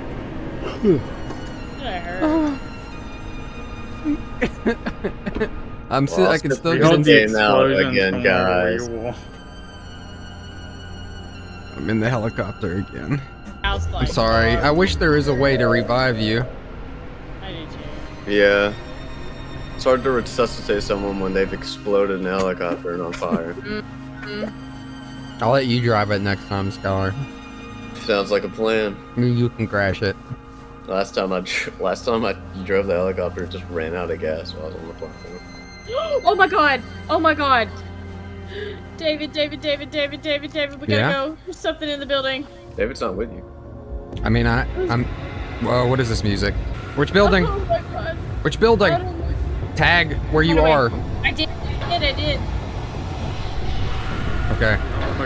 I'm in the slaughterhouse. Who's in the slaughterhouse?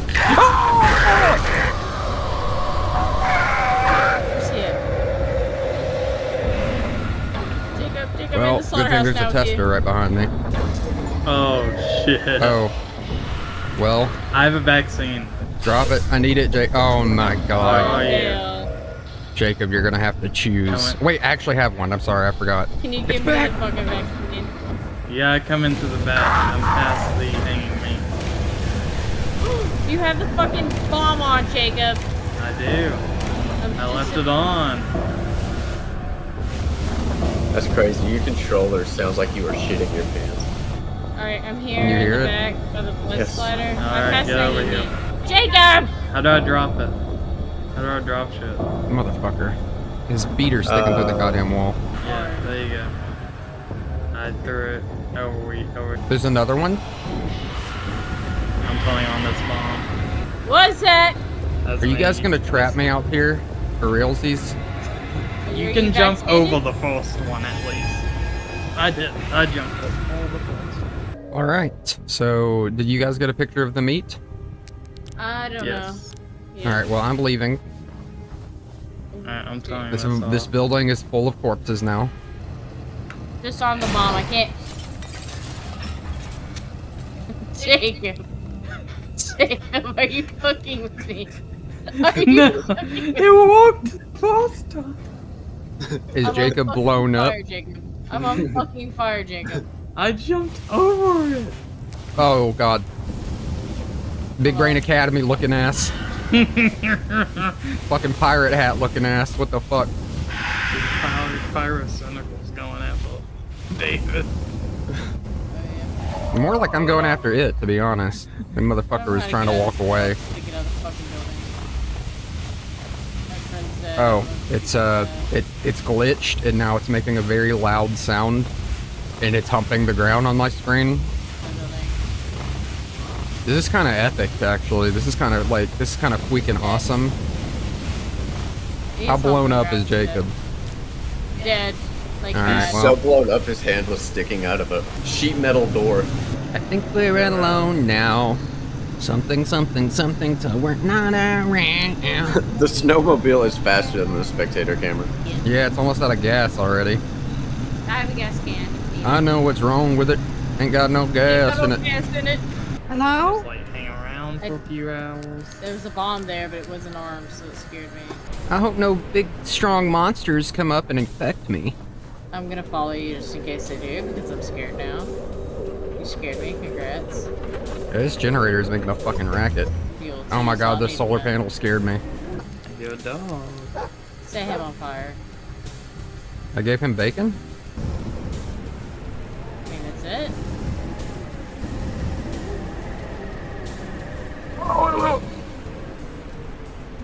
Okay. All that scared me. Well, it was chilling and then it ran, so I don't know. There's bacon up here. And now there's also Women have to get pregnant. Oh, pills. And 1% of the pain and Pills. man feels when he has a tummy ache. Where at? Wait a minute. Where'd On you the go fucking upstairs? fire link yet. Are you? Why is there a fire? Because a bug came in the room and looked at me and then left. He was like, Just oh, wanted to check up on you. You seen that bug around? I feel like Like- if you see that bug, you would tell me, right? I think my dog has some mental problems. Chlamydia. Schizophrenia. Schizophrenic dog would be crazy. That'd go crazy. Schizophrenic go hard. It's me barking at myself. That's the Remember guy. the last time we were in this room, I think a bug flew past every single one of us and attacked you and infected you. I remember when I used to be alive. Oh, I don't want that. You drive. The first 10 minutes of the round. Yeah, that was pretty epic until you got blown up by me in the helicopter. I remember it like it was roughly 15 minutes ago. What I'm hearing is I'm the one who deserves to be alive. I mean, to be fair, his reaction was just not as quick as mine. I think if he had jumped out, he probably wouldn't have died. See, my thought process was if we, landing in the helicopter, we have to wait a little bit and jump out, or will jumping from a tall height and then the helicopter falling on us would kill us. I don't know, because I don't know how this game engine works. It was a 50-50 toss. My thought was, I'm going to get blown up or I'm going to get hurt. You could have got hurt and blown up. Well, I came out the apex helicopter flyer in that situation. No, you didn't. Victorious. I'm alive and you're blown up. David! And you're out of gas. Alright. Don't worry. David, come back. What do you want? I just filled it up. Oh, okay.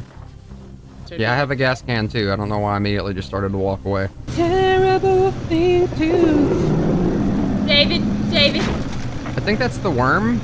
There isn't really much we can do about that besides like get indoors. Just stairs, get as close to stairs as we can be. I'm gonna turn dog. Turn on the generator. No. I might though. I don't think going there's in the multiple building will worms. save you. It can clip through. Oh my god.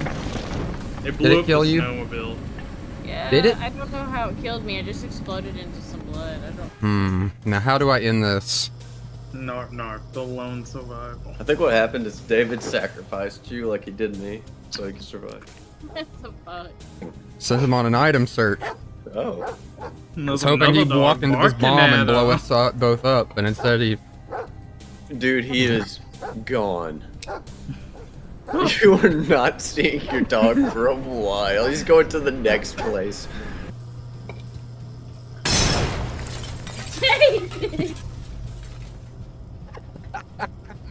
Damn. It launched me through the fucking door.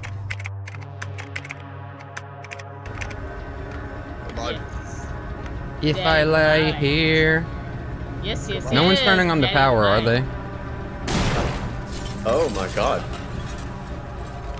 I think Jacob just died. That had to be. Yeah, he has no legs. Jasper, come here and look. Oh my god, Jasper, you almost just blew yourself up. Do you see his legless corpse? Yes. Yeah, because you walked past a fucking bomb right when Skylar turned the power on. You didn't even notice. Oh! That's nuts. That's That crazy. fire hurts. It's permanent. Jacob has made a permanent hazard. We can't get in this fucking building. That did so much damage to me. I am like more than halfway dead now. Dear God, what the fuck? Jacob has cursed this place. I can't even go around. Why are you running like that, dude? Oh, what the fuck? Why did you just shoot me? I don't know. Can't that kill me? I missed you. I like shot to the left of your Okay, head. goddamn. I was Fucking being funny, just nice murders scary. McGee. I'm gonna go ahead and go to mid. What if I shot past your head? Wouldn't that be really funny? Dude, I'd be hilarious. Hilarified. Get over yourself. Do you want to drive? You shouldn't take these nuts in your mouth, pussy. That way if we explode, well, it'll be equal blame. I'm watching Red Letter Media talk about Puppet Master, and they love showing the scene where the leech woman throws up leeches just over and over again. I mean, That movie, that's the best horror movie series. I think they don't like it very much. Well, I think they like the first couple of them, and then they think they get really bad after that. That's the beauty of it. There are two bugs here. Yeah, I've already tried to kill They're him. chilling, I think. There's also a dog. Are you good? You have been given bacon. Oh! Oh! Why did you shoot me? I didn't! I shot it! Jasper, I think you actually killed me. No, hold on. On my screen, you shot. Oh, wait. Yep, on my screen, you shot me. I don't know how that happened because. Is that revenge for me blowing up Skylar last round? Oh, he's behind you! That shit is so fucking loud, dude. Y'all better get the fuck out of there. Go, get in, get in. Go. I mean, go, go. Holy shit! What is it? What's it called? Fuck. A sandworm? A snow worm? An Alaskan bullworm? I'm getting a fucking cinematic angle of your ass. But when I shot it right in the ass, and I look at my fucking clip, and I'm like, and then you disintegrate as soon as I shot. I was like, whoa! Help! Oh my god! Help! Jesus! Like, you screamed help, and like there was no even sound on my screen. I just turned around and it looked like you were wrestling with a worm. And there's a vaccine. There's also pills right here. Nice. I do need that. Oh, cool. Cool. Right. There's pills over here. Didn't know that you appreciate that. What happened? Like, I'll go test it out. I'll go check it out. Where did you go? Upstairs or? Bitch, I'll let you on fire. Did you go down the hallway or upstairs? You might need to go get tested now. I'm about to go get tested. Thank God you're not infected. Check for more pills. Oh, we can't open doors. There's no power. We do call out, Stinky. Oh shit. What? He's coming! Skylar, I'm out of bullets! I'm out of bullets! I'm out of bullets! I'm out of bullets! I'm out of bullets! Help me! They just turned around for some reason.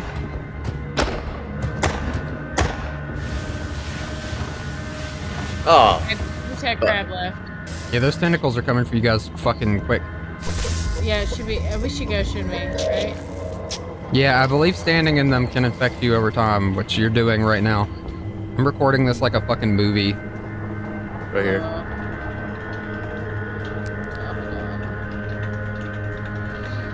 Where I'm at, come down. I went the opposite end. What do you mean the opposite end? Ping yourself, ping yourself, ping yourself. Oh shit, oh shit. It's the fucking Wendigo. Jasper! Help me! Why'd you go up the stairs? I didn't. I'm hiding. It's just standing there. I see it, I know. Skylar, you don't understand how scary this is. Where are you at, baby? Are you down the hallway There's or another stairs? one? Please answer me. Stairs or hallway? Down the hallway. God. I see that 30 I killed times. the Wendigo, but I'm out of bullets. I know. Here, you can have this. You're better with it. You threw it when you dropped. It's over here. It flew through the wall. It's over with your the other empty rifle that you dropped. I'm not kidding. It's the one under the stairs, Skylar. Is this helping you? Getting a cinematic angle on the. Oh, going down. I heard that. It's screaming. I'm going right. I'm going right. Oh my god, I heard something behind us. By the way. Oh my god, you hear that scream? Yeah. It's coming. Crouch.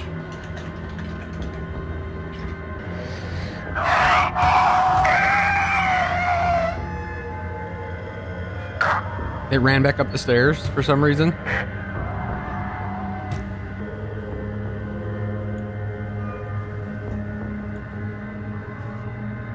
Honestly, you guys might as well leave. Oh wait, it's coming back.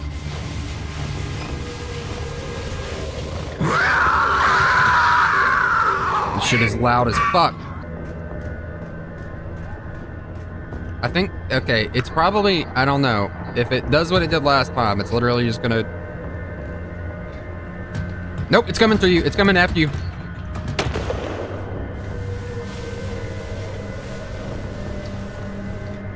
See that sky? We're going up now? Yep. I didn't know. Damn, baby, you pissing?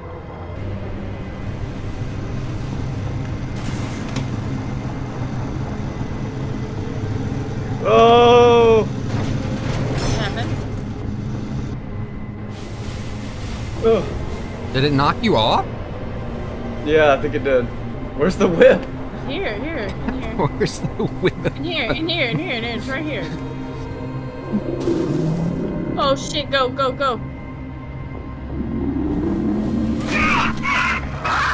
It knocked Jasper off. Shit, it's him, it's not me. Shit, it's just going. Oh, I'm knocking off now. Baby, did you die? Yeah. I'll give you a point of good luck, though. His corpse isn't reanimated, I don't think. It didn't? Well, that or it won't let us look at dead corpses reanimating. No, it'll anymore. let you look at dead corpses. It just didn't. Oh shit. Did it knock you off too? No, I shot off it so I could get on it and drive it, because it won't let you get to the driver's seat. Yeah, it won't let you swap. Is there something behind me, by the way? No. Okay, I hear footsteps. Kill me! What the fuck is that? Is that a fucking is that? android? I don't No, I think it's just a cool-ass suit. That is not, that a person could not fit in that. That is a fucking robot or an alien. I think it's demonstrating the helmet. What helmet? You said demonstrating the helmet. That's so fucking vague. It looks like a fucking robot. This has got to be a fucking alien, dude. Oh, dude, I think it's demonstrating the helmet. Stop!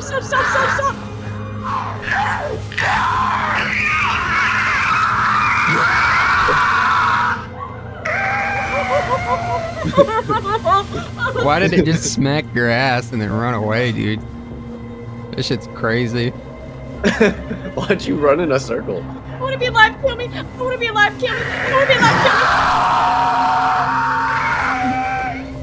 Damn, you had health. I don't want to be alive. I don't want to die today. Just kill me.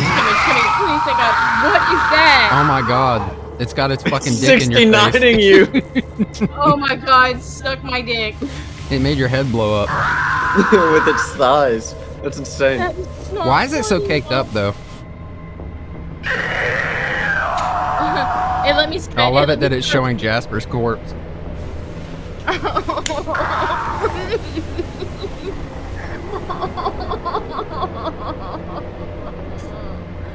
I'm going to bed. That thing assaulted you. That thing beat me to an inch of my life. Let me get back to the snowmobile and it killed me. Shut up. Do you know what I went through? It beat me up every time it saw me. It was on fucking side, I guess. Yeah. Hey everyone, thanks for watching the video. I know this is a bit out of my purview, but I wanted to try something new, and I had a lot of fun with this project. I hope you enjoyed it, and if you didn't, you know, I'll probably know it'll reflect in the views and the comments and stuff like that, but I hope people did like it. I tried to make this kind of like a cinematic type thing. I wanted to kind of give it a filmic appearance, try to keep it entertaining, try to make it something that people would actually want to sit and watch. I've watched it through a few times myself and really actually enjoyed it. So let me know in the comments. This isn't going to become like my new main type of content. It's just something that I can work on and get out pretty quickly, and maybe people would like it along with the video essays and other types of videos. Having said that, I am working on a couple of other projects. I have a full script done, and I'm trying to work on something else, and I have some other stuff jumping around and bouncing around in my head, so we'll see how that goes. You know, it just takes a while with the scripted videos, and I'm trying to be better about getting them out quicker. I want to be able to have like a shorter work time on them, not relieving them of the quality that they have, just trying to figure out ways so I can get them out quicker, because I take forever to get them out, and sometimes it's just my own fault. I also want to say something that will be divisive to some, but I don't see why it should be. I think this is a pretty inoffensive thing to say, but I know some people are going to be affected by this election, people who are within my audience, women, trans people who are going to be scared because of what happened. I just want you to know that I see my channel as a safe space. I will admit that I'm an edgy person. I make edgy jokes sometimes, and I say things that might be inappropriate, and that doesn't mean that I think you should have your rights taken away and things like that. I think you deserve to live and be free, and I'm sorry that there are people, especially online, who will say terrible things and try to make you feel bad about who you are or whatever is going on. I want to say that as best as I can make it, this is a safe space. My channel and community are a place I want to accept a lot of different people. You know, tolerant people can't tolerate the intolerant and all that. And to those people who are upset by what I'm saying right now, I would just say try to have some empathy. Most normal people want what is best for others. Most normal people want to uplift others, and I don't think it should be a competition. I don't think we should try to hurt other people and put them down and things like that.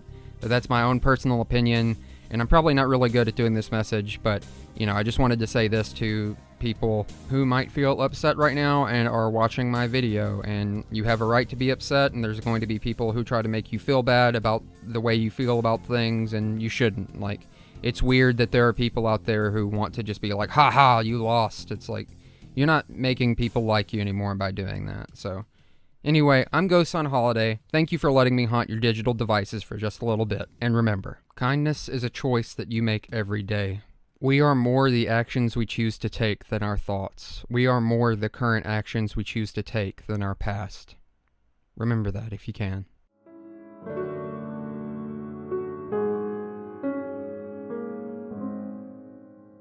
Somewhere lost in the clouded annals of history lies a place that few have seen. A mysterious place called the Unknown, where long-forgotten stories are revealed to those who traveled through the wood. That is the opening narration to Over the Garden Wall, one of my favorite Halloween and fall shows to watch every year. If you haven't heard of it before, I'm happy to introduce you. And if you have, I hope you love it as much as I do, because this video is all about it if you can't tell. Over the Garden Wall is a show about two brothers getting lost in the woods and winding up in the unknown, a strangely familiar yet otherworldly place. They don't know how they got there, but they do know one thing. They want to go home. Along their journey home, they encounter many strange people, places, and a few creatures. Who doesn't love a good creature every now and then? This year is Over the Garden Wall's 10th anniversary, as the show originally aired on November 3rd in 2014. You may hear November 3rd and think, wait, this is a Halloween show, right? You watch it every year at Halloween. And yeah, it is a Halloween show, they just missed the mark by a few days. No one's perfect, and it works perfectly as a fall show too, but you know, So in honor of the upcoming 10th anniversary, my love for this show and just generally wanting to talk about it, today we're going to explore the unknown and Over the Garden Wall. We're going to talk about its world, the two brothers lost inside of it, and what it all means. I'm also going to tell you why the vibes of this show are immaculate, how it's basically a modern fairy tale, and how the creator was inspired by Breaking Bad of all things when working on it. And no, that isn't a joke, and no, I'm not making it up. Please believe me, I promise I'm telling the truth. Holy mother of God! Anyway, let's hop on a train together and ride off into the unknown. To start us off, Wirt and Gregory have wandered into the unknown. It's where the entire show takes place, but it's never given an exact location. Wirt and Gregory don't seem to be from the unknown, at least from what we can tell, as their goal is to get home. This is established pretty quickly in episode 1. What are we doing out here? We're walking home. They also don't know much about the unknown and the way it works, so as they find out things, so do we as the audience. In episode 1, The Grist Mill, we found out a few things about the unknown. First, there are birds that can talk. There are scary trees with faces on them. These are called Edelwood trees. And there are monsters, or at least things that can become monsters. See, there's this big terrifying wolf creature that has beautiful eyes. And it's actually a dog that swallowed this little black turtle, which seemingly transformed it into this horrific creature. Sadly, Wirt and Greg's exploits in this episode end up destroying the episode's titular grist mill, which the woodsman, a character they met who had planned to help them, was using to make fuel for his lantern with the earlier mentioned scary face trees. This might all seem kind of random, but I promise it's important. Besides establishing a lot of things about the unknown in this episode, we also learn a lot about our protagonists because the writing in Over the Garden Wall is really good and they just kind of act how they are. They don't have to tell us. That, of course, goes hand in hand with the animation. I can just show you these few seconds without even playing you the audio, and you can learn a lot about these characters just by the way they act, the facial expressions they make, and the way they move. Wirt is an overthinking young man prone to nervousness. Do you think it's some kind of deranged lunatic with an axe waiting out there in the darkness for innocent victims? He's indecisive and almost comes off as cowardly, leaving his brother behind during a few moments in this first episode, and even blaming him for all of the destruction that happens, even though it's not completely his fault. You're always messing up, Greg. Greg is naive and overly optimistic, and while his naivety does cause trouble at times, to say he's to blame for everything would be a bit silly. Sure, he placed the candy on the turtle that the dog ate and caused it to transform and then left a trail right to them, but how was he supposed to know that that turtle causes dogs to transform into monsters and that would lead the monster to them? Like, they don't know anything about this place. And Wirt should have been watching him. He's a kid. He's a little kid. Where's your brother? You are the elder child. You are responsible for you and your brother's actions. Oh, and I forgot to mention their frog, whose name is currently Kitty R. Wirt. They change his name a lot throughout the series. He's also important. And Gregory's Rock Fact Rock. Like, comment, and subscribe for rock facts. The episode ends with the woodsman sending them away, seemingly distraught that the abandoned mill he'd found had been destroyed, warning them one more time to beware the unknown. He also warned them about the beast, which wasn't the dog. The dog? That is not the beast. He stalks like the night. He sings like the four winds.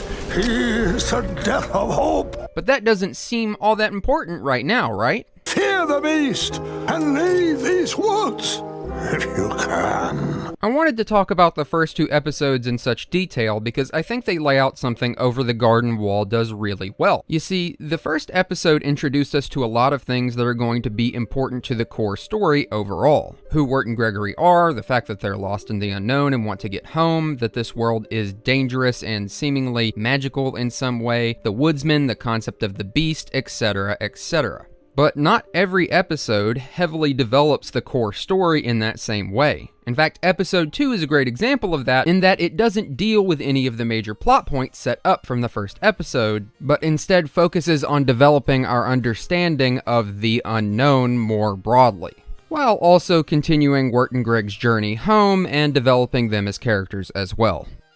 There is continuity between episodes though, which is obviously important. Episode 2 begins similar to the first. Wirt and Greg wander through the woods looking for the town the woodsman told them to find. It's almost morning. We should have found a town by now. This is the way the woodsman told us to go, right? Or a town, a non-specific town. Along the way, they encounter the talking bird from the previous episode, who we find out is named Beatrice. Greg naively helps her from a bush, thinking she's magic, and she becomes very insistent that she now owes them a life debt. It's pretty obvious that she's trying to do something nefarious as she tries to get Greg away from Wirt. How about you and I ditch your brother? Maybe later. But he's pretty loyal to his older brother, or just not paying enough attention. So is it nice being a bird? Nope. Wirt, Gregory, and now Beatrice wander into a seemingly empty town called Pottsfield, only to find that most of the townsfolk are celebrating the harvest in a barn dressed up with hay and pumpkins. Things quickly go south as the two admit that they want to leave town and accidentally smashed a few pumpkins on the way in, also trespassing on the celebrations, obviously. It saddens me that you don't wish to stay here with us, because I simply have to punish you for your transgressions. What seems dire quickly becomes incredibly relaxing, as the two are sentenced to a few hours of manual labor. Wait, what? Really? That's it? What follows is a roughly 40-second montage with some of the fantastic music that is featured throughout the series, before they again become scared of the townsfolk after finding skeletons in the holes they'd been asked to dig. You're digging our own.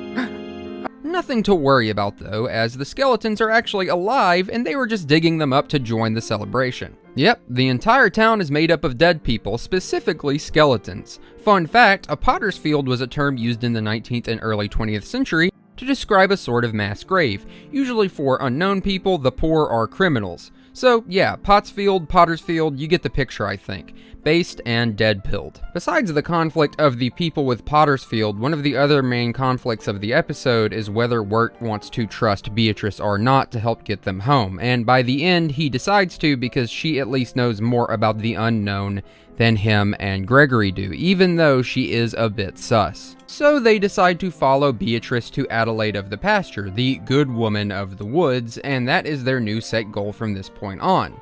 But getting there wasn't the meat of the episode, really. While there was that plot development, this episode wanted to show us more about the unknown through our main character's involvement, and that is what got us to that point. First, it's roughly harvest season. Second, the dead can live in the unknown. In fact, it's even implied that you come to Pottsfield when you die. Sure you want to leave? Me? Yes. Oh, well, you'll join us someday. Whether that's just if you live in the unknown or not, we don't know. Maybe you have to be a skeleton. I've got no bone to pick with episode 2 though. In fact, a lot of people I've shown the show end up picking it as their favorite episode. Why is that? Well, as I said earlier, the vibes are immaculate. I'll probably end up saying that a lot throughout the video because it's an easy way to say, Over the Garden Wall's combined artistic choices create a pleasurable sensory experience while also investing us in the world being explored by the creators through their art forms. Everything in the show feels so specifically hand-picked and cared for. The beautiful folkish music that plays throughout, relaxing and yet melancholy as you listen to it. Patient is the night. The beautiful fall colors that make up the backdrops, which are, by the way, hand-drawn and hand-painted. This is an anecdote from the Over the Garden Wall art book that is shared a lot, but the art style of the show was heavily inspired by old Halloween postcards, among a ton of old cartoons and illustrations from the 19th and 20th century. From the illustrations of Gustave Doré for Don Quixote, The Tinderbox by Hans Christian Andersen, and much, much more. This was done purposefully, of course, I think in part because Patrick McHale just liked those kinds of things, but also because he wanted to create something that felt old but new, which I personally think he accomplished. One such way of doing this was by combining the relatively modern style of animation and character designs with older styles. Wirt and Greg both look like they come out of a modern 2010s Cartoon Network cartoon, but they have splashes of old sentiments and style to their costumes, and things like their noses. Many of the animals in the show also look like they'd pop right out of an old storybook, especially this cat, which looks like one of those old school Halloween cats. Or the animals from episode 3, Schooltown Follies, which look like they'd come from a Busy Town book. The Over the Garden Wall wiki also mentions that they could have been inspired by the illustrations of Beatrice Potter, which yeah, I definitely see it.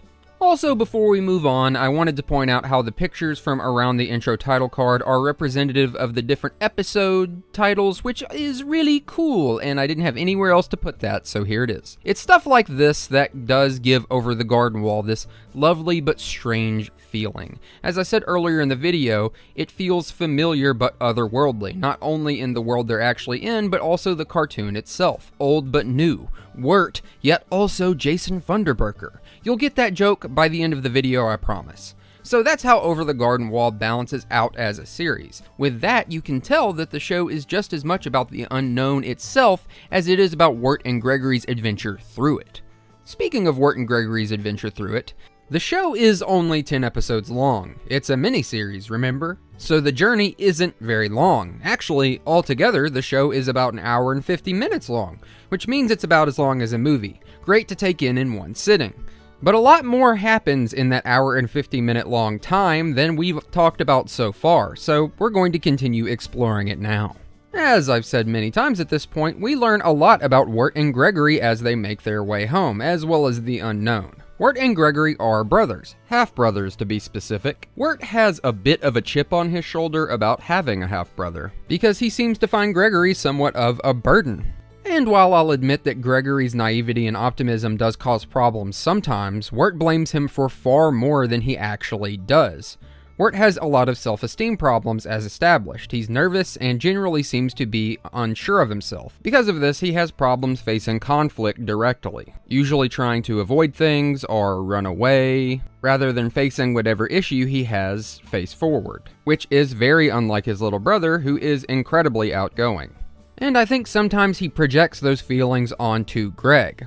But as the series goes on, both Gregory and Wirt come into their own in different ways. Wirt's intelligence and quick wit, along with Greg's unending optimism, help them along the way. Wirt begins to come out of his shell, and the two seem to grow closer as the journey goes on.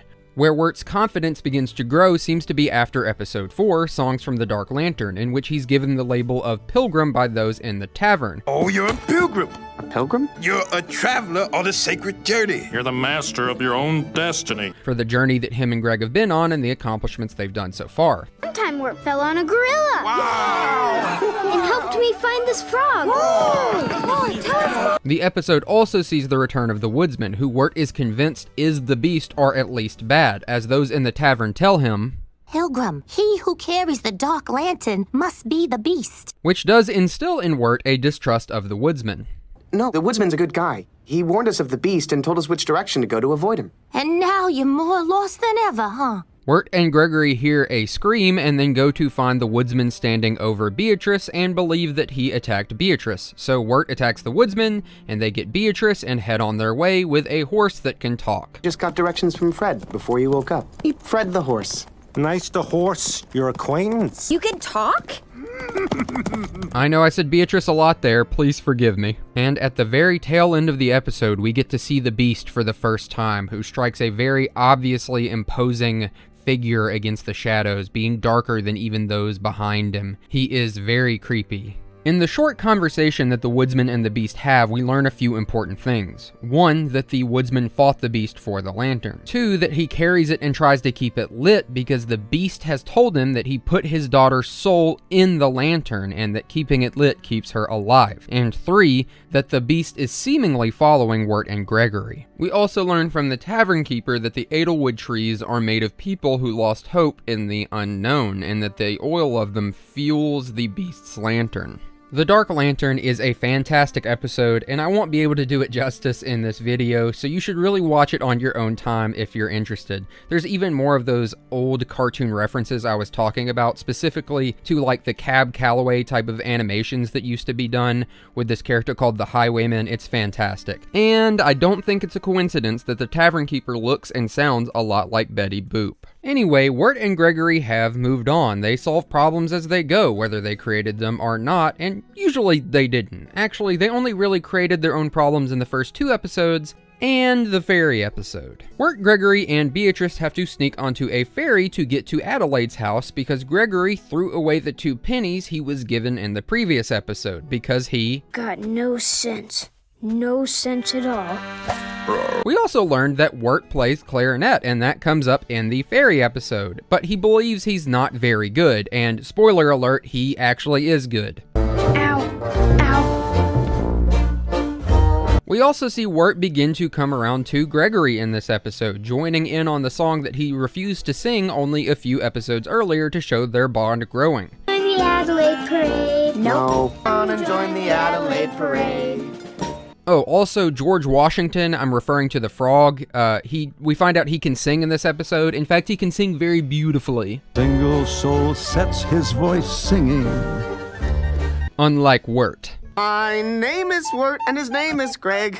We also learned in that episode that Wirt has a crush on a girl, but his arch nemesis, Jason Funderburger. See, I told you, tried to get with her. But remember, they're taking the ferry for a reason, which is to go to Adelaide's house, the good woman of the pasture who will send them home with her magic. But also remember, we were suspicious of Beatrice early on because of the way she was acting. How about you and I ditch your brother? Maybe later. And now she's beginning to act guilty as if she's leading them somewhere and kind of lied about it. You all right? You sound uncharacteristically wistful. What?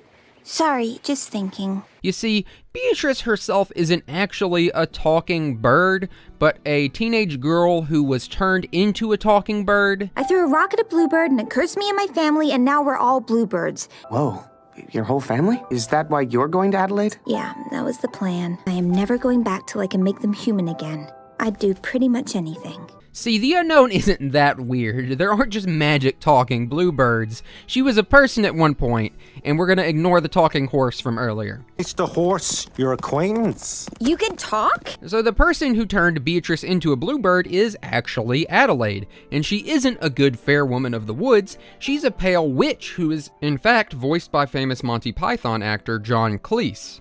And he actually voices 2 characters in the show. The other is the rich guy from episode 5, Mad Love. I loved Monty Python growing up, so I really liked this. Honestly, the voice cast of this whole show is star-studded. Elijah Woods is Wirt. John Cleese is these 2 characters. Leonard Nimoy is the woodsman. I could go on and on, but that's all we're going to say for now. Anyway, if Beatrice brought a child back to Adelaide, she'd get the magic bird wing-cutting scissors, which would turn her and her family back into humans. The arrangement was for you to bring me a child servant, and then I give you the scissors. Snip, snip your family's wings away to make them human again. Which sounds pretty awful besides the turning back into humans part. Like, would it be painful? You're literally cutting off your wings, which are your appendages, with freaking scissors, and they don't look particularly sharp. Beatrice tries to sneak away and cut a deal with Adelaide herself to become her servant, because she's obviously friends with Wirt and Gregory now and doesn't want to see them become mindless wool zombies or something. Once I fill their heads with wool, they'll become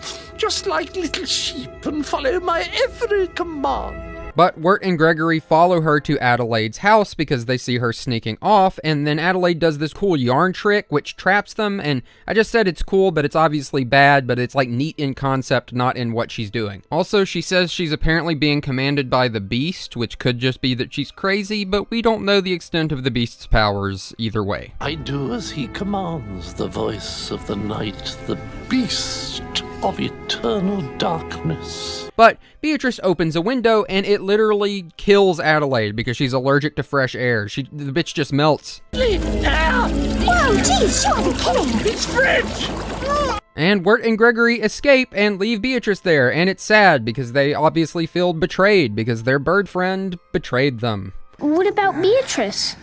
I shouldn't have trusted anyone. This is one of those moments where it seems Greg is actually more insightful than Wirt, seeing that she tried to help and regretted what she was doing, but Wirt, having low self-confidence and not wanting to have trusted Beatrice in the first place, just really takes it to heart that he should not have trusted her and feels like he made a bad decision in doing that. So, as we know, Wirt had been gaining confidence from solving the different situations in the unknown on their way home. But Beatrice's betrayal destroys that built-up confidence. He feels bad for having put his trust in Beatrice, who he initially distrusted when they first met. So I imagine he feels kind of like a fool. And now him and Gregory don't have a way to get home, which they thought Adelaide would be. This starts Wirt into a spiral of depression, which makes him lose hope that him and Gregory might escape from the woods. He puts up a front at first, but this front quickly melts away at even the slightest questioning from Gregory. Greg, I do have a plan. If you don't trust me, then you don't have to follow me. They run into the woodsman, who is trying to help them and warn them of the beast, but they're still frightened of him because of what they learned about him and the lamp. We also see that the beast can, in fact, come out in daylight and wants to talk to the woodsman again. Wirt regains a little bit of confidence after escaping the woodsman, and almost fully regains his confidence after meeting a young girl of his age named Lorna. Lorna and Wirt quickly bond, and him and Gregory try to help her escape, assuming that she's being held captive by her very scary-looking aunt, Auntie Whispers, and that Auntie Whispers is an evil monster that eats people. But, plot twist, just because Auntie Whispers looks like a terrifying freak and eats black turtles doesn't mean she also eats people. That's called being prejudiced, guys. In fact, it turns out that Lorna is the one who's eating people because she's possessed by an evil spirit, which is frankly one of the scariest things we see in the show besides the beast. And yeah, all of the bones that were shown in the basement and like at the beginning of episode 1, those are people that Lorna's eaten, and they've kept the bones in the basement to like make her sort them, I guess as a penance or something. You shall sort the bones of those who have been eaten here before. Even though it's not really her fault that she's possessed by an evil spirit. Also, why keep them? That's like super bizarre and scary. They do save Lorna after it turns out that George Washington, the frog, not the president, ate the magic bell that controls the spirit, and they just tell it to leave. Stop making Lorna do bad stuff, spirit, and also go away and don't come back. Once freed, Lorna says that she's going to stay with her terrifying aunt, Auntie Whispers, who only goes on to remind Wirt of the bad decision he made in trusting Beatrice. Beware of my sister Adelaide. She lives in the pasture. She must not be trusted. This episode is like kind of weird to me because I always wondered why Auntie Whispers didn't just use the bell in the way that Wirt and Gregory did. It makes me think that she either didn't want to because she didn't want Lorna to leave, which means that she let people get devoured out of pure selfishness, or because of how the unknown works, she just didn't think to do that. She didn't think that would work. Either way, it's kind of like, damn. That or she came along at some point and Lorna had already devoured a bunch of people, which is also pretty scary. But anyway, Wirt and Gregory depart, and Wirt begins to revert to his sullen state. In fact, even feeling worse than he did, because he thought he'd made a connection again, and then it's dashed. Wirt's hopelessness only grows as we move into the next episode, which we learned in episode 1 is a bad thing that you don't want to let happen. Before the episode ends, we do get to see an exchange between the woodsman and the beast once more, the beast chastising the woodsman for almost ruining his plans. Your play could have cost us both. Don't you care about your daughter's soul? There has to be another way. There's only me. There is only my way. There is only the forest, and there is only surrender. By the beginning of the next episode, Wirt has lost all hope. He basically gives up, completely, blaming the entire situation on Gregory and telling him that he has to fix things. Do you even know why we got lost in the first place? It's because you were goofing around and getting into trouble like you always do. Really? It was all my fault? And he's going to go to sleep. Signs of depression if I've ever seen them, and I have because I look in the mirror pretty frequently. Gregory immediately takes charge, but decides to nap with Wirt first to keep his energy up. Gregory then has a hallucinogenic dream in which he lives out a cartoon from the early 20th century. I like this episode a lot because it reminds me of Nemo in Dreamland. After saving Cloud City, which is the place he hallucinates, or seemingly hallucinates, it might be real, Gregory is granted a wish by the magic fairy queen, a la very similar to the Wizard of Oz. Of course, Gregory, being the badass little guy that he is, wishes for him and Wirt to go home. But the fairy queen tells him that Wirt's already been claimed by the beast, that he can't go on because of that. See how the edelwood grows around him?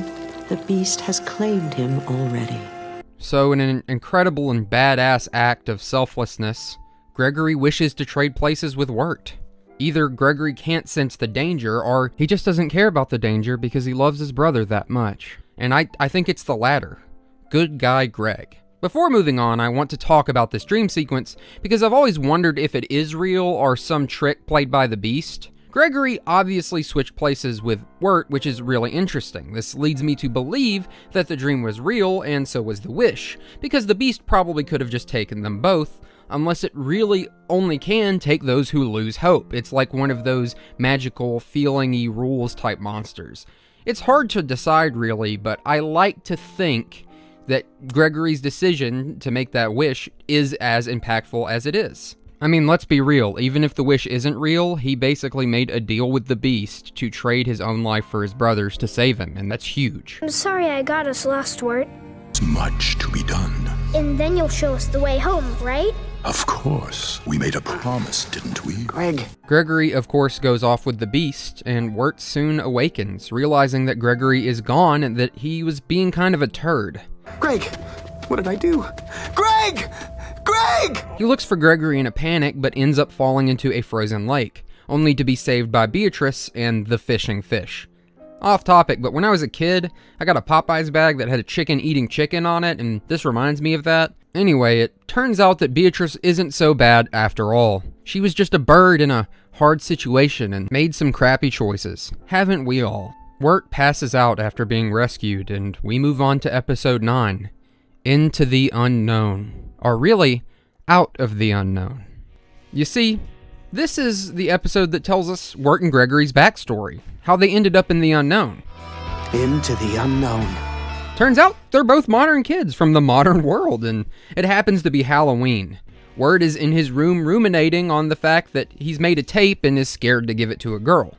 He gives up, destroys the tape, but then his confidence comes back. He winds it back in, makes a weird-looking gnome-like costume, which we didn't really question early on because he was in this fantasy setting, but now it's like, okay, what are you supposed to be, dude? I mean, look, it's kind of a swaggy outfit, but I'm still like, are you like a gnome poet? I mean, he does like poetry, so maybe that's it. He's a gnome poet. Wirt heads off into the night to give Sarah the tape, and what follows is a series of events that aren't so bad, but are very awkward, and Wirt is also really good at catastrophizing. To make a long story short, Greg tries to help Wirt by giving the tape to Sarah, but some classmates of theirs grab it first. Upon hearing that Jason Funderburker is planning on asking Sarah out, Wirt leaves in defeat without getting the tape back, and then remembers that the classmates still have it. They end up putting the tape in Sarah's jacket pocket, and Wirt becomes terrified of her hearing it because it contains That tape got poetry and clarinet on it, Greg. Poetry and clarinet! They try to get it back, but fail many times. Along the way, we also see that Wirt, while being low in confidence, is actually pretty well liked by his peers. I don't know what he said, but it wasn't true. Oh, hey, Wirt, how's it going? Yeah. We've seen in The Unknown why that probably is, because he's actually quite a smart and capable person when he puts his mind to it. Also, Jason Funderburker is nowhere near as devious as Wirt makes him out to be. He is in fact a dweeb, and the only reason Wirt probably dislikes him is because he also has a crush on Sarah and has a little bit more confidence than he does.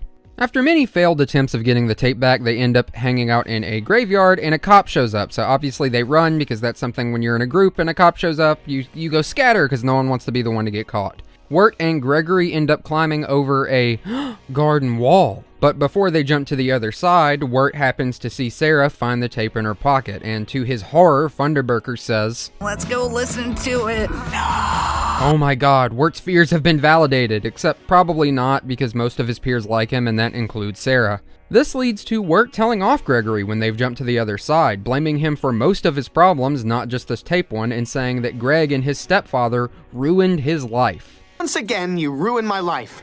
Then, they're almost hit by a train, but dodge out of the way and roll down a hill and fall into a river below. And then the screen fades to black. And that's how they got into the unknown. Crazy, huh? A few things before we talk about the end of the episode. Firstly, the train that we hear at the beginning of every episode after the title card, yeah, that was a reference to this train. And an earlier version of the show featured them riding a train into the unknown, but I'm pretty sure it's referencing this train because it's the actual train that instigates the story. And in that version, the unknown is actually specifically the afterlife, which a lot of people think the unknown still is in this version, but that version is very different from this, and we'll talk about that later. Not only that, but we find out that Wirt and Gregory are actually modern kids, which has been subtly referenced a few times throughout the series. First, all the way back in episode 2, in which Wirt mentions looking for a phone. I'm looking for a phone. I'm sorry. Then in episode 4, when Wirt is called a pilgrim, and he calls them... I know what you are. You're a pilgrim. What, like the guys who eat turkey and cranberry sauce? No. Which, you know, if he was from the time the unknown is set in, whatever time that may be, it's definitely not there present. He'd probably just know what a pilgrim was, or the fact that almost everyone around him is dressed like them. He was also surprised at how cheap the ferry was, costing only 2 cents. If we're going to Adelaide's, we need 2 cents. 2 cents? Only 2 cents? Yeah, we need 2 pennies to take the ferry to Adelaide's pasture. And Gregory also named his frog George Washington at one point for a little bit. What's with George Washington being naked? What? A reference to the first president of the United States. It's cool that there's just subtle little things like this sprinkled all throughout the show, and I bet there's even others that I missed, so comment them below if you know any. I'd also say that Wirt treats Gregory really bad in this episode, even compared to the rest of the series, and we do get some framing for why that is. Wirt seems to blame Gregory and his stepfather for a lot of his life's problems, even if from what we can see in the series, they're not causing him problems. It seems like he just puts the blame on his problems on other people. Yes, Gregory can be a bit of a nuisance at times. He can even do things people don't want him to, but he's really just doing his best, and he's very optimistic and nice. We'll talk more on that later, but for now, we return to the present. Wirt wakes up in a tree with Beatrice's family, who politely feed him dirt.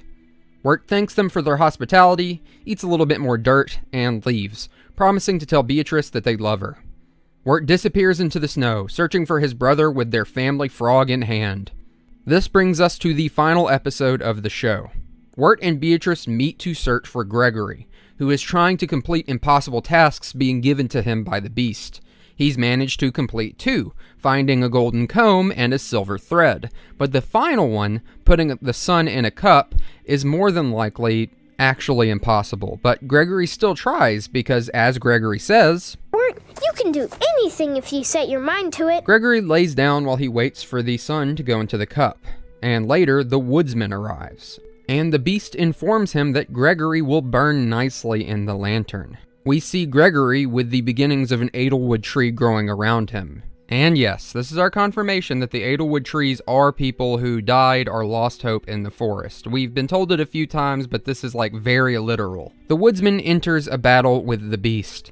though really it looks like the Beast is just flawlessly dodging every blow the woodsman throws at him like he's a Dark Souls speedrunner. What soon follows after this is the true final confrontation with the antagonist, the Beast.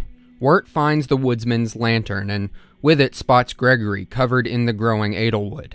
Wirt and Beatrice begin to help Gregory, Wirt apologizing, having realized how badly he was treating his brother all along. Gregory, having kind of given up himself, pleads for Wirt to go back and save himself, and to take his rock back to Old Lady Daniels, because he had, in fact, stolen it. I stole it from Mrs. Daniels' garden. I'm a stealer. This could be why he made the "I have no sense" comment all the way back in episode 5, Mad Love. That, or he's just goofy like that. It could be either one. The Beast returns after wearing out the woodsman, that or knocking him out. He just kind of falls over. Wirt turns to face the Beast. The Beast demands Wirt give him the lantern, but Wirt refuses. Then the Beast tells Wirt that Gregory is a lost cause. He's been taken by him in the woods, and that he can put Gregory's soul in the lantern like the woodsman's daughter. And he must take up the woodsman's place of feeding the lantern. Take on the task of lantern bearer, or watch your brother perish. Wirt, for a moment, gives up and does as the Beast says, only to immediately realize how stupid that is. Wait, that's dumb. What? Realizing that the Beast really wants to keep the lantern lit for some reason. Almost like your soul is in this lantern. What follows is the Beast's final attempt to intimidate and scare Wirt. And Wirt realizing that the lantern really is the Beast's life force because of its reaction. With this realization, Wirt is able to put fear into the heart of the Beast itself. He gives the lantern back to the woodsman and returns to his brother because he has to get home. The Beast isn't really his problem. Wirt gives Beatrice the scissors to save her family. He took them earlier because he was kind of mad at her, which, fair, but hey, everything works out. Oh, you wonderful mistake of nature. The Beast, in a final Hail Mary, attempts to tell the woodsman to kill Wirt and Gregory and use the lantern to keep his daughter alive. But the woodsman now knows that his daughter's soul was never in the lantern. He turns to the Beast, and we see it for the first time in its true form. The Beast pleads, it attempts to fool him one more time, but the woodsman now knows the truth, and blows out the lantern, ending the Beast. Beatrice and Wirt say their goodbyes. Goodbye, Beatrice. Goodbye, Wirt. And Wirt awakens in the real world, in the river. He drags himself, Gregory, and Jason Funderburker, the frog, not the guy, out of the river, and they're saved by their friends and helpful emergency service workers. Once back at a hospital, Wirt resolves to listen to the tape with Sarah after waking up, but only after they've built up to it. Maybe we can listen to this. You can listen to it at my house. Maybe we should listen to some other tapes first. While he was asleep, Gregory told everyone about the stories of what happened to them in the unknown, and of course they probably didn't believe him. But before the camera zooms out, we see Greg shake Jason Funderburker the frog, and we see the faint glow of the magic bell in its stomach from episode 7. The camera zooms out of the hospital as the narrator speaks. And yet, over the garden wall. We then see the different people of the unknown, in a much better state than they were before Wirt and Gregory had graced their land, ending with Beatrice, now in her human form again, having saved her family. We also see, oh, would you look at that? The abandoned mill from episode 1 was her family's home. It's all put up together in a nice bow. I've been watching this show for literally years, and I just made that connection on these recent rewatches, a week or two ago. And I didn't even figure it out from the ending. I was rewatching episode 1 and saw that the house was full of bird statues, and I was like, oh snap, is that making it seem like the abandoned house was actually Beatrice's? And I was right. Years later, but yeah. This is how the show ends. But I still think there's a lot left to discuss, don't you? So, let's do that now. Over the Garden Wall as a story is simple on its face, but is steeped in a lot of symbolism. Not just symbolism, but also like a million different inspirations that also lace the story with different ideas of what is going on. As I said all the way back at the beginning of the video, the show is basically a modern fairy tale, but it's like a bunch of modern fairy tales all stuck together into one big narrative. The show is chock full of fairytaleisms, from the woodsman tricked into doing a task by false beliefs, to Wirt and Gregory's overall story, to kids lost in the woods, Adelaide's magic scissors, to the magic bell of Auntie Whispers, talking animals that assist the boys, strange people in strange lands, etc., etc. Over the Garden Wall is basically a modern Brothers Grimm style fairy tale. I mean, Beatrice is essentially the frog prince in need of the brothers' help to save herself and her family, but of course, like the more classical fairy tales, she ends up having a darker motive. Greg himself even kind of alludes to his awareness that they're in a fairy tale when immediately asking Beatrice if she'll grant him a wish for saving her. I'll think of my wish later. In fact, speaking of darker narratives, Patrick McHale wanted the show to be even darker than we got in the final product. Originally, there was going to be a skinless witch who kidnapped children while they slept, and a man named Mr. Whittles who killed children and used their bones to make carvings. Pretty gruesome stuff, to be honest. And also, like fairy tales, the show teaches a lot of lessons, and the overall story does too, from being confident in yourself, being optimistic, not blaming others for your problems, and more, and we'll talk a bit more on that later. And I think the fairy tale aspects of the show are why the show has such a dreamlike quality to it as well. Each episode is its own little adventure, and each place feels similar but also entirely unique to the previous. From a village of the dead celebrating the harvest to a steamboat ferry for wealthy frogs in a Louisiana style. Wirt and Gregory arrive at the start not knowing how they got there, and leave for parts unknown by the end of each episode, and this pattern repeats every episode.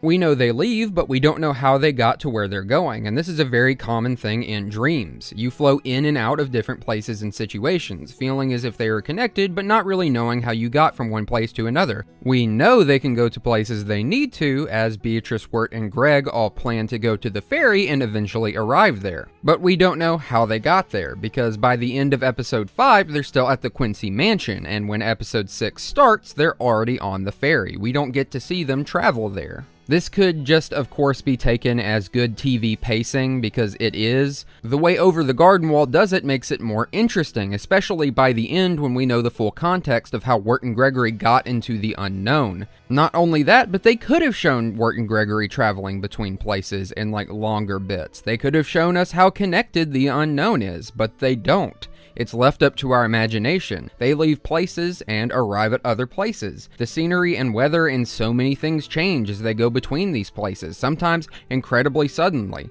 like at the end. That's another fantastically interesting part of the show, how it goes from fall to winter so quickly within the unknown, not to mention the amount of days they spend there and the fact that when they come back to their own world, it's not even probably been like a few minutes. Towards the end, when it begins to snow, you begin to wonder if the unknown is unattached from our own time, or if the weather is being brought on by someone like Wirt, who isn't from the unknown, feeling that hopelessness, because, you know, in older times, the winter was a time of strife and at times hopelessness, especially if you didn't have a warm place to shelter up. All of this leads us into a discussion of what the unknown really is. This is a big topic that people like to talk about when they talk about Over the Garden Wall. What is the unknown? Is it a dream? Is it purgatory? Is it like a place between life and death?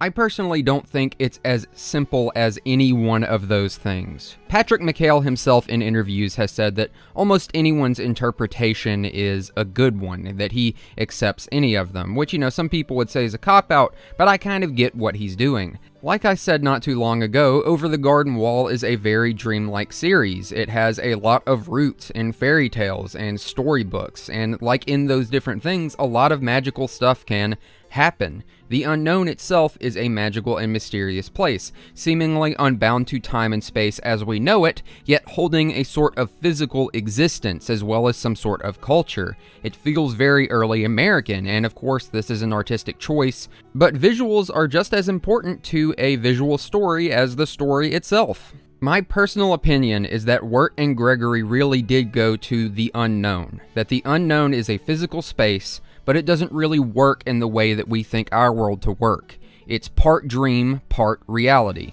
a melding of both the subconscious and conscious. Different places in different times, combined by different things, amalgamated into this one thing called the unknown. Dreams and memories and stories and things that really did happen or are happening in this weird place. And yes, I would be amiss not to point out that there is a bit of symbolism about death, the idea of hopelessness with the beast, the fact that Wirt and Gregory literally fell into a river and seemingly almost drowned. And that means the unknown could be a place between life and death, or at least that's part of what it is, because it seems to be a lot of things. There are people there who are already dead, who celebrate the harvest.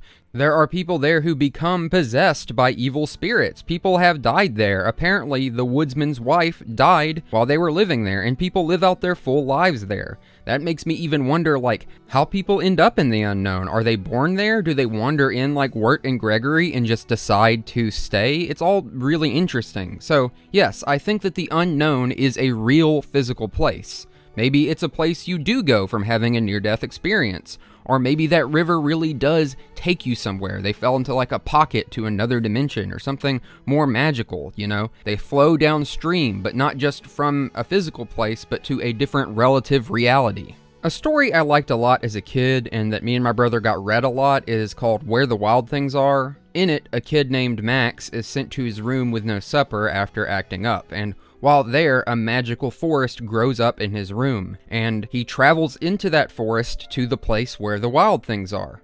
When I think of Over the Garden Wall, I think of this book as well. Both Wirt and Gregory, as well as Max, all have things they need to learn, and a magical thing comes along and helps them learn it. We also saw that Beatrice and her family were returned to normal, that the woodsman got his daughter back, and that Winter in fact stayed in the unknown, so that's just kind of how it was for that place. Unlike Where the Wild Things Are, though, the unknown in Over the Garden Wall seemed to need Wirt and Gregory just as much as they needed it. Wirt and Gregory were pilgrims from a different land, and their intrusion into this strange world helps it, and in that it helps them too. They figure things out about themselves while bringing their outside-of-the-box thinking into this strange place. The unknown helps Wirt appreciate life, gain self-confidence, and realize that he loves his little brother and that he should care about him more, and the unknown helps Gregory realize that stealing is bad, I guess. Gregory was just kind of in it for the fun, and he did some pretty good stuff along the way. He's a real lad. But back to the symbolism. As I said earlier, Over the Garden Wall does have a lot of symbolism based around death. And I like that because it doesn't paint death as an inherently bad thing. An example of that is the dead folks in episode 2. They aren't really sad. If anything, they're coming back to celebrate the harvest. That in itself is interesting because harvests are usually a celebration of life. It's the land coming back to life to bring food, to give you nutrients to survive in the world, and these dead people are celebrating it. And why not? I mean, that's part of the cycle of living, being alive and then dying. The implication that Wirt and Gregory will someday join them while painted as dark, oh well, you'll join us someday, isn't inherently bad either. I mean, yes, we as humans are naturally afraid of death. I'm afraid of death, so it makes sense, but death is also just a part of life. Banging on that drum just a little bit more, the show even kind of does the transition of the harvest to winter. The harvest is a time that usually represents a celebration of life and the idea of living, survival, while the winter is commonly associated with death. Plants die, it gets darker, it's cold, and harder to survive. Having said all that, death isn't shown to be just neutral in the show either. It's also shown to be bad under certain circumstances as well. People in the unknown don't want to die, just like Wirt and Gregory. And they can, if the large amount of bones in Auntie Whisper's basement is anything showing of it. This also brings us to the Beast, the main antagonist of the show. Besides being a larger fairy tale style antagonist, a monster whose sole want is to preserve itself and must do so through devilish but magically weird means, the Beast is also pretty starkly representing of something related to death and human emotions. That something to me is hopelessness. It's literally what the Beast needs to turn people into Edelwood trees. If they lose hope, the Beast can take them, as we see with Wirt and Gregory at different points. He literally feeds on people's loss of hope and then eventually their death. In that, a loss of hope can be seen as a form of death. Giving up becomes equivalent to death. This becomes even more solidified to me when we see that the beast himself is made up of the hard faces of the Edelwood trees that he needs for his life force. In a more literal sense, he could be a manifestation of loss and hope, or anguish. Those who get lost in the unknown and sadly perished, rather than finding their way home, are deciding to stay, and that makes up what he is. Literally, those horrible emotions of people dying in ways they don't want to, creating a monster that ironically wants to continue to subjugate others to keep itself alive by creating those emotions. But that's just me having fun speculating where he could have come from. Early on, his design and name was Old Scratch, which is a pseudonym for the devil, so the beast really could just be a representation of evil who feeds on some of the worst emotions that humans can experience, and one of the worst things that can happen to you, which is losing hope and dying in the woods. Now, this brings me to the black turtles, since I know they'll be brought up by people in the comments, and my guess is that they're a species that is born of the Edelwood or connected to them in some way. They don't seem inherently evil, and early on we just know that they can transform dogs into monsters, but later when we learn that the Edelwoods and their oil is connected to the beast, and that we see the beast has the same colored eyes as the dog did, we can kind of make a triangle of realization that the turtles are connected to the Edelwood, and the Edelwood is connected to the beast, so they all must be connected to each other in some way. Like I said earlier, I don't think that they're inherently evil or anything like that. I think they're probably born of the Edelwood or come from the oil or something, and they still do exist even after the beast is gone. In fact, maybe the beast is created because of those turtles. We don't really know. I'll talk more on the turtles later, but for now, fun fact. The turtle was added simply to give the dog something to eat in episode 1 so it would transform, because nearing the end of production, they made a bunch of changes, which I'll talk about later. So those are my thoughts on the Beast. And the Beast, as an antagonist, lines up perfectly against Wirt, someone who started out with a big lack of confidence in himself and was liable to fall victim to that lack of hope that the Beast needs to feed on. If Wirt had gone in alone to the unknown, he might have perished. It was Gregory's unending optimism that ended up saving Wirt, making him realize how important his brother really is to him. That brings us finally to Beatrice and the Woodsman. The Woodsman's story is, in my opinion, simply about love and grief and what it can do to you and how it can blind you to things around you. The possible loss of the Woodsman's daughter nearly drives him mad, and so he is easily swayed to do the Beast's bidding with the hope that it would keep his daughter alive. Of course, this is basically a deal with the devil, and by the end we know that the Beast lied. This could be seen as the idea that hopelessness, or the dark part of you, lies to you in dark times, but I could be reaching a little bit when saying that, but that's kind of what it seems to me. Beatrice's story seems to say, hey, be less of a jerk. It seems that's what might have gotten her and her family turned into bluebirds in the first place, but we don't really know. She could have been lying about throwing a rock at a bird and being transformed into a bluebird by the bird, because we know Adelaide had the scissors and all that. But anyway, Beatrice is resourceful and reliable when she needs to be, and towards the end is even willing to sacrifice herself instead of bringing someone else to Adelaide to save her families and others. In that, I think she's likable, and it's nice to see her arc fulfilled by the end. So with all that in mind, what do I think Over the Garden Wall is all about? Death, dreams, life, frogs, the fall. A little bit of everything for everybody. And I know a lot of people focus on the lyrics of the songs in the show, especially those final lines. Dancing in a swirl of golden memories, the loveliest lies of all. To say that it might have all just been a dream, that it wasn't real, but personally, I think the unknown really happened. As I said earlier, like a fairy tale or Where the Wild Things Are, they drifted to someplace far from their own that doesn't work like our world does, and there they experience those things. Things that are history but present, allegorical but physical, life but death, dreams but reality. And isn't that just beautiful? So if you've made it this far, I think you've waited long enough. If you're wondering how Over the Garden Wall was inspired by Breaking Bad, it was actually inspired in the way that Breaking Bad was written and structured. While writing Over the Garden Wall, Patrick McHale became worried about the story not fitting together well or being paced well. He was watching Breaking Bad when taking breaks from the stresses of production, and it inspired him to go with the flow a bit more when writing. Here's the quote. "I think the final season of Breaking Bad was airing around the time that we were halfway through our writing process, and I was catching up on the show to get my mind off of the daily stresses of production. As I watched the show, I started to realize that they weren't really setting up huge plot points so that they could pay them off later. It felt more organic. It felt like they were writing whatever felt right in the moment for the show and for the characters. Whatever was exciting or interesting or satisfying. I realized you can write whatever you want. So I stopped stressing so hard about trying to structure everything the right way, and I finally let the instincts kick in. It's much better to let the story and characters live and breathe." So yeah, part of that dreamlike nature of the show came from Breaking Bad, and probably some of people's favorite episodes are a result of that lax writing style, which I think is really, really rad. The biggest change that came of this, though, was putting the first episode, which was originally the origin of them getting lost in the unknown, as the penultimate 9th episode, which I think is a fantastic change. Changes like that are also where the black turtles came from.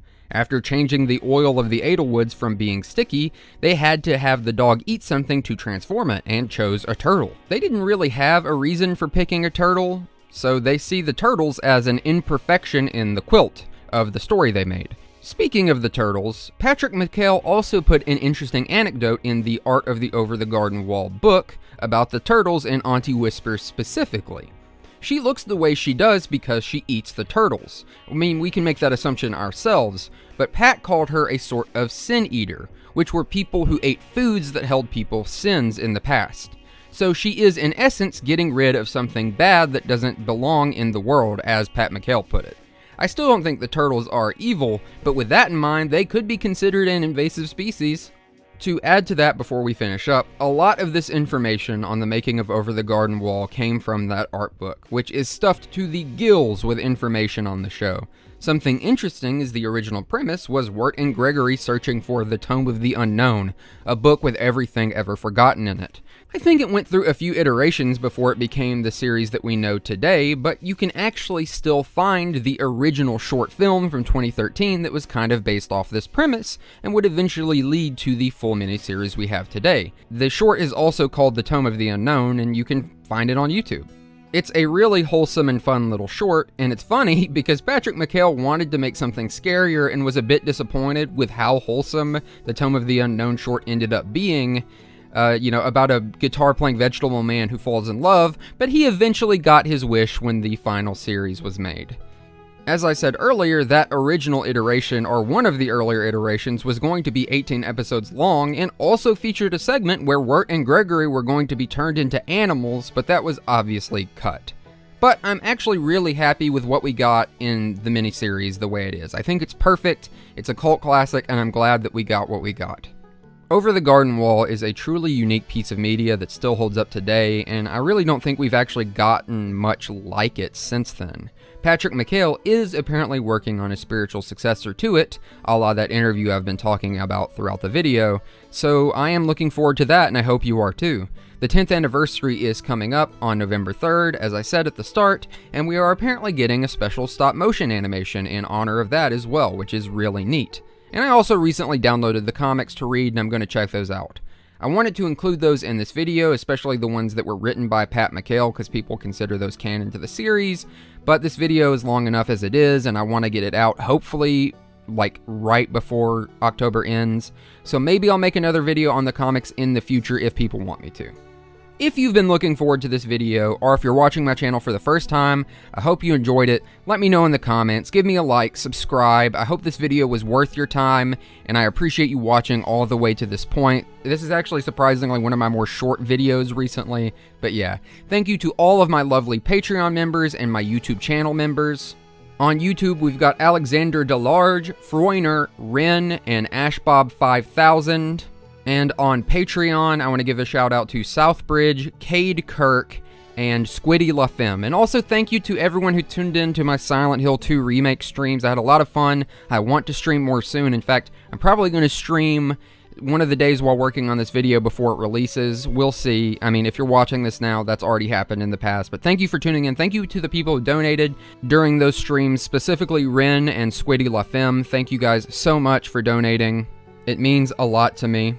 Also, thank you to FreeSid for allowing me to use their cover of Into the Unknown. I will have their Twitter or their Blue Sky linked below. Having said all that, happy Halloween. I'm Ghost on Holiday. Thank you for letting me haunt your digital devices during this spooky season, and remember... You know, pumpkins are actually flying out of your ass. Do you have any horror stories that you remember? That maybe you'd read a long time ago, that have stuck with you for whatever reason? Whether it be for how well written they were, or how badly written they were, or even because they gave you many, many sleepless nights. Over 9 years ago, I was in my 3rd year of college. The school I went to was roughly an hour and a half from my hometown where my family lived, and on weekends I'd drive back to visit. During these usually late-night drives on a long, dark, and lonely interstate, I'd listen to music or a podcast, and the podcast would either be Welcome to Night Vale or the NoSleep podcast. The NoSleep podcast is still going today and is basically a podcast reading NoSleep stories, and I heard many a well-written and chilling tale on these drives.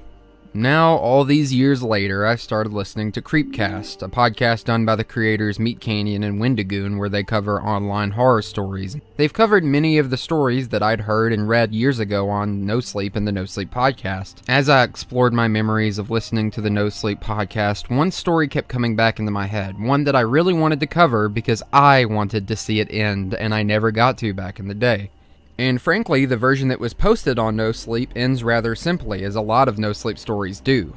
But the author did write a more complex ending when he published the story as a book. So, for today's video, I'm going to read you the original NoSleep story off of r/NoSleep, but I'm also going to read the book myself, compare them, and give you the ending from the book in a summary to cap off the original story, while also analyzing, critiquing both versions, and talking about the relationship between commenters on NoSleep and the stories that people post. Before we get into the story, I'd like to dedicate this video to the author, Milos Bogitic. Milos passed away earlier this year after suffering a years-long battle with cancer.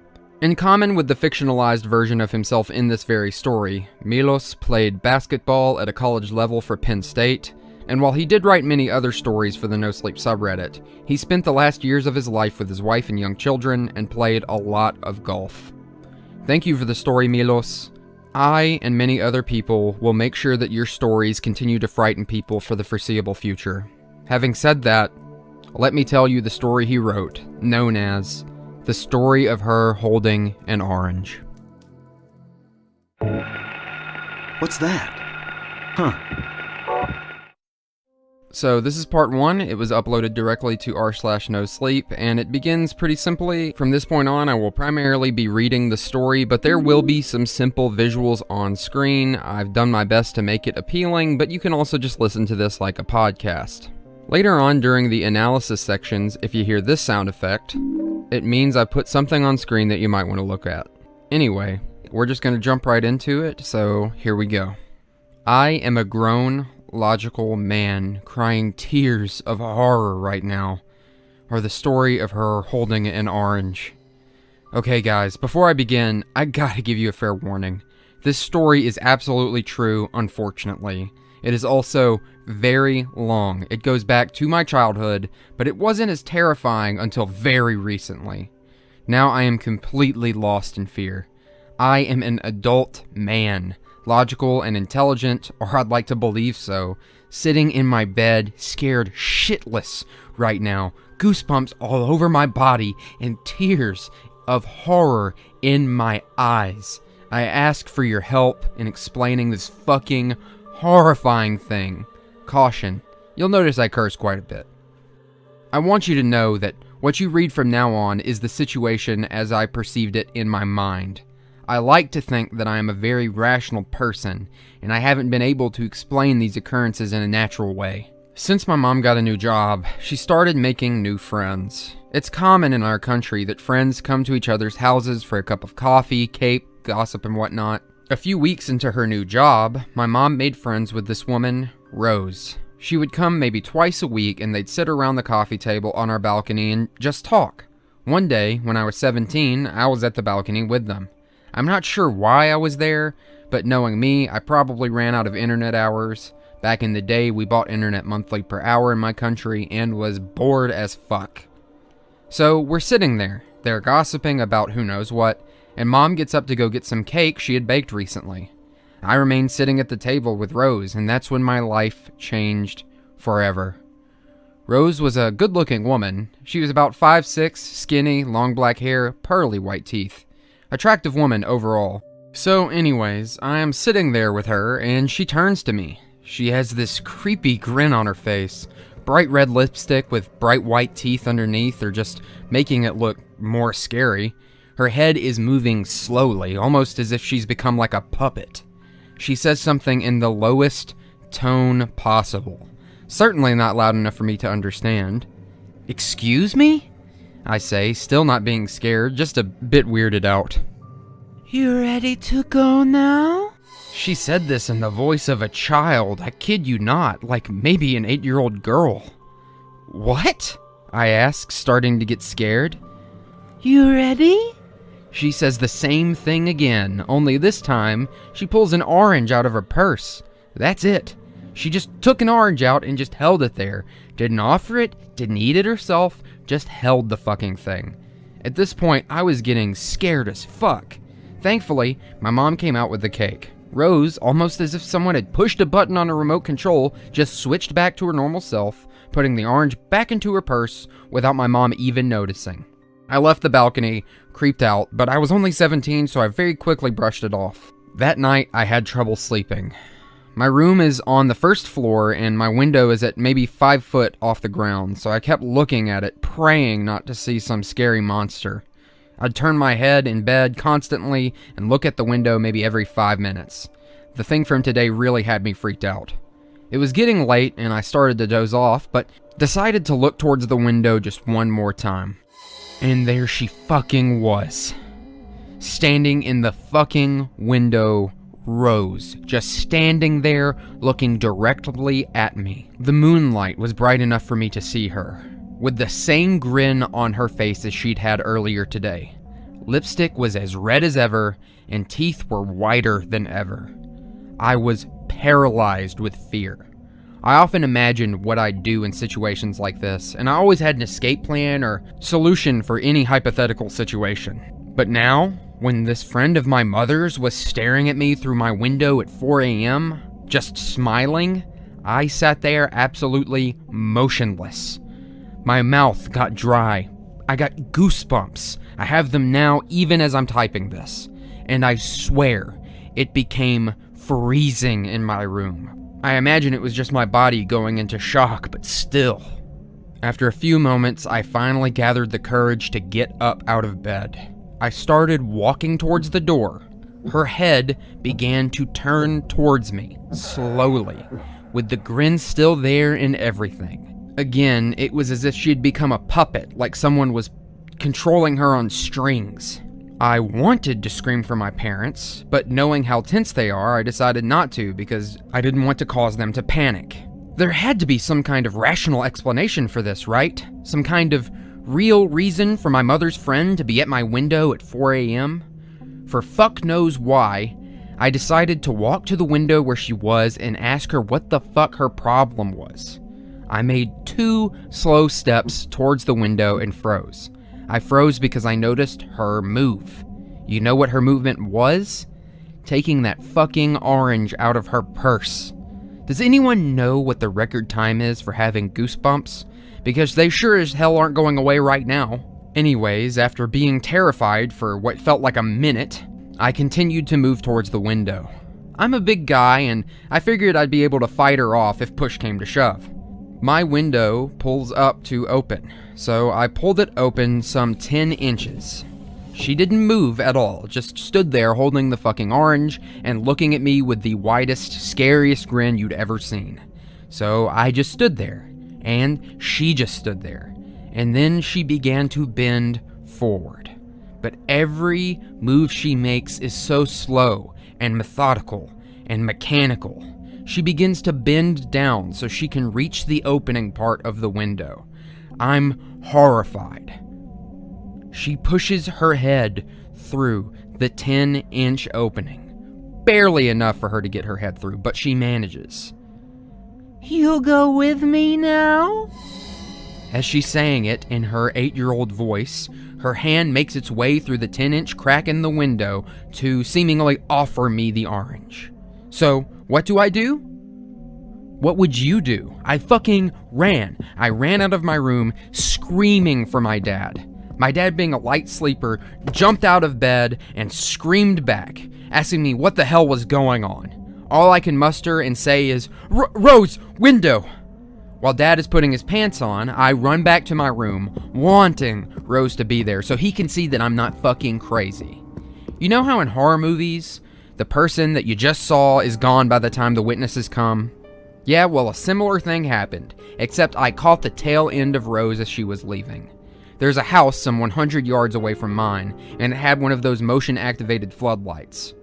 I saw the light come on, and just the glimpse of Rose's backside disappearing behind the house. By the time my dad ran into the room, she was gone. After much talking, he decided that it must have just been a night terror and told me to call him only if something physically comes into my room. "You and your fucking imagination," he said, walking away. Needless to say, I got exactly 0 hours of sleep that night. Nothing happened for the next few months. Rose would still come to my mom and visit, but I'd make sure I was not home. Fuck that. As in every teenager's life, so many things were happening around me, and I forgot about the whole Rose incident. I don't know how, but I did.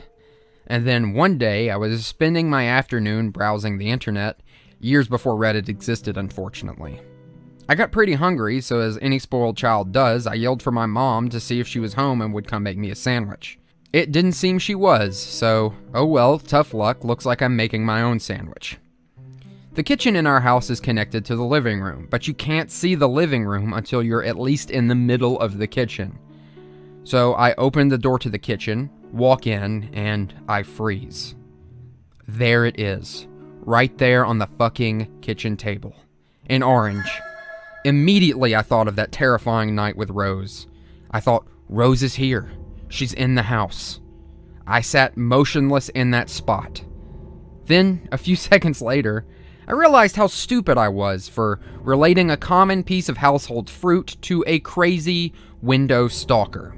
So, I walked towards the table, wanting to put the orange back into the fruit cabinet. Yes, we had a fruit cabinet. Just as I grabbed the orange, I heard the voice behind me.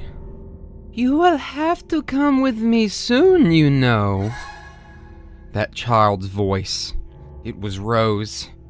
I produced some kind of noise resembling a scared pig about to get slaughtered.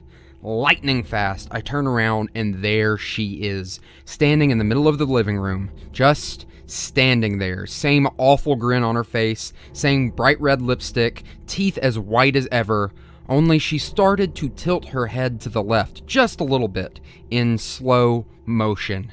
I remember it as if it happened yesterday. Her long black hair falling down on her shoulders, that white summer dress, the bright red shoes that perfectly matched her lipstick. Did I forget to mention how pale she was? Even in the summer, it seemed as if the sun's light never kissed her skin. This only added to the creepiness of her. There's this woman who had already scared the shit out of me once, standing alone in the middle of my living room, pale as a ghost, bright blood-red lipstick and shoes to match, tilting her head to the side and speaking to me in the voice of a child. And then, just to fucking add to all of this, she took that orange out of her purse. She took it out slowly and looked at me as if she wanted me to have it. Just as my self-defense mode is about to take over and I either run away or tackle the crazy bitch, my mom walks in. Look, I know it didn't happen, but it seemed like my mom brought the light back into the room. I let out a breath of relief. Rose, of course, quickly went back to normal. Apparently, they were about to go for a walk and my mom was getting ready in her room while Rose was pulling that grudge routine on me. Since neither of my parents believed anything I said about Rose, I wasn't sure what to do. The only thing I could do at that age was nothing, I suppose. But I swore if it happened again, I'd punch that woman. After that, nothing happened for about a year or so. And I was getting ready to go to the United States to study in college. I was going to play basketball at the college I was attending, so I had to prepare for it. I spent that summer away from home, working out in a training camp in a town about 40 miles from my city. Everything had gone fine until the last night of camp. That's when the last incident happened. My roommate had left the camp the day before, and I had the room to myself. I was very excited about going to America in a few days and had a bit of trouble sleeping because of it. My room had a fantastic view from the balcony as I was on the 3rd floor of the hotel, and since it was warm, I decided to sit in the chair on the balcony for a while. I walked out, sat down, and almost immediately regretted it. It really is time to come now. I swear to God, I nearly shit myself. I mean, it's been a while since I last heard that voice, but something like that just stays with you forever. I remember I turned my head to the right and Rose was standing on the fence of the balcony of the room next to mine. How she was balancing, I do not know. The balcony was at least 50 feet from the ground, and of course, she was holding that fucking orange. That fucking orange. Only this time, the orange seemed to have rotted a little bit. Not nearly as bright and fresh as the first 3 times. I was scared that she would attempt to jump over my balcony, as there was only a few feet distance between them. I was also scared that she'd die in the attempt to do so, and I'd be blamed for it somehow. I had no idea what the fuck to do or what the fuck was going on. It really is time, you know. She said it in that childlike voice, never opening her jaw, speaking directly through her clenched teeth. That lipstick still the color of fresh blood in the moonlight. She seemed even paler than before, and her head was somehow tilted even further than the previous time. She wore those same damn red shoes. What the fuck do you want from me? I screamed in desperation, angry that this woman was causing me so much distress, but also hoping that someone would hear me yell out and come witness this crazy bitch's harassment. I only want you to go where you belong. She said that, and again, never opened her teeth. She only sprang her hand towards me, almost offering me that semi-rotten, nasty-looking orange. Fuck you, you crazy bitch. I opened the door of my room, and as I was walking in, I heard, "You will come." I slammed the door, deciding that this woman had to be fucking schizophrenic. I would have probably flipped out a bit more, but I was leaving the continent in a few days, at which point I thought I would be safe.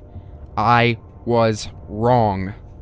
I know I've written a wall of text, but this is the shortest version of all of these creepy events. I came to the US and I've been here for 7 years now. I somehow forgot all about these incidents and went on with my life. The only time I ever thought about Rose was when talking to my mom, who said that since I'd left, her friendship with that crazy bitch thankfully fell apart. I honestly couldn't be happier. The last 7 years were the best of my life. I earned a bachelor's and master's degree. I have a wonderful girlfriend. You know, life's good, man. But fucking then. You know, I'm a big technology geek, and I love Apple. Please don't hate me for that. So it was last Friday, September 21st, the release of the iPhone 5. I am in front of the store in line with about 50 other people. I'm maybe the 15th in line. It's raining, it's cold, it's a little bit miserable, and I've been waiting here for the past 4 hours. Finally, the doors open. The crowd starts moving in slowly. Just then, I look across the street and stop. The people behind me begin to run into me. I can hear them complaining, but it's all bouncing off of me, because across the street, I see a woman in a bright white dress, with skin incredibly pale, head tilted, holding something that looks like an orange. A big, terrifying grin on her face that I can make out from all the way across the street, with lipstick so bright red that it might as well have been cartoonish. I couldn't move. I was frozen to that spot. Suddenly, someone from back in the line pushed the others ahead, causing me to fall. While I sit there down on the ground, I watch the woman disappear around the corner. I stay there. It was Rose. It was definitely her, I swear to God. I stayed there on the ground for a few minutes, trying to gather myself, and then get up and walk into the store. Sadly, there were no phones left, but I couldn't really think about that. I couldn't really be bothered by it. I decided afterwards to walk across the street, and there it was. At the place where she had been standing was a mushed, terribly rotten orange. That's it. Just a rotten fucking orange. I started crying, bawling really. All of those memories came flooding back. I wondered if the rest of my life was going to be spent being stalked by this insane woman. How had she even found me anyways? I spent the next few hours sitting alone in a coffee shop, drinking tea and reasoning with myself how this could even be possible. I kept no secret from my friends and family about where I was. Did she stalk my Facebook? My friends? Did she travel here just for me to hurt me? What the fuck is her problem? Answering no questions I asked myself, I decided to go home, thinking I would keep it to myself. My girlfriend noticed something was wrong with me for the next few days, but she didn't push it, thankfully. I figured it was all a fluke. My mind had just been playing tricks on me because I was up all night before waiting for the iPhone. Plus, it was raining. How could I even see that well from across the street? And that orange, well, that was just a coincidence. I convinced myself that I was making everything up. So, then, today, a letter came. You know, I get a lot of mail, so it's not out of the ordinary, but there was this envelope with no return address. I opened it and was immediately shocked. I was holding a Polaroid picture, and in that picture was me standing in line in front of the Apple store last Friday. Only the picture was taken by someone standing right behind me. It was taken at the moment I was looking across the street at Rose. I could tell because of the horrified look on my fucking face. And on the back of the photo were just a few words that are sending shivers down my spine. You come with me now. I dropped the picture and immediately began to cry like a fucking baby. I mean, crying my ass off. I was inconsolable. My girlfriend found me in our room, curled up on the bed, just still crying. She was horrified that maybe someone close to us had died, as she'd never seen me shed a single tear in all the time we'd been together. So, I had to tell her. I started telling her a quick version of the story, leaving a lot of details out so I could get to the point quicker. As I was talking, she began to grow paler and paler, and she never said a word. As I finished my story, she'd become pale as a ghost, not even moving. Then she asked, oh my god, she asked a fucking question that honestly almost caused me to faint. She said, this woman, did she happen to be holding an orange? I froze, and then she began crying, like I'd never seen her cry before. We had a long talk that night, and her story would require another wall of text. Honestly, I'm fucking tired from typing this much, and I'm pretty sure nobody will be even willing to read this much. I'm so lost. I'm terrified, I'm confused, but if someone is reading this or hearing it, I'll write out the rest. I'll write in hope that someone can offer me a solution or an answer. Currently, we're both scared as fuck, not knowing what we should do next. The police is an option, but what do we tell them?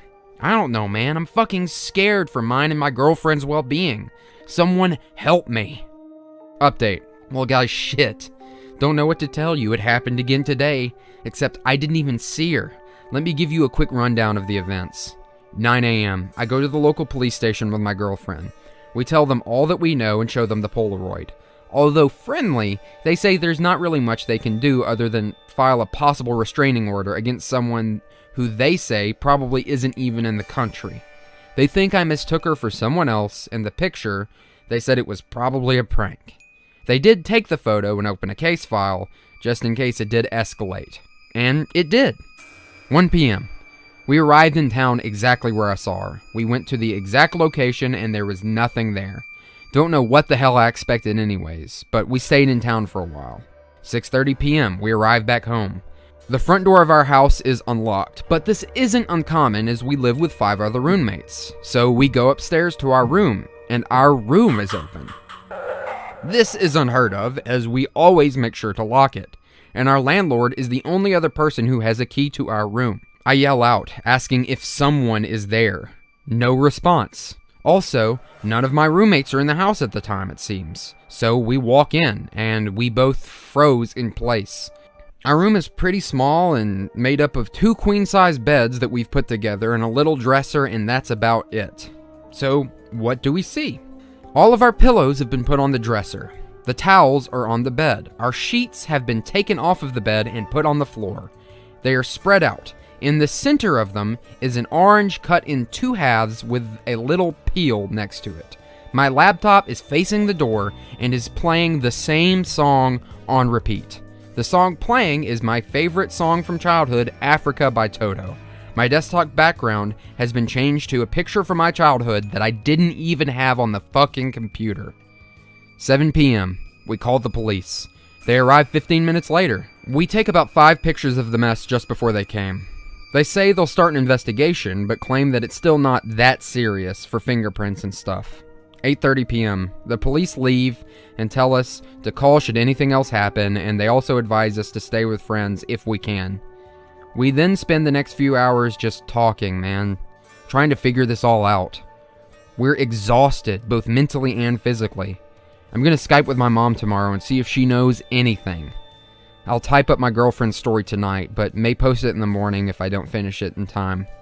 I will include photos I took, I promise you that much. Holy fuck, this shit really is happening to me. So that was part 1. I really enjoyed reading that. I was even getting some shivers while recording it. I think the story is simple but pretty effective and punchy. Some of the imagery is very vivid, even if the writing isn't like peak literature or anything like that. It's definitely a really simple, quickly written NoSleep post that just happened to be really good. You'll notice I'm changing some of the ways things are said throughout the story because I feel they roll off the tongue better in the recording and sound more natural. I do like the character of Milos and the character of Rose. I think she's really creepy, how she can snap from like a normal person to this almost terrifyingly robotic puppet of a woman. Almost like there's 2 sides to her in her head, or that she's possessed, or just really, really good at acting. Things do move, like I said, really quickly in this version of the story. And I do have more to say on stuff like that, but I'm going to say it in the context of comparing it to the version that is the book. The first major comparison is that this first post on r/NoSleep actually makes up the first 4 chapters of the book version.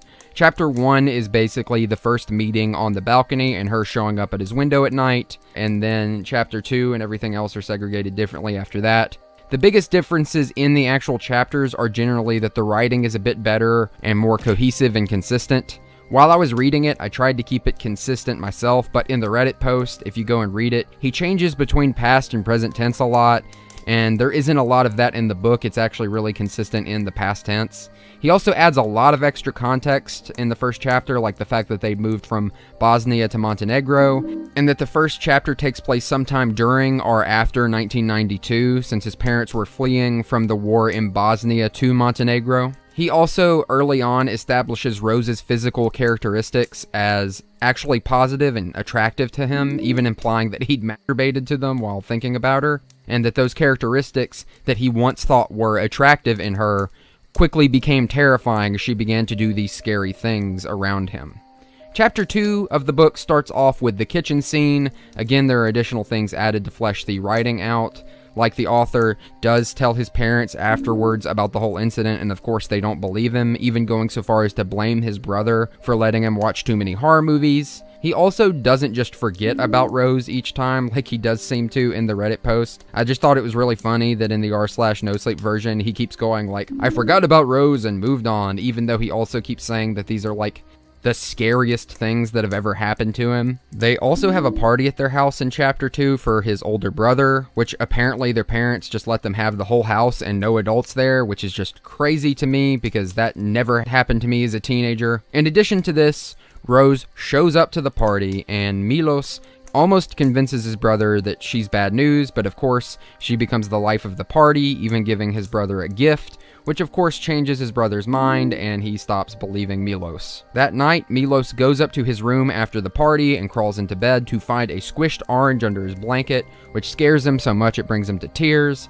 Of course, his older brother still doesn't believe him or care, so he just decides to keep it to himself, and that he won't share any of the other crazy incidents with his family, so he won't drive a wedge further between himself and them. There isn't much additional important information besides the fact that before he leaves to America, he has a phone call with his grandmother, and he tells her about what's been happening with Rose, and she gets kind of like weird and quiet about it. She says she believes him, but she then rushes to end the phone call, and then he just kind of goes to America and tries to move on with his life. I will say that I think both versions do seem pretty good, but the NoSleep version, again, does seem like it delivers quicker and the scares come quicker. It's bang, bang, bang, bang. The story in the book is a bit more paced out, for better or worse. It means that some moments do feel like fluff, like the whole party thing. That almost felt unnecessary, besides the fact that it gives him a reason to keep to himself, and also explains why he's not trying to, reach out to his family and stuff like that. Anyway, yeah, so far so good. Creepy, on the edge of supernatural. You don't really get much orange-themed horror, so I'm really glad that orange-themed horror gets represented with this story. Anyway, let's go ahead and dive into part 2 of the NoSleep version.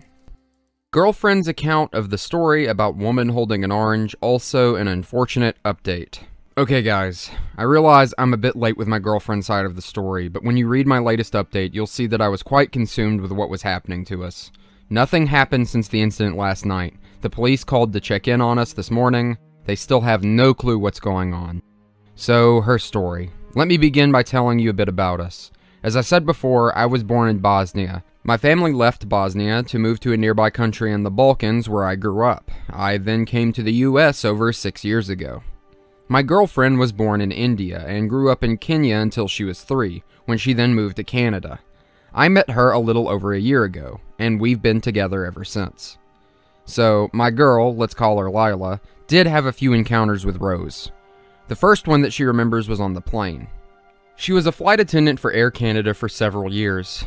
One day, about 6 years ago, she was flying a regular flight, but she can't remember what destination it was. It lasted maybe 2 hours. Once the plane took off and the seatbelt signs went away, she got up to serve complimentary drinks to the passengers. About halfway through her section, she met Rose. She didn't know this at the time, of course. She said that something was terribly off about the woman. She had this creepy grin on her face, and she was really pale and stared at her the entire time. When Lila finally offered her a drink and some snacks, Rose gave her no answer, only widening her creepy smile. Then, Rose spoke. "I have something for you," she said in a voice that definitely wasn't natural for a woman her age. Her voice belonged more to a teenager than an adult. There was something playful but absolutely terrifying in it. Now, Lila has seen some shit while flying, so she wasn't too taken aback by this interaction. "Yeah? What would that be, ma'am?" "Don't patronize me, you bitch." She said that fast, like really fast. Her jaw was closed the whole time while saying it. Then she started grinding her teeth, never letting go of that fucking smile. This was a huge red flag for Lila. When passengers get aggressive, attendants walk away unless there's something physical happening. "All right, ma'am. Well, you have a pleasant flight, okay?" "I have this for you," she whispered, taking the orange from behind her back, never moving a muscle on her face. Still, that strange teenage voice, like when a 12-year-old hits puberty kind of voice. "No, thanks." Lila decided to call it a day with the crazy lady and walk away. "Oh, but you should.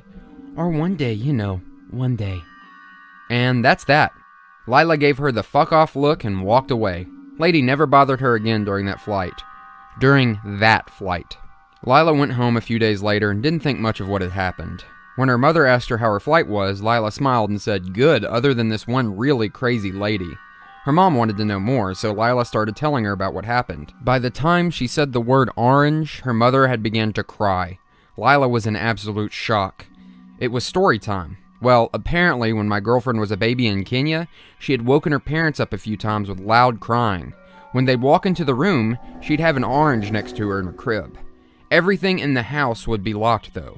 Windows, doors, absolutely everything. It got to the point where her parents moved the crib into their room and installed security cameras. Well, on Lila's birthday, that morning when they woke up, they saw an orange lying on Lila's chest. They were taken over with an absolute horror. They called the police. The police came and looked over the camera footage. The cameras clearly showed a woman opening the front door that was locked, walking into their room, placing the orange on Lila, and then just standing there for an hour straight. Just standing there with her head tilted to the left, looking straight at Lila. By this point, it is unnecessary to say that Lila was completely horrified. Her mom wasn't doing much better either. Anyways, the story continued. Her parents did not know what to do. Police couldn't find the mysterious woman, and no security measure other than 24/7 bodyguards that they couldn't afford was enough. Luckily for them, some of their family was already in Canada and had been pressuring them to move there, so this incident was the final push. They moved to Canada and left this creature with the orange behind, until that day on that very flight. Lila was so shocked by what she'd heard that she was unable to do anything for the next few days. She didn't eat much, she didn't communicate with anyone. After a while, she did get better. There was no sign of further terror, so she started to believe it was all a fucked up coincidence. And just like that, she went on with her life. She didn't see Rose again until years after that incident. In fact, the next time she would see Rose was 1 month before she met me. Lila did a lot of transatlantic flights. She loved these. Long travels, decent money, seeing the world, it had it all. 1 month before we met, she was coming back from a trip to Hong Kong. She flew to Toronto, I believe. She's asleep and I don't remember exactly. I believe it was Toronto though. Crew had a nice hotel, everyone had their own room. Lila was on the 3rd floor. She loved drinking at the time and got pretty drunk that night. She passed out at around 1 a.m. and then at around 4 a.m. she heard a knock on her door. Then another one.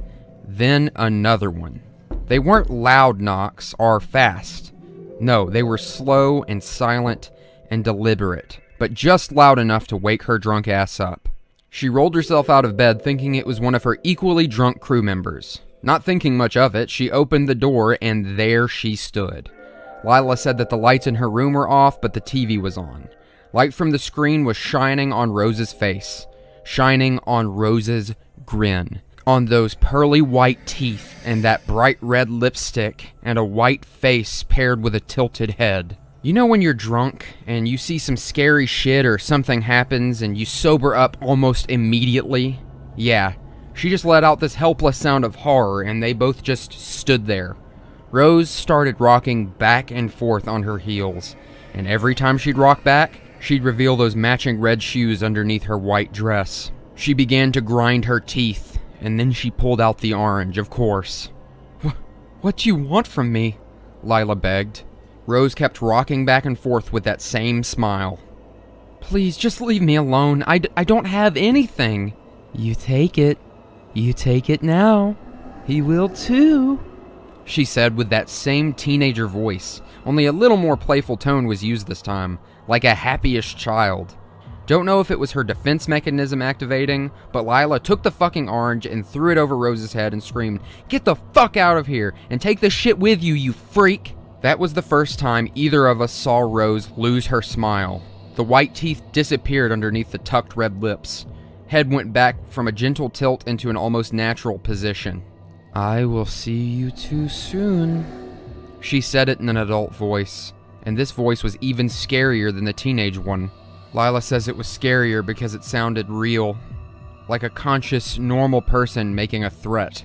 Of course, at that time, Lila didn't know me and had no idea who you two were. She assumed it meant her mom. And that brings us to today. Yeah, if you read the update from my previous story, you saw that our room was broken into by Rose. That's the logical assumption. We took pictures of the break-in before the police came. They will be up on here today. Some stuff in our room was moved around, and we're scared as fuck, clueless to what the hell is going on. I'll be Skyping with my mom soon to see if she has any answers. Lila's also going to talk to her mom. I am personally just shocked at these developments. I never believed anything like this was even possible. Quite honestly, if one of you wrote this story here, I would not believe this shit. And I can't blame you if you don't believe me. But if you have any idea about what this might be, I'm all ears. I assume it's some kind of cult, but the only thing that fucks with my head is the fact that Rose knew my girlfriend before I even did. Everything so far could have been explained in some logical way, but this took it to a super duper fucking unnatural level. Was this group putting some effort into getting us together? How'd they even manage that? And more importantly, why? For what possible benefit? Fuck all of this, man. Just fuck this. Before jumping into the book version, I want to say it's really interesting to see Rose acting differently here. I think some of this might be being added to go forward. Her calling the girl a bitch means she probably doesn't like her as much. The teeth grinding is also a creepy thing to think about, someone having this smile where you can visibly see them grinding their own teeth. That's really spooky. It's also interesting to think about the fact that it hasn't brought it up yet, but Rose has been around this one girl since she was literally a baby, and they're supposed to be like in their mid-20s, which would mean that Rose herself was like in her early 20s doing this. The main character hasn't even wondered about her age yet. The fact that Rose does not look older when he saw her, it hasn't been pointed out yet, and I don't know if it even matters, but that's just something interesting. So after having read chapters 5 and 6, which do cover parts from this second post, I have a little disclaimer that I'm going to add. From this point on, things get a little confusing because he starts writing in things that he mentions later in the NoSleep story earlier in the book to try to make the narrative a bit more fluid. So I'm going to try and just truck it out and point it out when it happens, but I'm just letting you know, it might get a little confusing. The book version, having already established that our character's from Bosnia and moved to Montenegro, instead immediately establishes Lila as having come from Kenya, rather than just kind of casually mentioning it. In the book also, her name has been changed from Lila to Trish, so the chapter's name, which is chapter 5, is Trish's story. It also establishes her as being Indian, but then goes on to imply that it doesn't really matter to the story at all, so I don't know why it's even brought up. Except later that he uses it to try to explain why she believes so much in the paranormal. Rather than jump right into Trish Lila's many encounters with Rose, the book details him and Trish's first meeting. This is in both versions of the story, it just comes later in the NoSleep version, because people kept asking him how they met in the comments apparently. More than likely, people asked because they thought it might have something to do with the mystery of all this, but we quickly find out that it doesn't have anything to do with the mystery, meaning its inclusion is kind of pointless, but it's also written kind of cringily in my opinion. It feels like a Lifetime movie moment, including Milos needing to be saved by Trish from a very persistent older gay man who's flirting with him. He might have felt he had to include this in the story to stop people asking about it, but I feel he probably could have gotten away with just saying, I don't think our first meeting has anything to do with these events, and moved on. Anyway, you'll hear more about it when we actually get to reading it in the NoSleep version. But after all of this is shared, she does finally share her story about Rose. You know, they talk a little back and forth. It doesn't feel necessary. Again, it's very quick in the NoSleep story, and in the book version, they have to have this like really like creepy, like, oh, so you know the woman holding the orange? But anyway, this covers some of the encounters that we've already heard, like the first encounter with Rose on the plane, but it doesn't actually say that it was 6 years ago, instead being very vague about it. I also didn't point this out when reading the actual NoSleep post because I'm trying to do it in like a cinematic reading type way, but I think it's really funny that it says in both the NoSleep version and the book version that Rose just pulls the orange from behind her back, which implies that she either has her hand behind her back the whole time just to pull it out, or that she's literally letting the orange rest between like her back and the seat just so she can reach behind her and pull it out and try to offer it to Rose, which is just a really funny visual. She's acting like some type of fucking magician. Also added in is another encounter with Rose, again, that might pop up later in the NoSleep story. Trish likes to surf. She goes to Nicaragua to surf with her friends. As has been established, both Trish and Milos are hardcore party people, apparently, and her friends throw a party on the beach like once a week. During one of this parties, she feels kind of sick and falls asleep on the beach, and all her friends go surfing, and then she wakes up with a very strange man next to her wearing all black and like a white dress shirt and no shoes, so just a very strange looking man overall. The man apparently knows her, asks if she slept well, and is creepily smiling almost just like Rose. The man is described as looking somehow very old and young at the same time, basically like really old facial features, but really intensely young looking, shining eyes. Of course, Trish wonders how this man knows her name, how he knows her, and his response is just, you know, Trish, you really should take it. Which, without context of the lady with the orange, is already pretty scary in its own right, just having a strange man saying you should take it to just this woman who just woke up. But then he points down the beach, and Trish looks, and Rose just walks out of the darkness like a fucking Dark Souls boss, apparently. The man then says that she's ready, and a transfer will be complete as Rose approaches, which makes him sound like a cyborg. Of course, Trish screams in response to this man and Rose standing over her, and then they try to force the orange into her hands. And like every other person who aren't the two main characters in this, her friends come back from surfing and instantly, for some reason, just believe that she's freaking out over nothing and that these two people who approached her while she was sleeping on the beach are completely innocent and that she's just acting crazy and had too much to drink, which is just really frustrating. Like, that this just keeps happening, that everyone's just like, you guys are crazy. These people who came up to you, they're fine. They look great. They're very normal. And then, of course, there's the hotel part, which is basically exactly the same as the NoSleep version, besides the fact that Rose also mentions that idea of, like, transfer happening again, which, again, just sounds very strange. And I get it's going for something paranormal, possibly like a transfer of souls. I guess we'll figure it out as things keep going on. And that would be the end of this part.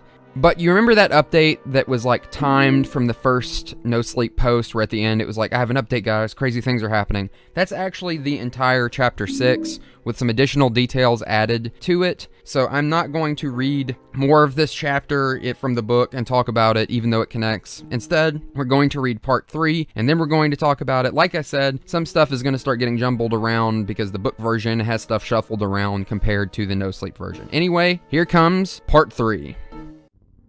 Part 3. Photo update on the story of Rose, the woman holding an orange. Hey guys, so I promised pictures and updates, so here we go. I will also respond to some questions. So first things first, let me bring you up to speed.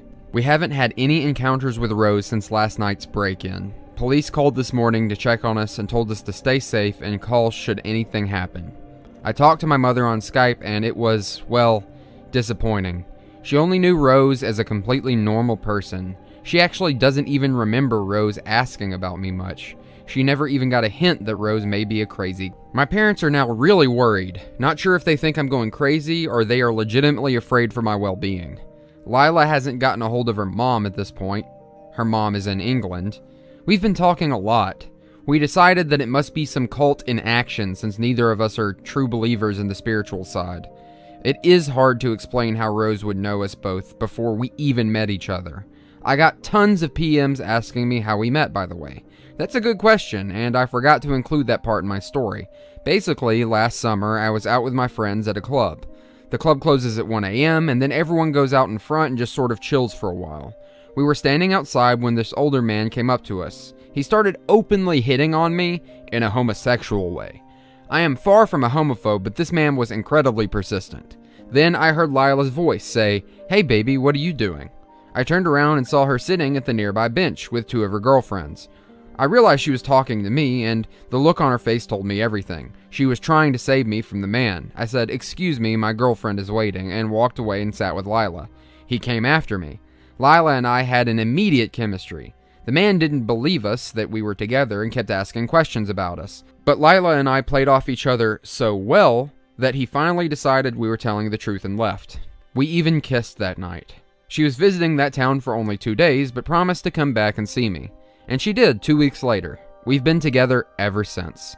I realize that some may suggest that the man was part of the cult and tried to force us onto each other, but it still took free will for both of us to do what we did, so I doubt the possibility of that conspiracy. Lila is in a bad mental shape right now. She's terrified and jumps at every little noise. I don't know how I can help. I'm scared myself, but I'm doing my best to appear strong for her. Some of you have suggested that this entire story is fake, and I'll say this. I'm fully aware of how incredible this all sounds, and that's exactly why I posted it here.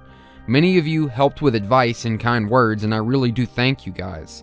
Others that don't believe me, you can view this story as a shitty piece of fiction. I never said it'd be a good story, just a true one. If you guys feel that the story of my baptism may have something to do with this, I'll find the time and write it out, although I have to note, you are an impatient bunch. Please realize that we are going through a lot right now. Thanks. So, some updates regarding the pictures that I'm about to post. Alright, so I snapped a few pictures before the police came. Also, after they left the orange, I noticed something engraved/written on the peel. I took a photo of that too. Bottom word I was able to... It says Otvori, which means open in my language. The top word I can't tell what it is. I don't know what to do with the orange. I still have it, and we'll throw it out soon. This is a picture of our stairs leading to the room. This is the view from the door of our room. This is a close-up of the oranges. This is a closer look at the oranges. Notice the peel. This is another blow-up of the fucking thing. This is a message written engraved in the peel. And this, as I said, someone changed it to the picture from my childhood that I didn't have on my laptop. If anyone can make any sense out of this, I'd appreciate any help at this point. The Polaroid picture is now at the police station, but the cop I know told me that if nothing happens within a few days, I'd be able to at least come and make a photocopy of it if I really wanted to, so that's all for now. Edit. I blurred out part of the last image to protect my privacy. It was revealing my name. Kind Redditor discovered it and messaged it to me. So, here's another update. Also, do I update on these posts or create new ones? I told my mother what's going on and she asked to see the picture. She recognized it. The woman in the picture is a friend of hers from when I was a child, and the kid in the picture is her son. She doesn't know where the pic came from or that it was ever taken for that matter. My mom said she spoke to my grandma who still lives in Bosnia, and my grandpa seems to know something. I'll have to call her tomorrow. Later on, I'll upload the desktop pic that was on my laptop. Still in search of the original files or hidden folders on my computer. That is where part 3 ends. It ends pretty abruptly, so we're going to get right into talking about the differences between this and the book and everything else. Like I said, things get moved around in the book. On the NoSleep version, we actually see the update that details the break-in all the way back at the end of the first post. So you kind of get brought to the current point in the story, like from the very beginning, and then get more of the history, so you kind of know where it's going. In the book, the break-in update and this third post are combined into a single chapter, which is chapter 6, about halfway through the book. The break-in is the first half of the chapter, and then the second half is most of the information that was just included in part 3 here. Again, there's a lot of extra detail, like the fact that they live in Provincetown, which is a small town, which is why the police arrive quickly, and that the police believe him because he's friends with a few of them. But they can't do anything because no real crime happened, which I've got to say, this is probably the most unrealistic part of the whole story, that like barely anyone else they know believed them, but the police happen to believe them about this insane lady. That's just unbelievable. That's how you know this is fiction. I want to give some criticism while I'm here. The reason the book doesn't hold up as much as the NoSleep story is because it still feels like someone recounting something that they're hurriedly writing in a post, just with extra like details and a little bit of like literary flourish. I do think if you just read the NoSleep version, you're not missing out on much in that regard. In the book version, Milos picks up the peel as his girlfriend puts the room back together and notices both words written on the peel, and they're both legible. One is Ajde and the other is Otvori. And interestingly, in the NoSleep version, a comment actually helps him figure out the first word. Both these words translate to come on and open in Serbian, Ajde being come on and Otvori being open. Serbian is Milos's native language, by the way. They then see the picture on the laptop in the book, but unlike the NoSleep story, he doesn't actually recognize the picture at all. It then establishes that Milos thinks it's a cult that's after them, and that Trish, who believes in the supernatural because of her culture, thinks it's a demon, and accepting the orange would be accepting them and becoming demons themselves. This is a really strange addition, because in the NoSleep story, they both just kind of agree it's a cult, but he adds this in. I don't know if it's because that's actually where the story is heading, so he wanted to give like a little hint towards it or create more ambiguity, but I guess we'll see as the story goes along. His mom gets back to him at about 3 a.m. in the book, which is 9 a.m. in Montenegro, and says that the photo is of them and her former best friend and her son, but does not remember the photo being taken and asks him how she got it because it kind of freaks her out. And after talking with both his and Trish's parents, they get no additional information, though Milos's parents finally believe him, but not at first. It's frustrating to read because his mother even questions him after showing her this weird photo, and again just thinks he's making the whole thing up and that he's just like freaking out until his girlfriend like backs him up. It does keep consistent in the book that like people still are just not believing them, and in the NoSleep version his parents finally just kind of take his word and seem like a little bit worried about him, though he even questions if they don't think he's just crazy. So I think that's all there is to cover, and I think the two stories converge in their similarities with this next part again, as chapter 6 ends with Trish staying with friends and Milos calling his grandmother Chapter 7 is titled Grandma's Story, and as you're about to see, part 4 is basically that. It's him contacting his grandmother and her telling him some more about their family's past with these strange people. Anyway, at this point, I'd say I get why some people think the original NoSleep story is better. Some of the additional details in the book do come off as a little bit pointless. While I think the book version is slightly better written, it isn't enough well written to have the amount of fluff that it does, and some of the rearranging actually does a disservice to the story. It kind of feels like it takes the punch out of it and takes some of the wind out of its sails. Like, the update being at the end of part 1 kind of immediately makes you go, okay, I want to know where this is going, because people are like breaking into his apartment. The book still does kind of read like a bunch of posts edited to be put into a book. There's also a Wattpad version that's like in between these two versions. It's slightly more detailed than the NoSleep version, but it doesn't seem to be just the book version on Wattpad. Anyway, let's move on to part 4 of Her Holding an Orange. My grandmother met Rose and others like her. Her encounters and a picture from my desktop. Hey guys, after many PMs asking for an update, I decided to bring you up to speed on what's been going on. But first, here is the screenshot of the desktop picture that Rose, or her cult, put on my desktop. I haven't been able to find the original photo or any kind of hidden file. The woman on the left is my mother holding me, and the woman on the right is her friend holding my childhood friend. We do not know who the child on the left or the woman way in the back are. None of them remember this picture ever being taken. So after I told my mom what was going on, she talked to my grandma.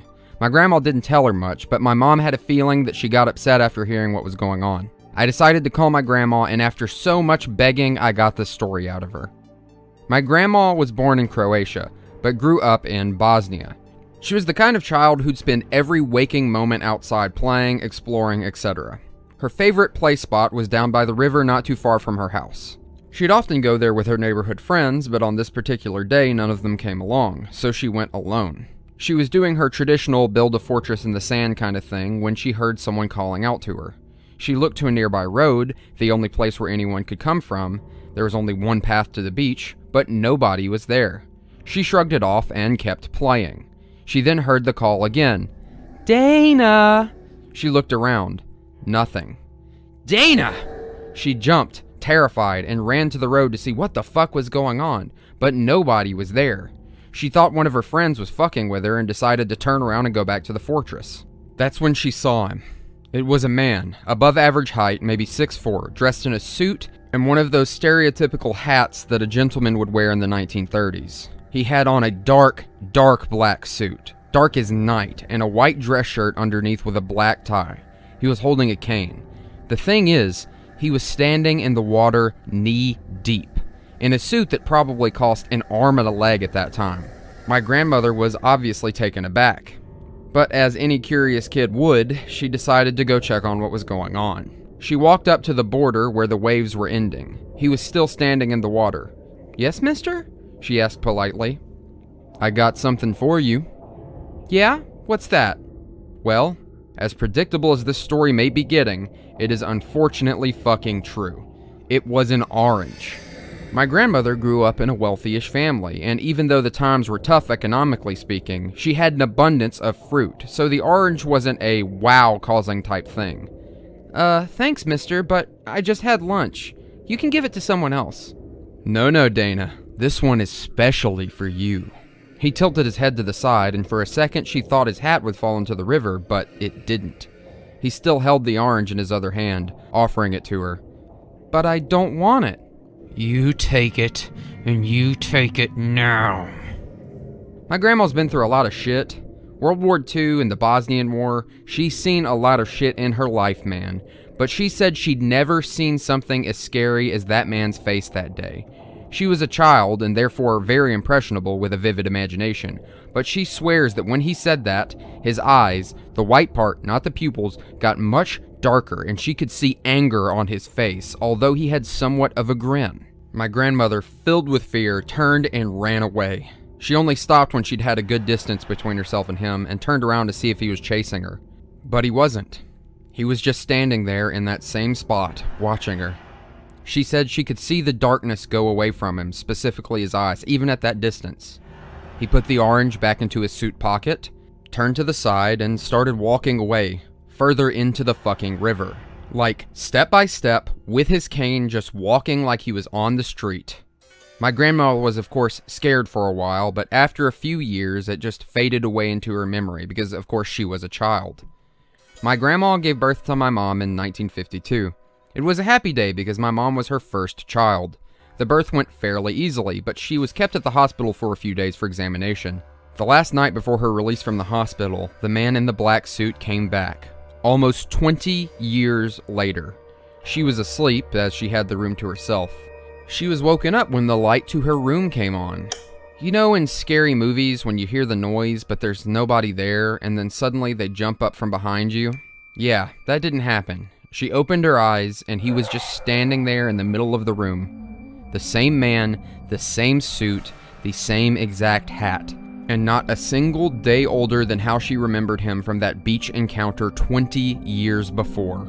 He had the orange in his hand. You did good. What do you want from me? You brought her. Who? What do you want?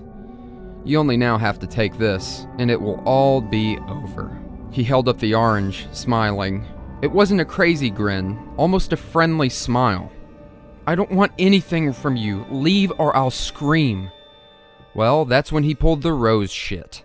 He tilted his head to the side, put the scariest grin on his face, revealing the whitest teeth you've ever seen that my grandmother would never forget, and he began to speak in the voice of a child. But Dana, you don't know. Get out! He will take it. As he said that with his child's voice, his grin disappeared. He put his head back in the normal position, turned around, and walked right out of the room. But before he left, he turned the light off. Encounter until I pulled it out of her. It was nearly 30 years until she saw him again, one last time.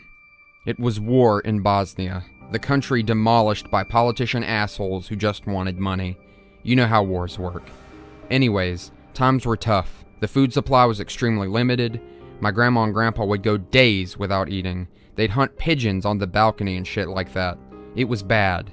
But then, an orange started appearing on their doorstep every day. One orange in the center of the welcome rug. She remembered how bright it was compared to the stark grayness of war around them. She'd throw every single one of those fucking oranges out. My grandpa was incredibly confused as to why she'd throw away perfectly good food in tough times like those. But she wouldn't tell him why, until they showed up. Yes, that man in the suit and Rose. It was 1993. They were bombing the shit out of the town that they lived in, and nobody would even so much as stick their head through a fucking window, let alone walk outside in broad daylight. But my grandparents heard someone knock on their front door. They thought someone had finally come to take care of them. Knowing that an intruder would enter anyways if they really wanted to, they opened the door. On their left, the same man was standing there. The same suit, the same hat, the same cane, and the exact same age as he had been 50 years earlier. Next to him was a woman in bright red shoes, with a stark white dress, long, beautiful black hair, extremely pale white skin, and a lipstick so bright red it would make you nostalgic for the grayness of wartime. She had her head tilted to the side too, smiling a disturbing grin from ear to ear. Hello, Dana. She spoke in a voice my grandma says could only belong to a very, very young girl. What the fuck is this? My grandpa asked aloud. Immediately, both of these people's grins disappeared from their faces. You may want to be silent. Rose spoke in her actual adult voice, or what my grandma assumes would be her natural adult voice. My grandpa had been shot at, tortured, starved, and he never felt fear like that. He lost his voice and shut the hell up just from that.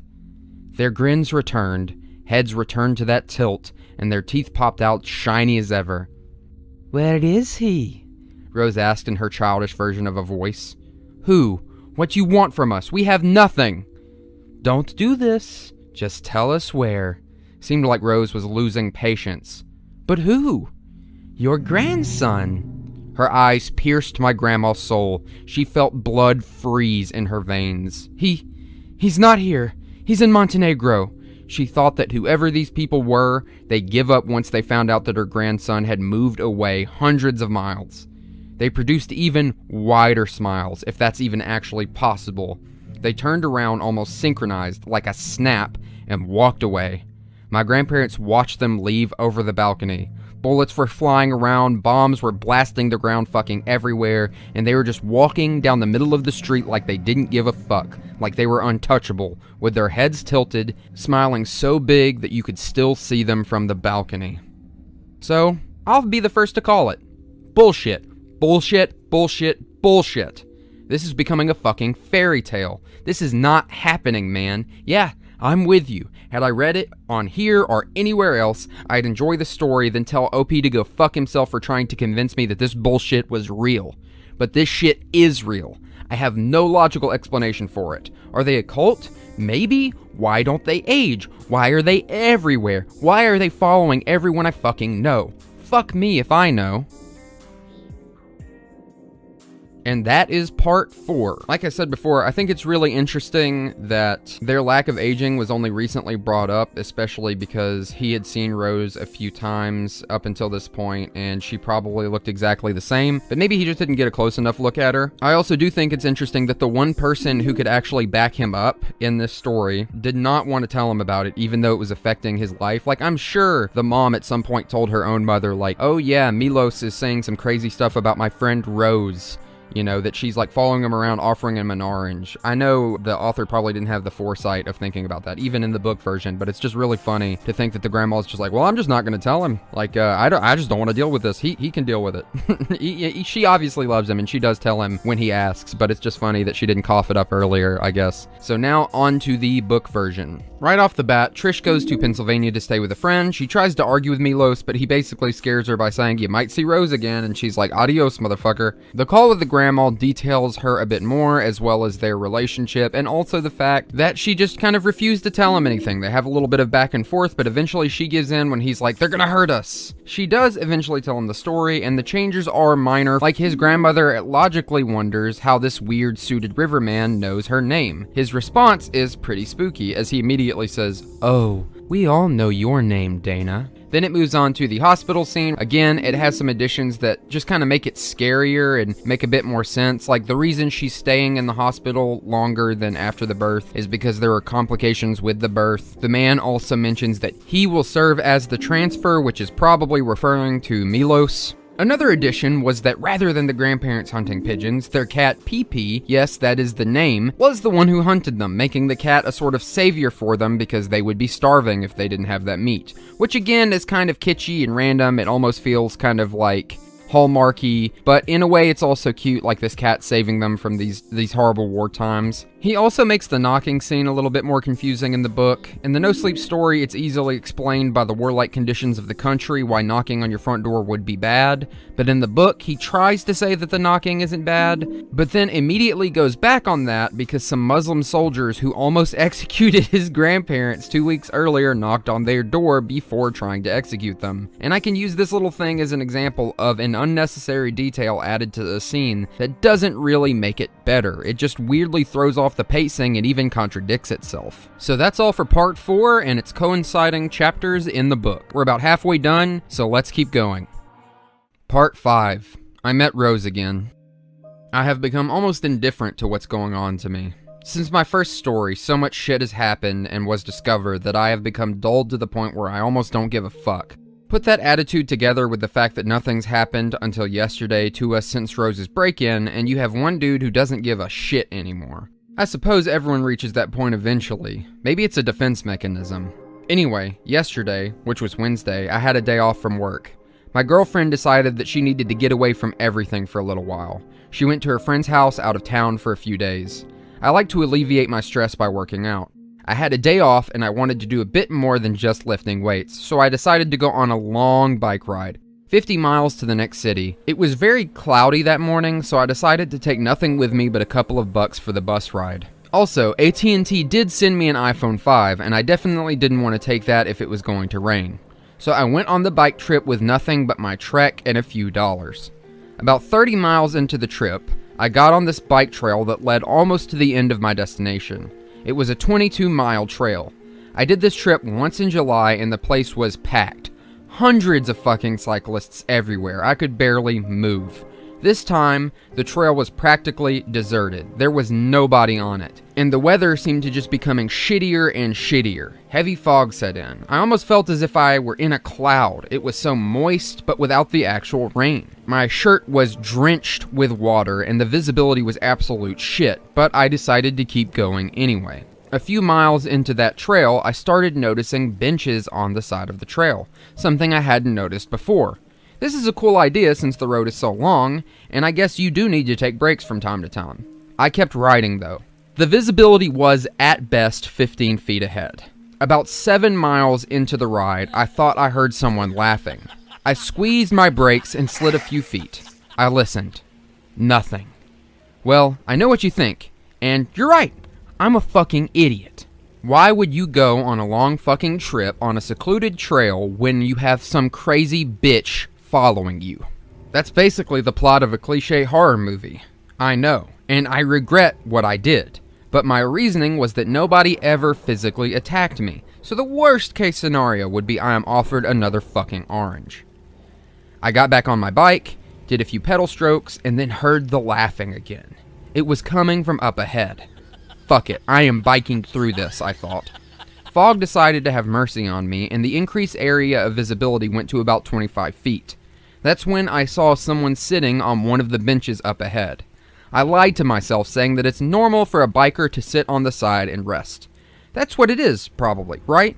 You and I both know that no, it wasn't a biker sitting there. It was a man. He wore a stark black suit, no hat or cane though, so I felt a little bit better. I switched my shit into the highest gear and started pedaling Armstrong style. As I was passing him, he started to laugh again. There was nothing around him. No newspapers, no phone, no bike, just sitting, hands on his knees, not even looking at me, just looking straight ahead. And just as I'm passing, this fucker starts to laugh hysterically, like it's the funniest thing he'd ever heard. I got fucking scared. It was then I noticed an orange sat right next to him on the bench. Then he looked straight at me. Look, the Rose encounters were scary as hell, but this man was on another fucking level. I just kept pedaling. I heard that crazy laugh one more time as I was riding away from him. The next 12 miles took me maybe 45 minutes. In other words, I was not slowing down. I got to the town where I wanted to catch a bus, and another shock was waiting for me. As I arrived at the bus station at about 4:10 p.m. Last bus was leaving at 4:30. The way these schedules work, this bus would take me to a small town at the beginning of the trail, where I'd catch another bus to home. Well, I come to the bus station, and I see that the bus only has 2 bike racks, and both of them are filled up. Yup, let's cut the artistic description shit and jump to the point. The driver said it was against the rules to put a bike on the inside of the bus. It was the last bus, and if I wanted to go back home that night, I'd have to bike to the other town and arrive before 7 p.m. when the last bus for my place leaves. I had 2.5 hours to do 20 miles. Either that or spend the night in that town. I had maybe $10 on me, so yeah, I was biking back like the stupid piece of shit that I was. And good luck with that laughing man on the trail. I wish I could tell you that I persuaded the driver to let me in. I wish I'd had the money to stay there that night. Could have maybe tried to pay for the hotel by giving them my credit card number. I could have tried, but I didn't. I decided to bike, and I got what I deserved. 2 miles into the trail, I saw something on the ground about 20 feet ahead of me. I remember thinking how clean they kept this trail, so it was strange that the trash would just be obviously laying around, especially when I didn't see it earlier. So I slowed down. It was a G.I. Joe action figure. Looked pretty new. Oh well, some kid dropped it while biking with his family. So I kept going. A mile later, another object. A basketball. I stop. I pick it up. Drop it with my eyes full of tears. When I was in about the 8th grade, there was a basketball 3-on-3 tournament at my school. I was so fucking excited for that shit, man. I gathered the best team I could find. If we won, we get to go to an even bigger tournament and maybe win some money. We arrived at the court and realized that only 2 other teams had signed up within our age category. We were full of joy because that meant that even if we lost, we'd still get some kind of prize. We lost, well, actually got destroyed by the other kids, but since we ended up in second place, we got a $50 gift card each for a store equivalent to a Foot Locker in the country we lived in. We immediately all ran to the place. My friends all picked shoes and jerseys, but I picked this basketball. It was so unique. It was painted like a chessboard, 64 squares, 32 black and 32 white. They called me crazy for spending my gift card on it, but I loved it. At least for a few days, until I realized that the colors on it gave me a headache when I spun it, and the designers of this ball were stupid assholes. So I threw it in a river when I crossed one of the bridges near my house. And now I was holding that exact same ball, 5,000 miles away from home in the middle of the woods on some bike trail that only I knew I'd be coming for the day. Not to mention the 20 years difference from then to now. I froze, dropped the ball, and just wanted to scream. You get mad at some point, you know? You get mad that your life isn't as normal as other people's lives. Why can't I worry about shit like whether my NFL team is going to go to the playoffs or whether I'm going to get a raise? Why does it have to be this shit? What did I do? Well, I could contemplate about life, or I could get the fuck out of these woods and try to catch my bus. So I chose the latter. So I kept biking carefully. After a few miles, another thing. A page out of a newspaper. It had gotten wet from the light drizzle of rain. I stopped and picked it up. It was an article about me. When I had just come to the US, the school I played ball for published an article about my life in their paper. There it was in my hands. I dropped that shit and decided that I was not stopping anymore.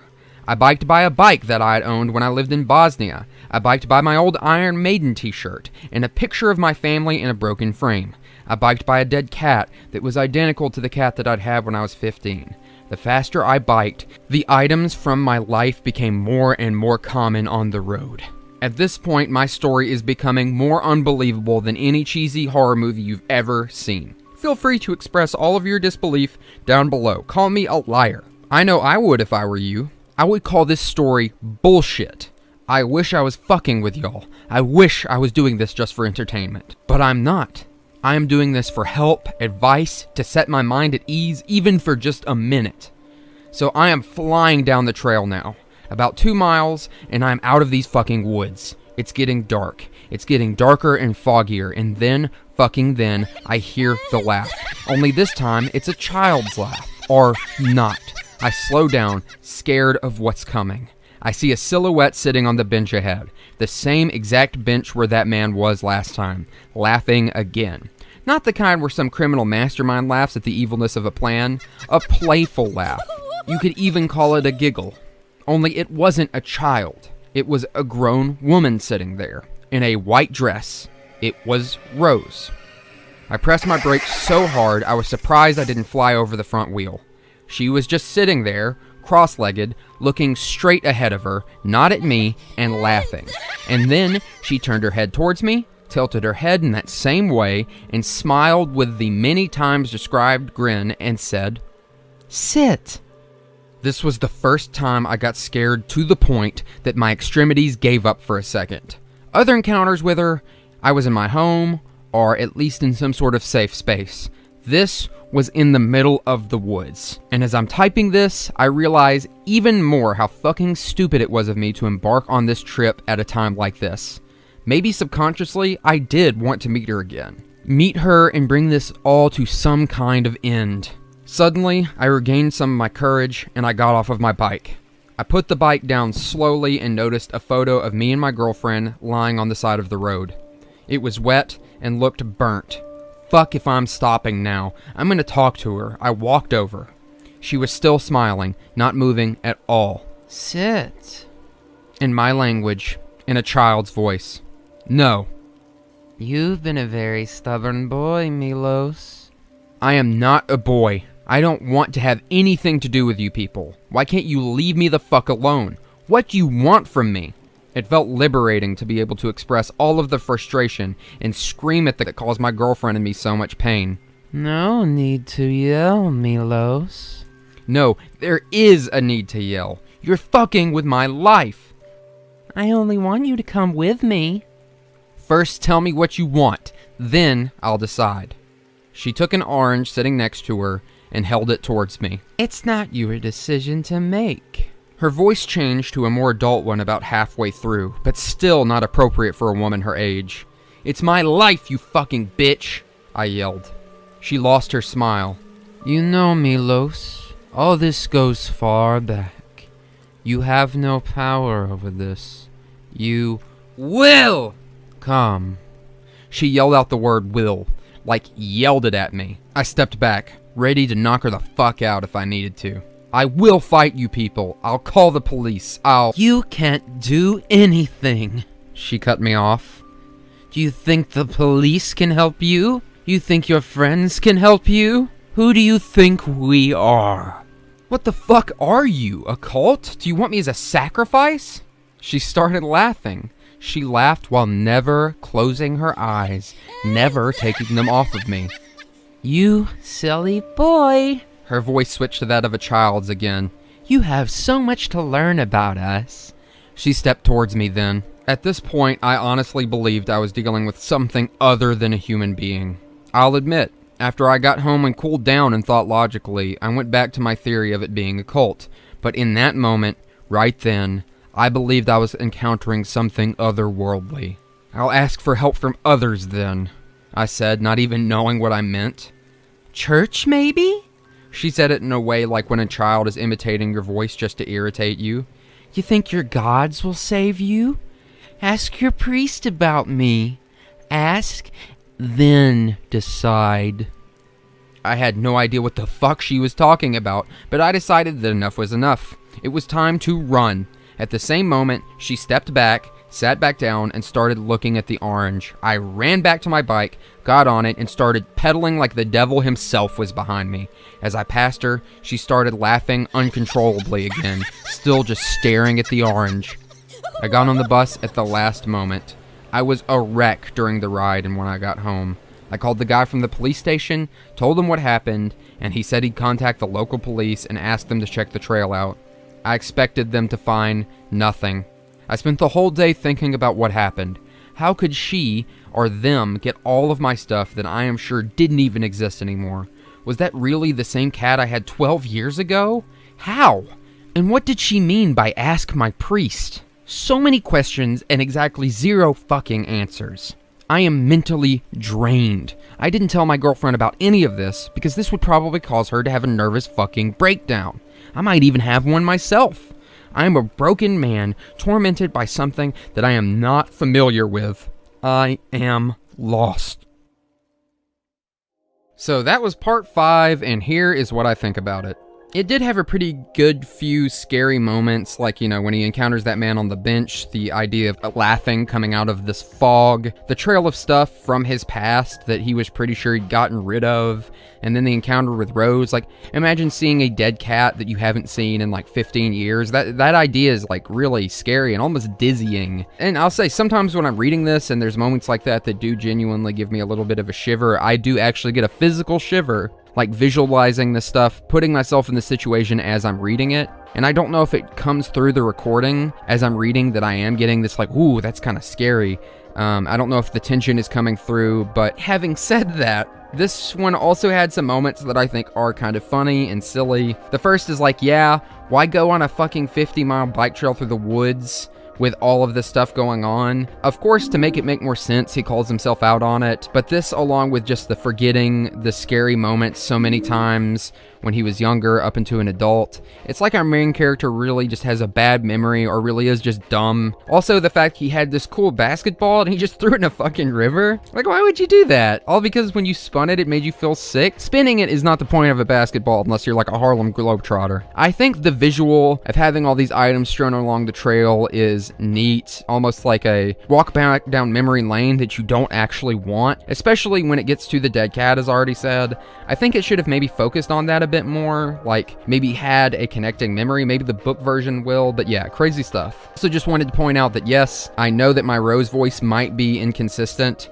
I'm doing my best, but I keep recording this video in big chunks and just doing what comes natural whenever I record for these characters and completely forget sometimes the voices I might have done before. before and then try to redo them to match it, but I don't know if I'm doing a good job at that, so forgive me on that. Anyway, it's time to read the book version. Also, I know I pointed out in the previous little bit of analysis that I wanted him to add more details that actually fit to the story, and the moment with the basketball in this part is actually really great and does just that, and I wish there had been one with the cat. People have really strong connections with their pets, and it would have been really good to have like a little snippet on the cat. I know that the book did a little something earlier, and I'm pretty sure it's going to do something with it here, but yeah, we're going to find out because we're about to read that.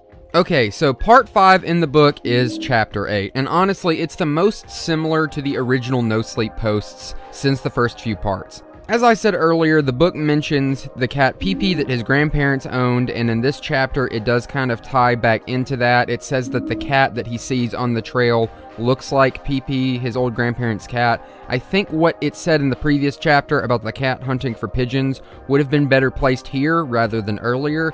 That's all I could really think about because not much else has changed besides some of the finer details in the way the interaction with Rose goes. Now, in some of this interaction, it almost seems like Rose goes from a child's voice to an adult voice mid-sentence, and I keep thinking of it going like really deep, like a bassy voice. Maybe like how Meat Canyon does sometimes in his videos, or that voice that's like, I told you we needed more glitter. Anyway, that's all I really have to say. I think this was a fine chapter in the part. Still kind of silly in certain aspects, which, you know, it's a NoSleep story, so you kind of expect some of that. But we are actually almost done with the entire thing. The book has only 12 chapters, and we're on chapter 9, and I'm pretty sure part 6 is the last full part of the NoSleep version of the story. So, let's just jump into it. Here we go, part 6.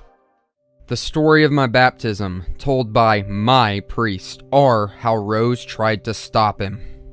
Okay guys, a lot has happened since the last time I checked in. A lot of you messaged me asking if I was doing okay. Some of you even went as far as sending me phone numbers and really reaching out.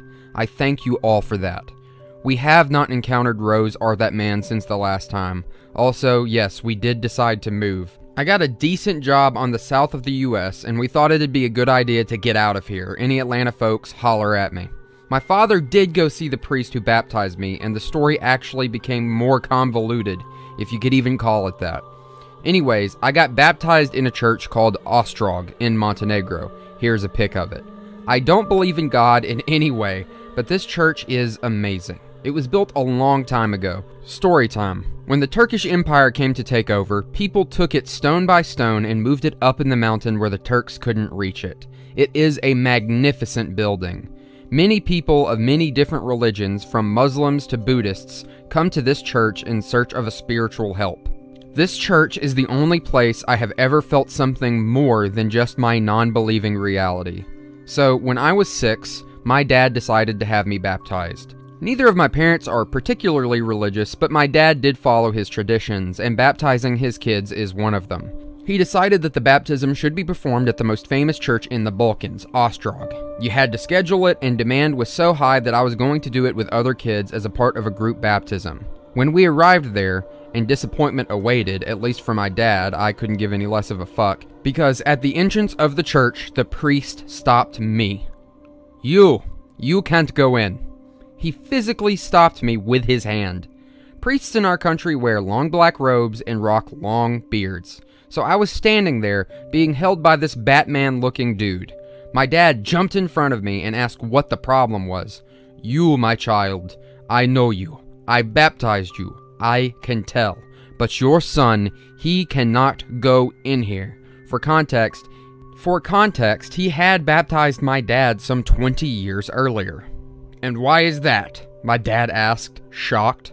I can't really tell you, but it is better for all of us that he went elsewhere. But why? Son, please leave. But remember this, don't dare not baptizing him. You have to. I don't understand. Nor will you ever. Just do it. So my dad took me by the hand that day, and we walked away not knowing what the fuck was going on. On our way home, he was trying to figure out what had just happened. He thought that maybe I messed something up, like peed behind the church or something and was caught, which sounded like my kind of thing to do, but I didn't. When we got home, we got a phone call. It was from the priest. He wanted us to come back, immediately. It was a 35-minute ride back. My dad and I were as confused as ever. But we went back to the church, and all of the previous baptisms had already been performed for the day. There was only 3 of us there. I decided to baptize your son despite... Despite what? My dad asked curiously. I could not tell you, but it is important that we do this fast. So we did. We walked in a circle, and he went on with his prayers, spraying holy water on me. I remember getting bored as hell right before he finally finished. He told us to go away and not to come back unless something out of the ordinary happened to me. My dad was just glad that we'd got it done. That was 20 years ago. My dad went back there a few days ago. The priest was thankfully still alive, although now he'd retired. He still lived on those church grounds. It took some talking into and donations for him to cough up the real story. I had gotten baptized on February 13th, 1992. On the night of my baptism, the priest was handling his sheep. Back in the day, priests raised sheep and cows and lived mostly off of that, when he saw a figure approaching him in the dark. It was strange for someone to be standing there that late at night, especially because visits were over and all of the other clerical staff were already in their designated housing. Hey, who is that? The priest yelled. Come, Father, a woman's voice spoke to him calmly. The priest explained that from time to time, he'd get visits from desperate people, begging for a blessing or shelter or food, so he went ahead to see what the woman wanted. He said that as he approached her, he saw that she was wearing white, standing completely still now, not moving. She was standing amongst his sheep, but they formed a perfect circle around her, almost like a safe zone. The priest claims that he immediately felt something unholy about her. What do you want? He asked in a defensive, aggressive voice. At that point, he knew it wasn't a peaceful visitor that he was talking to. Tomorrow you will encounter a boy, just like any other. His name will be Milos, and you won't baptize him. The priest told my father that he'd performed several exorcisms before, but he had never actually been scared. This time, he felt unsafe. You and your kind have no place on this holy ground. My kind, Father? What would that be? You demons! His voice cracked in fear. She laughed. Demons? I realize you're a man of the cloth, but believing in demons? That takes a lot of faith, Father. I want you to leave, now. Listen to me, you petty priest. I know who you are, and I know what you think. I know you feel my strength. Deny my request, and you'll never sleep in peace again. Then, she left. The rest of the story, you know. He refused to baptize me, then he changed his mind. He told my dad that he'd rather be tormented by an unholy spirit for the rest of his life than deny one of God's children a chance to connect to Jesus. He also said that he had been paying for it since the day he had baptized me. Every single night for 2 weeks after he baptized me, he had been seeing a woman in white appear in his window. She'd just stand there, looking at him with her head tilted. No smile, though, just anger on her face. He'd say so many prayers, but it didn't seem to affect her. And then all of his sheep started dying. There were no marks, no sign of force. They'd just lay dead. Finally, the number of exorcisms he needed to perform skyrocketed. He claims that this was a direct consequence of him disobeying this woman's orders. He even showed an exorcism videotape. They started filming them in the chapel in the mid-90s to my dad. My dad says it was unreal. Apparently, a 13-year-old girl had come into the chapel with her mom. Her mom was sobbing and begging for help through her tears. The priest started to perform his ritual when the little girl started throwing stuff around. The priest called 2 young men who came in to pray that day and asked for them to hold her. She kept walking in circles, with the 2 grown men holding her, and right before she fell to her knees, she said, "You shouldn't have done it, Father." She was cured. My dad had more than enough of that information thrown at him, but he wanted to know what this woman was. The priest said that he originally thought she was a demon, but a lack of prayer efficiency and her freedom of behavior on the holy ground was incredibly concerning. He even thought that she was part of some sort of cult, or maybe a witch. The problem is, she had been visiting him on February 13th every year. all the livestock he'd have would die on that specific day, and any sick person who came to the church for help that day would only get worse. The number of possessed people would skyrocket abnormally on the 13th, and at the end of the day, she'd come to the window no matter where he was. He tried talking to her many times, asking who or what she was, and she never responded. She never aged. The priest was finally broken down to the point where he quit his job. He remained living on the church grounds, but he could not be a priest anymore, as he had lost his faith. He claimed that God should have been protecting him. My dad says he may be mentally unstable at this point. He was mentioning something about Morana, whatever that meant. It appears to be a goddess of death in some cultures, but I really think this man might have gone mad. I think that this whole story was just the jabber of an old, insane, senile man. Goddesses, demons, hardly. That would be the disappointing story of my baptism. I have not had any encounters with any of them since the last time. I am moving away and hoping it helps. I also decided this. If I encounter them again, I'm going to take the orange. I can't let this go on forever. I just can't. Part 7. I took the orange.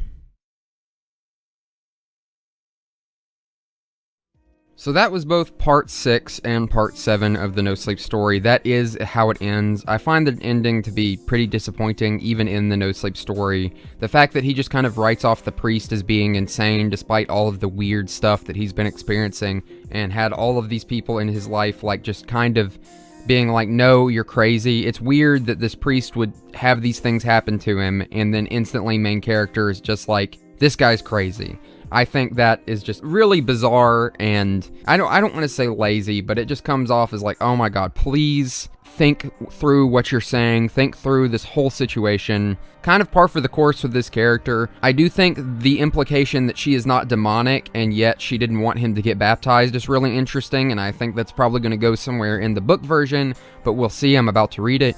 I also wanted to finally talk about the comments on the different Reddit posts, because people on Reddit always have really interesting theories. I always like to look at them, and I think the relationship between writers on r/NoSleep and commenters can be really cool. I think NoSleep is in this really interesting area where the writers can be influenced by commenters, and no one would really be bothered by it. People would think that they'd either theorized correctly if their thoughts were confirmed, or feel cool that they might have influenced the story with their comment. A small example of this in our current story is when Milos first mentioned he was from Bosnia in a response to a comment, and would later integrate this into part 2 of the NoSleep version of the story, as well as the start of the book. A lot more regional things from his life are added into the story overall from this point on, and again, whether the comment influenced this or he'd already planned it, we don't know. Now, from what I've seen, the NoSleep version of the story doesn't actually have a lot of this that I can draw from. He does interact with commenters on different things, but if you read directly from the NoSleep story, it does seem kind of slapdash. People just throwing out random theories, and parts of the story not really confirming any of them, at least from what I saw. He's not really giving many hints as to what's going on. But interestingly, some of what people commented all throughout on the NoSleep post is included in the end of the book. Now again, whether these commenters were incredibly astute in their observations of the story, or Milos was inspired by the comments themselves, we'll never know. But we will need to finish the story to fully break that down and think about it. Then we're going to come back to the parts, back to these comments. I'm going to give my own theories on the whole story, and that's going to be the video, so let's get to it. We are going to finish the book and then talk about it. Right off the bat, Chapter 9 is basically the same as Part 6, but the priest is actually given a name, which is Surgeon. While he's less critical of the priest than in the NoSleep story, he still does kind of write him off as senile, which is incredibly frustrating considering what he's all experienced throughout the story. I get that his character is supposed to be this, like, staunch, rational thinker, but how do you be rational after your dead cat from 15 years ago is, like, splayed out on the ground from a different country in your modern life and not rotting in the grave that you buried it in? And then you call this priest who is saying he had similar encounters as you senile and crazy. It's just bizarre. But that's where we get to the truly uncharted territory. After this, we go into Chapter 10. This is where the story actually begins establishing things that were never put in the NoSleep version. At the start of Chapter 10, Trish returns her visit from her friends, and Milos decides not to tell her about the bike trail incident, and it seems to even imply that he doesn't tell her about the story with the priest. The first half of Chapter 10 is basically them just having a good life. They go basically for like 2 months straight with no meetings with the suit man or Rose. It's just lovey-dovey, life is great. They move to Atlanta, things are just going really well for them, and then when they move into their new apartment, things take a change, a very sudden change. In the middle of their unfurnished apartment, while Milos is there by himself, he sees an orange in the middle of the floor. This of course shocks him, causing him to drop a Coca-Cola that he has, and then he stands up. He turns around on heel, and standing in the entrance to their newly rented apartment are Rose and the suit man. Rose is not wearing lipstick this time, I don't know why that was important, and the man has very intense, almost pinprick-like pupils in his eyes right now. Milos considers his options, like fighting them, running again, ends up resigning and just doing what they wanted the whole time. He basically asks, "If I take the orange, will you tell me why you've been doing this?"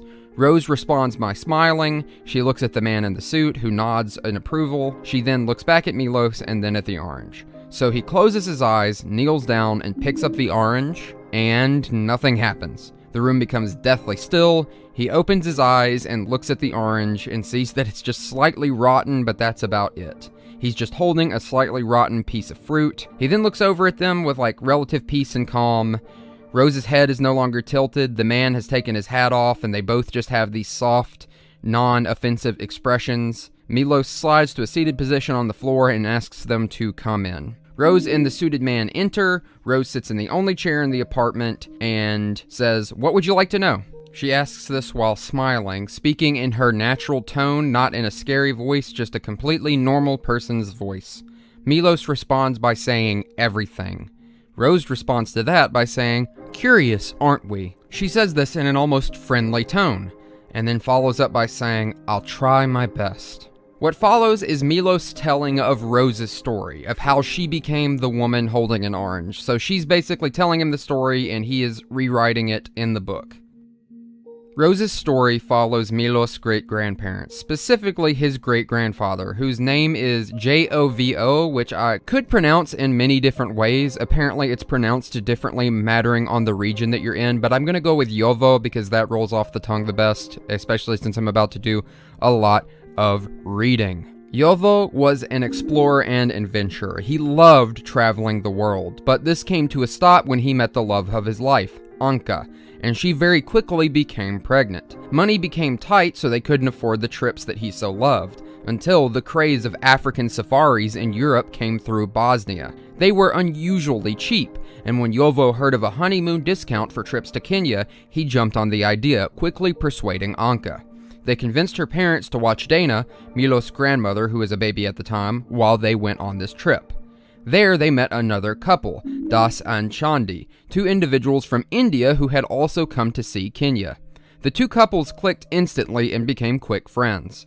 Circumstances would lead to Yovo and Chandi, Das's wife, going on parts of the trip alone together. Basically, Anka got sick with a stomach virus, but still wanted them to go, and Das was there for work. Yovo and Chandi had great chemistry together, and after a night of drinking in a region called Kiambu, they ended up sleeping together in a deserted barn, or at least what they thought was deserted, when they were spotted by a young girl. They tried to catch her to convince her not to tell anyone what she'd seen. Yovo cornered her on the second landing of the barn and pulled an orange out of his pocket, offering it to her to show her that he meant no harm, like a gift of sorts. In fear, she tried to run from him because she didn't understand him as they spoke two different languages, and ended up falling through rotten floorboards of the barn, crashing down like 20 feet below and becoming horribly injured and seemingly passing out. They decided to leave her there, not wanting to risk their marriages and standing. And as a sign of good faith, despite the fact that they were just leaving her there, Yovo set the orange next to her, hoping that she'd understand that he didn't actually mean for her to get hurt like that. He then would spend the rest of his trip nursing Anka back to health, who had sat out the adventure because of her illness, and worried that he'd probably killed that girl, though just hoping he'd gotten away with it, that she hadn't actually died, because he didn't hear anything in the news. He thought he'd gotten away with it, that she maybe had survived and was fine, but the man driving them back to their plane was actually the tour guide who'd driven him and Chandi to the area where it had happened. As they were riding along, the tour guide seemed to recognize Yovo and said, "Have you guys heard of the girl from Kiambu?" Anka, noticing that her husband became tense at this mention, asked, "No, what happened?"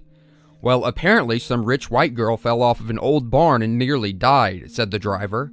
"She's alive?" Yovo asked rather suddenly. The driver chuckled. "See, that's where things get interesting. Apparently this girl fell from the barn's attic, very high. She was horrifically injured, broken legs, arms, ribs, even her neck." "Oh dear God," Anka gasped. But that isn't the worst part. The worst part is that while she lied there for hours, she had been awake the entire time, paralyzed but racked with horrific pain. Imagine sitting for hours, tormented by the pain of nearly every bone in your body being broken, and not even being able to scream for help. "My God! How could her parents allow such a thing?" said Anka. "Is she going to be alright?" Yovo jumped in, being eaten alive by the guilt. "No one knows. They've called the best doctors in Kenya, but all of the doctors give the same answer. She won't make it. Apparently some of her internal organs were pierced by her broken bones, and since she was found so late, she has very little chance for survival." "Poor child," whispered Anka. "But that's not why I'm telling you this," said the driver. "Those kind of things, they happen here daily. No, it's that her father refused to accept the situation. He called many different doctors from all over, but no one would come after hearing her situation. So he decided to go down a different route." "What route?" Yovo asked. "One of the servants suggested calling a voodoo priest to the father. Out of desperation, agreed." "You're not going to tell me that the priest saved her, are you?" Anka asked. "No," responded the driver. "He did everything he could, prayed all night, made sacrifices, all of the crazy things that voodoo priests do. But by the morning, she looked just as bad, if not worse, as she had the night before." "So she died?" Yovo asked, just as their car pulled into the airport. "No," said the driver. "The next day at 6 a.m., the whole family surrounds her and the priest. The priest was preparing the final sacrifice, praying and everything, when a knock was heard at the door. They thought it was more family, but it wasn't." "Who was it?" said Anka, now just as invested as Yovo was. "A man, not family, our friend, our neighbor. He was impeccably well dressed. Fine black suit, nice dress shirt, expensive hat. The family thought he was a doctor, but the voodoo priest said that he was no doctor. In fact, the priest stopped praying, packed his things, and immediately stood.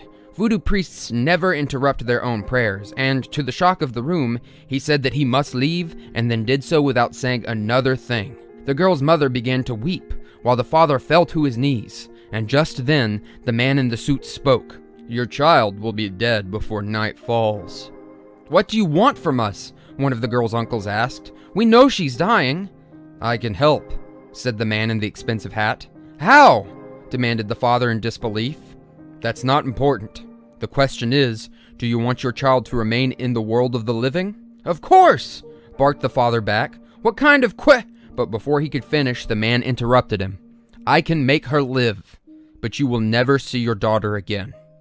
"What? Are you joking? Get the hell out of here!" yelled one of the girl's many family. "So, you want me to leave?" said the man, immediately locking eyes with the girl's father. Every single person in the room became silent.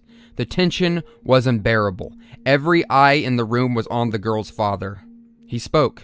"I don't know who you are, but if you can save my child, just do it. She's nearly dead," said the father, and then began to openly weep. The mother then shouted, "No!" and crawled atop of her unconscious child. "I won't let you take her!" The family tried to talk to the father, but then, one by one, they began to leave the room. The mother was eventually dragged out by the rest of the family. Was it crazy that they'd let a complete stranger take their child? Yes, but they felt that the man was telling the truth, and they had no other options. Half an hour later, when the mother returned to the room, all she found was an empty bed. "Who was the man?" demanded Anka. "Wish I could tell you," the driver responded. We need to go. We'll be late for the plane." Yovo and Anka began to unpack, but before leaving, Yovo turned and stopped, asking the driver one last question. Out of curiosity, what was the girl's name?" The driver looked at him. "I believe it was Rose." That's how the story ended. Milos asks Rose if it's all true, And she says it is. Milos, of course, doesn't believe it, but she challenges him.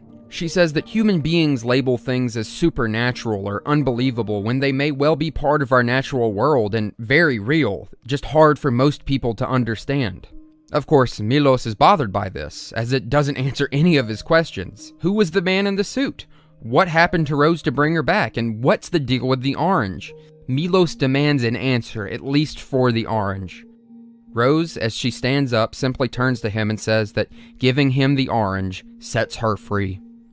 Milos begs to know what's going to happen next, but Rose simply says that it's all she can say for now, but soon enough he'd know more. Milos, in desperation, says one last thing. So if I took it, this all would have stopped the entire time? Rose's response is, that's all I ever wanted you to do, and that's all I asked, to take the orange. He then asks why she also tormented Trish. Rose then insinuates that Chandi and Das, the Indian couple that his great-grandparents met, are actually Trish's great-grandparents, implying that they'd been destined to be together. Then, Rose and the suited man leave, and Milos basically says he hasn't seen them again. Things go back to normal. Milos questions the entire thing, that maybe Rose was just a crazy woman, and so was that man, despite the fact that his grandmother basically confirms the story, having read her great-grandfather's diary. He keeps the orange too, which no longer rots, just staying in the same state of slight rot apparently for months after that last encounter, another supernatural thing. The story ends with him confirming that him and Trish are having their first child, and it's going to be a baby girl. The end. Now that was just a summary of those last few chapters. I didn't want to read them out because I think if you really want to read them, you should go get the book yourself. I don't know, I hope it supports Milos's actual family. As you know, Milos died of cancer, and so I just wanted to say, if you can, pick up the book if you want to read it, or read the NoSleep story and spread the word. But that's it, and now I'm going to talk about the whole story. I'm going to talk about the notes on these final chapters. I'm going to give my opinion on the whole thing. So yes, that was the actual ending of the story. That is the version that caps off everything. It's in the book only. The original ending of the NoSleep story was just he takes the orange, which was a lot more left up to interpretation. You know, I took it and then he never posts anything again. I think both endings are interesting and also unsatisfactory in their own ways, and both do show that the story was probably from the start just meant as a way to take an interesting idea and see what could be done with it. The idea was probably, can I take an orange and a woman and make this idea of a woman holding an orange scary and interesting? And I think for the most part, if that was it, he accomplished that. The problems come as the story gets bigger and bigger, and this is in both versions. Kept to just the NoSleep version, the nonsense of the story is kind of fine. It's of course the build-up that the horror needs, but it keeps piling on questions with no answers, or at least too many possible answers. Rose is this seemingly insane woman at first, who follows Milos and is implied to have other people helping her in the first part, then ramps things up with the break-in. Then we learn that she's possibly ageless, and that she seemingly has paranormal powers. So we have this super-powered ageless weirdo who is torturing him and his girlfriend and both of their families with a man in a suit for almost no reason, except that they want someone to take this orange, and somehow they know it'll be Milos that will do it eventually, and in the end he does end up taking it, and the story just ends. Unsatisfying, but still kind of spooky. Of course, people in the comments on Reddit had theories, but we're not going to talk about those in this video. Well, you'll see later. The book version is actually worse in this regard because the answers given at the end make some parts of the story make less sense. Like, why does she act the way she does and then just change when he takes the orange? Her saying, I might just be crazy, is not a satisfying answer. Why does she choose Milos and Trish? She just knows he's going to take it, but how? If they're not demons, then what are they? Why do they have these powers? Why are they ageless? And then, the thing that makes the least sense in all of this, and to me almost breaks the story, but especially in the book version, why does she torture that priest so badly? Like, this is what almost ruins the story for me, I am not kidding. Milos not only is just like, this priest is insane, but Rose for some reason kills his livestock and makes people sicker for like 2 weeks, and then once a year for the rest of his life, just to fuck with this poor old man for baptizing a kid. It makes his entire character make absolutely no sense, because you can't just say that she didn't hurt anybody and was just trying to do this one thing when she did. She tortured this old man because he didn't do what she said. She psychologically tortured him for 20 years and didn't need to accomplish her orange task. They don't even talk about why the baptism was a bad thing. Like, the baptism didn't even seem to affect him taking the orange at the end. So, as a story, it doesn't really make sense overall in either version. The NoSleep version kind of blue balls you, and the book version goes from a horror to an almost weirdly fairy tale-like ending, which makes sense because some of the people in the comments theorize that she might have been a fae being, but when looking at the totality of everything, it's just kind of like, what's going on? I think on its own, the NoSleep version of the story is completely fine. It starts out really, really strong and then becomes kind of spotty from point to point because Milos might have wanted to do more but didn't really know what to do. He would do something to make an entry scary but not consider the implications it had for the story, while seemingly also wanting to have that story as well. I still think for what it is, both versions of the story are alright. They do scare you, and if I wasn't so like overdone with reading this over and over again and listening to my audio, I would probably still like it how I used to. I mean, the reason I made this video from the very beginning is because I couldn't stop thinking about it. It was so memorable. The first entry and like the second entry were the two that I'd heard, and I always remembered them. The trail scene also is really cool, which I didn't read or listen to when I was younger. So all in all, I think as a legacy piece of online horror media, a cool NoSleep story, it's cool. The author, Milos, published a book in his lifetime, which is more than most will be able to say. And I don't think that's a bad legacy to have, even if the book that you wrote isn't the best piece of literature ever made, even if it's kind of bad. And on the theory side, with how many disparate parts there are throughout the story, it's actually hard to cook up a full theory, but I still do have one for you if you want to hear it. I mentioned earlier in the video about how comments can influence an ending in online stories like this, and this is where that was actually coming into play. Whether he was planning this from the beginning or not, or just got influenced by the comments as he went on, I don't know, but throughout different parts of the story, he would get comments about the orange having to do with love and fertility. The one definite thing that the story ends on is that both him and Trish have a child together after receiving the orange. The implication seems to be that the orange and the whole story has something to do with it. Not only that, but the line Rose says about being freed is almost exactly what a comment on Reddit said in one of the earlier parts. I think the implication is that Rose was like not fully living anymore, or in some transitory stage, like saved by this man, but she needed to do this to pass on. She was meant to die, but she didn't. This guy saved her, and she had to give this orange back, the symbol of like innocence or good intention or something like that, and by giving it back, the transfer that was mentioned in the book was done. She was given another chance at being a real life person. Maybe in giving him and Trish the orange, she could be reborn as their child, like her soul could finally rest and she gets another chance at being a normal human being. That's what I think when I look at the whole story. It still doesn't perfectly make sense, but it's the thing that lines up the most, especially with the comments and the story itself, like the ending in mind. That's what I'm talking about. This was a really interesting journey and video to make. I'll be honest, right now I just kind of want to be done with it. I've reread this story many times and looked at comments and had to listen to my own audio, and this video was originally going to be like 10 to 15 minutes longer, but I cut out the original ending and wrote this to be a lot shorter because I rambled a lot. I talked a lot more about different theories, but when I really looked at it, the story doesn't feed them. And I'll leave us off by explaining what I mean. The story has a lot of threads that don't really go anywhere. Even with the original version on NoSleep that just ends, there isn't really enough information to make an informed guess on who or what Rose is or what's really going on. The author vaguely thinks she could be part of a cult, then the priest mentions the name of a death goddess at one point, but then the story just ends. He takes the orange. The NoSleep audience got their scares, but no resolution to any of the mysteries established, and any theories crafted would be done with these vague plot threads that don't really go anywhere. Throughout the story, everything done feels like it's done in service to make the story scarier without thinking about the story itself and where it's going to go, but still wants to have that story, which isn't abnormal, I think, for online horror stories, really. The book tries to tie this all together, but just makes it even more apparent, because you do get a confirmation of who Rose is, but not what she is or why she is. You get why she does it, but the why is contradictory to some of her actions throughout the story, like the priest, or the hunting his whole family for whatever reason, or even why she chose him. The main ending talks about its own lack of resolution, with the main character speaking about how little sense all of this made, which is similar to any theory you could craft.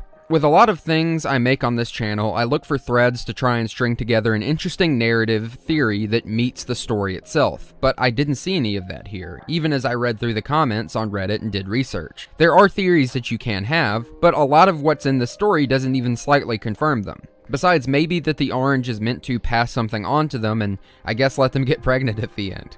And that's all okay. It's okay for the story to just be scary, and I think the NoSleep version kind of does that, but the story itself seemed like it wanted to be more than that and just couldn't get there. And the paths were there. The mentions of the cult, the mentions of her ageless powers, but maybe towards the end, Milos just wanted to be done with the story, or didn't really want to have a defined ending despite giving all of these allusions to what could be going on. But I think that the ending he chose for both versions does a disservice to the idea of the story just being scary. One is flat, it just ends, and while this version preserves the scares more than the other, it does so by simply stopping, completely cutting off any possible narrative resolution that was hinted at all throughout the story. And the other version, the book version, turns it into an almost fairy tale-like story that makes some parts really confusing and the rest less scary in retrospect. Both have their flaws, but after reading and examining both for as long as I have, I'd say that the online version holds up more years later, because while annoying that there is no resolution, I think it stays scarier because of that. So you can go look at it. The r/NoSleep threads are all still out there with all of the original images intact. The book is also on Amazon if you want to read it, and I do recommend it. You can be a judge yourself. I read the whole book myself. It's a fine little piece of scary entertainment if you can get over the fact that the ending kind of makes the whole thing fall apart. Having said all of that, I hope you still had fun with me, even if this wasn't the most satisfying story. I really wanted to cover this, and when I learned about the death of the author, I really did want to come back and cover this and see how it held up and see what I liked about it. And you know what? I still have good memories of it, and I hope I will have good memories of making this video, and I am really thankful for Milos for making that. It stuck with me for a lot of my life, and I did finally get to finish it. And I really hope you enjoyed it. And remember, alright, and that's a wrap. Thank you for watching this compilation. Whether you watched everything or just skipped here to the end just to hear me talk, either is great. Which, either one is honestly crazy. You either watched 7 hours of my videos and are still staying to watch me talk about the year right now, or you just skip to the end just to hear this. Either one baffles me, but I appreciate it either way. I don't have a lot I could say about these videos that I probably didn't say in the videos themselves, as I do have a problem with commentating on my own experience while creating the videos. This year was tough though. Two of the hardest videos I had to make this year were the Crow Country and Angel Hare videos, partially because I had a over-perfectionist mindset when making them that I'm really trying to work on, and partly because I was going through a really hard time while I was working on them. I also experimented a good bit this year, for better or worse. I took a little break from making analog horror content here or there, and had some successful experiments and others that didn't do so well. Even after doing YouTube for so many years, I'm still trying to figure out the best way to do it for me. Life's a journey, huh? Also, I would love it if you would tell me your favorite video that I made this year, either out of this compilation or just in general. That would be really cool. And also leave a like, comment, and subscribe. You know how it goes. 2024 overall sucked. I won't even lie to you. A lot of terrible things happened to me and others in my life, in my personal life, and more broadly speaking, of course. My car broke down and was too expensive to repair for the actual cost of the car itself. Then my grandmother's car had a similar thing happen to it, and then not long after that I lost my job, and then after that I had a small mental breakdown as a result of both of these things and other things going on, and then my cousin died. He was a really good dude even if we weren't close, so that really sucked for all of our family. Not to mention the other, usual problems broadly speaking in the country and the world and all that kind of stuff. Strife and politics and trouble dating with the internet and social media. Social media just being awful in general and kind of ruining the world. And yes, I know I make YouTube videos and it's social media, but I'm trying to just focus on the good with that. And just, a lot sucked in 2024. 2024 is probably one of, the worst years in my life. I hope it's not one of the worst years in your lives, but, it might be. Who knows? But, there were some good things that did happen this year. Let's not just dwell on the negative.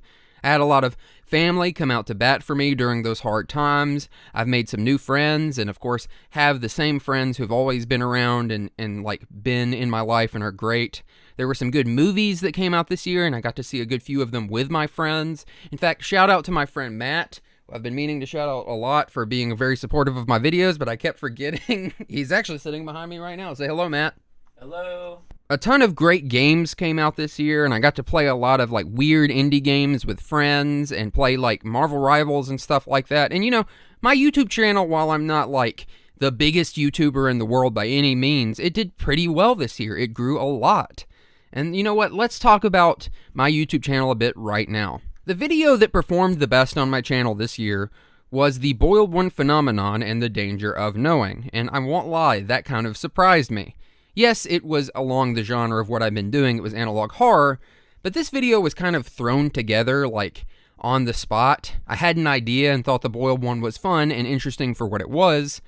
And while looking into Dr. Nowhere's other videos, I thought it would be cool to kind of do an overview of the content that he made. The reception of it was really nice though, and it's still getting some pretty steady views to this day, and I'm just glad that people enjoyed it. Some of my favorite works of his were the stuff he did on his Instagram and whatnot. Just the random art and different creatures he cooked up, and I was glad I got to showcase them along with this really popular work he'd done. It was really neat stuff. This year, I made 18 full-sized videos, which is not bad at all. That's like 1.5 videos a month. I am trying to work better and faster to make more videos, but considering everything that happened this year, I'm pretty proud of that output in retrospect.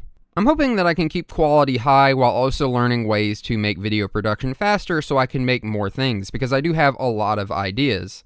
And I also released some extra stuff for my members and my Patreon subscribers, which I'll say right now at the end, thank you to them. Thank you to everyone who's given me money. I really appreciate it, and it does support me.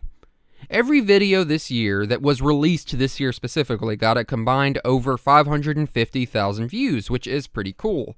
And the channel as a whole, including videos from previous years, got more than 850,000 views, which is also really cool. We hit 15,000 subscribers this year, which means there are 15,000 of you who decide to watch me randomly or whenever YouTube puts me in your feed. That's great. I am very happy that you do that. By the way, that's just over 9,000 new subscribers just this year. That means, you know, previous year we had like 6,000 subscribers. So that's pretty nice growth for a small channel, I think. My top 3 videos that I made this year, to me personally, are my Crow Country video, this recent Silent Hill Shattered Memories video, and the Control video that I did. I think part of this is recency bias because I've made most of these in the last 6 months, but I also really did enjoy all of those games and talking about them. Now, I will say that the creation of those last 2 videos, the Shattered Memories video and the Control video, were a lot more fun because the Crow Country video was like torturous. I had so much trouble feeling good about the content of the video, the script and everything. Not to mention I started working on it right before my mental health got really bad and had to continue working on it during a really tough period for myself mentally. And that really drew out working on that video, but I did finish it eventually, which was very nice. I'm glad that I did. I also streamed a few times this year. I watched some analog horror videos on stream, and I also streamed the entirety of the Silent Hill 2 remake. I feel bad because I wanted to stream more, and I said that I would stream again, but then I never did. Streaming is hard because it feels like a lot more effort than it actually is, and I kind of have to force myself to do it, but I really enjoy it, and it's really easy once you start doing it. It's strange like that, kind of like working out. I want to say I'll do it more in the coming year, and I'm going to do my best to make that happen. I'd also like to mention a lot of the YouTubers I've watched myself this year. Funny enough, 2 of them are just actually streamers who edit their stuff to upload to YouTube. Northern Lion and Astral Spiff. And for Northern Lion specifically, the Library of Laturner channel I really like because he does a good job with the edits. I like their stuff a lot, and I think it's really fun, and I think they're really funny and nice stuff to watch casually. I've also watched a lot of the YouTuber LS Mark this past year, and his videos have kind of influenced my own style just a little bit. And of course, the way YouTube's algorithm is, there are a lot of people that I watch, but not as consistently because of how long it takes them to release content. People like H. Bomber Guy, Rasputin, Jacob Geller, and the list goes on and on. Of course, I also watch people like Philip DeFranco somewhat frequently as well. I watch a lot of YouTube, if you can't tell. And I also played a lot of games this year, and play a lot of games in general, but mostly multiplayer stuff this year. I want to set a resolution to play more single-player narrative stuff, especially horror for the channel, and more deep, meaningful, like, story games. Having said that, I played a lot of Helldivers 2, as well as Overwatch 2 and a lot of Stardew Valley. This year was like a comfort game year for me. But here are some of my favorite games that came out overall. Those would be Crow Country, the Silent Hill 2 remake, Warhammer 40k Space Marine 2, Marvel Rivals, which came out recently, but I'm really enjoying it, Nuclear Nightmare, and Zort. Yes, Zort. I really liked Zort. And that's really all I have to say at the end of this compilation. That's a wrap on the Ghosts on Holiday YouTube channel of 2024. I hope to see you all next year when this becomes the Ghosts on Holiday YouTube channel of 2025. I don't know what time will bring, but I'm hoping for the best. I'm going to try and make it the best. I'm going to try to make my videos better, have more ideas, and try to make content that people like enjoy. You know, the type of thing where I can get some views, but also just continue liking it myself and make stuff that you guys who are already watching me like. And that's it, really. I'm Ghosts on Holiday, and remember... Who is this? God damn it. If you start to lose your... A Slender Man just jump scared me again. I'm losing my sanity. I have to listen to music.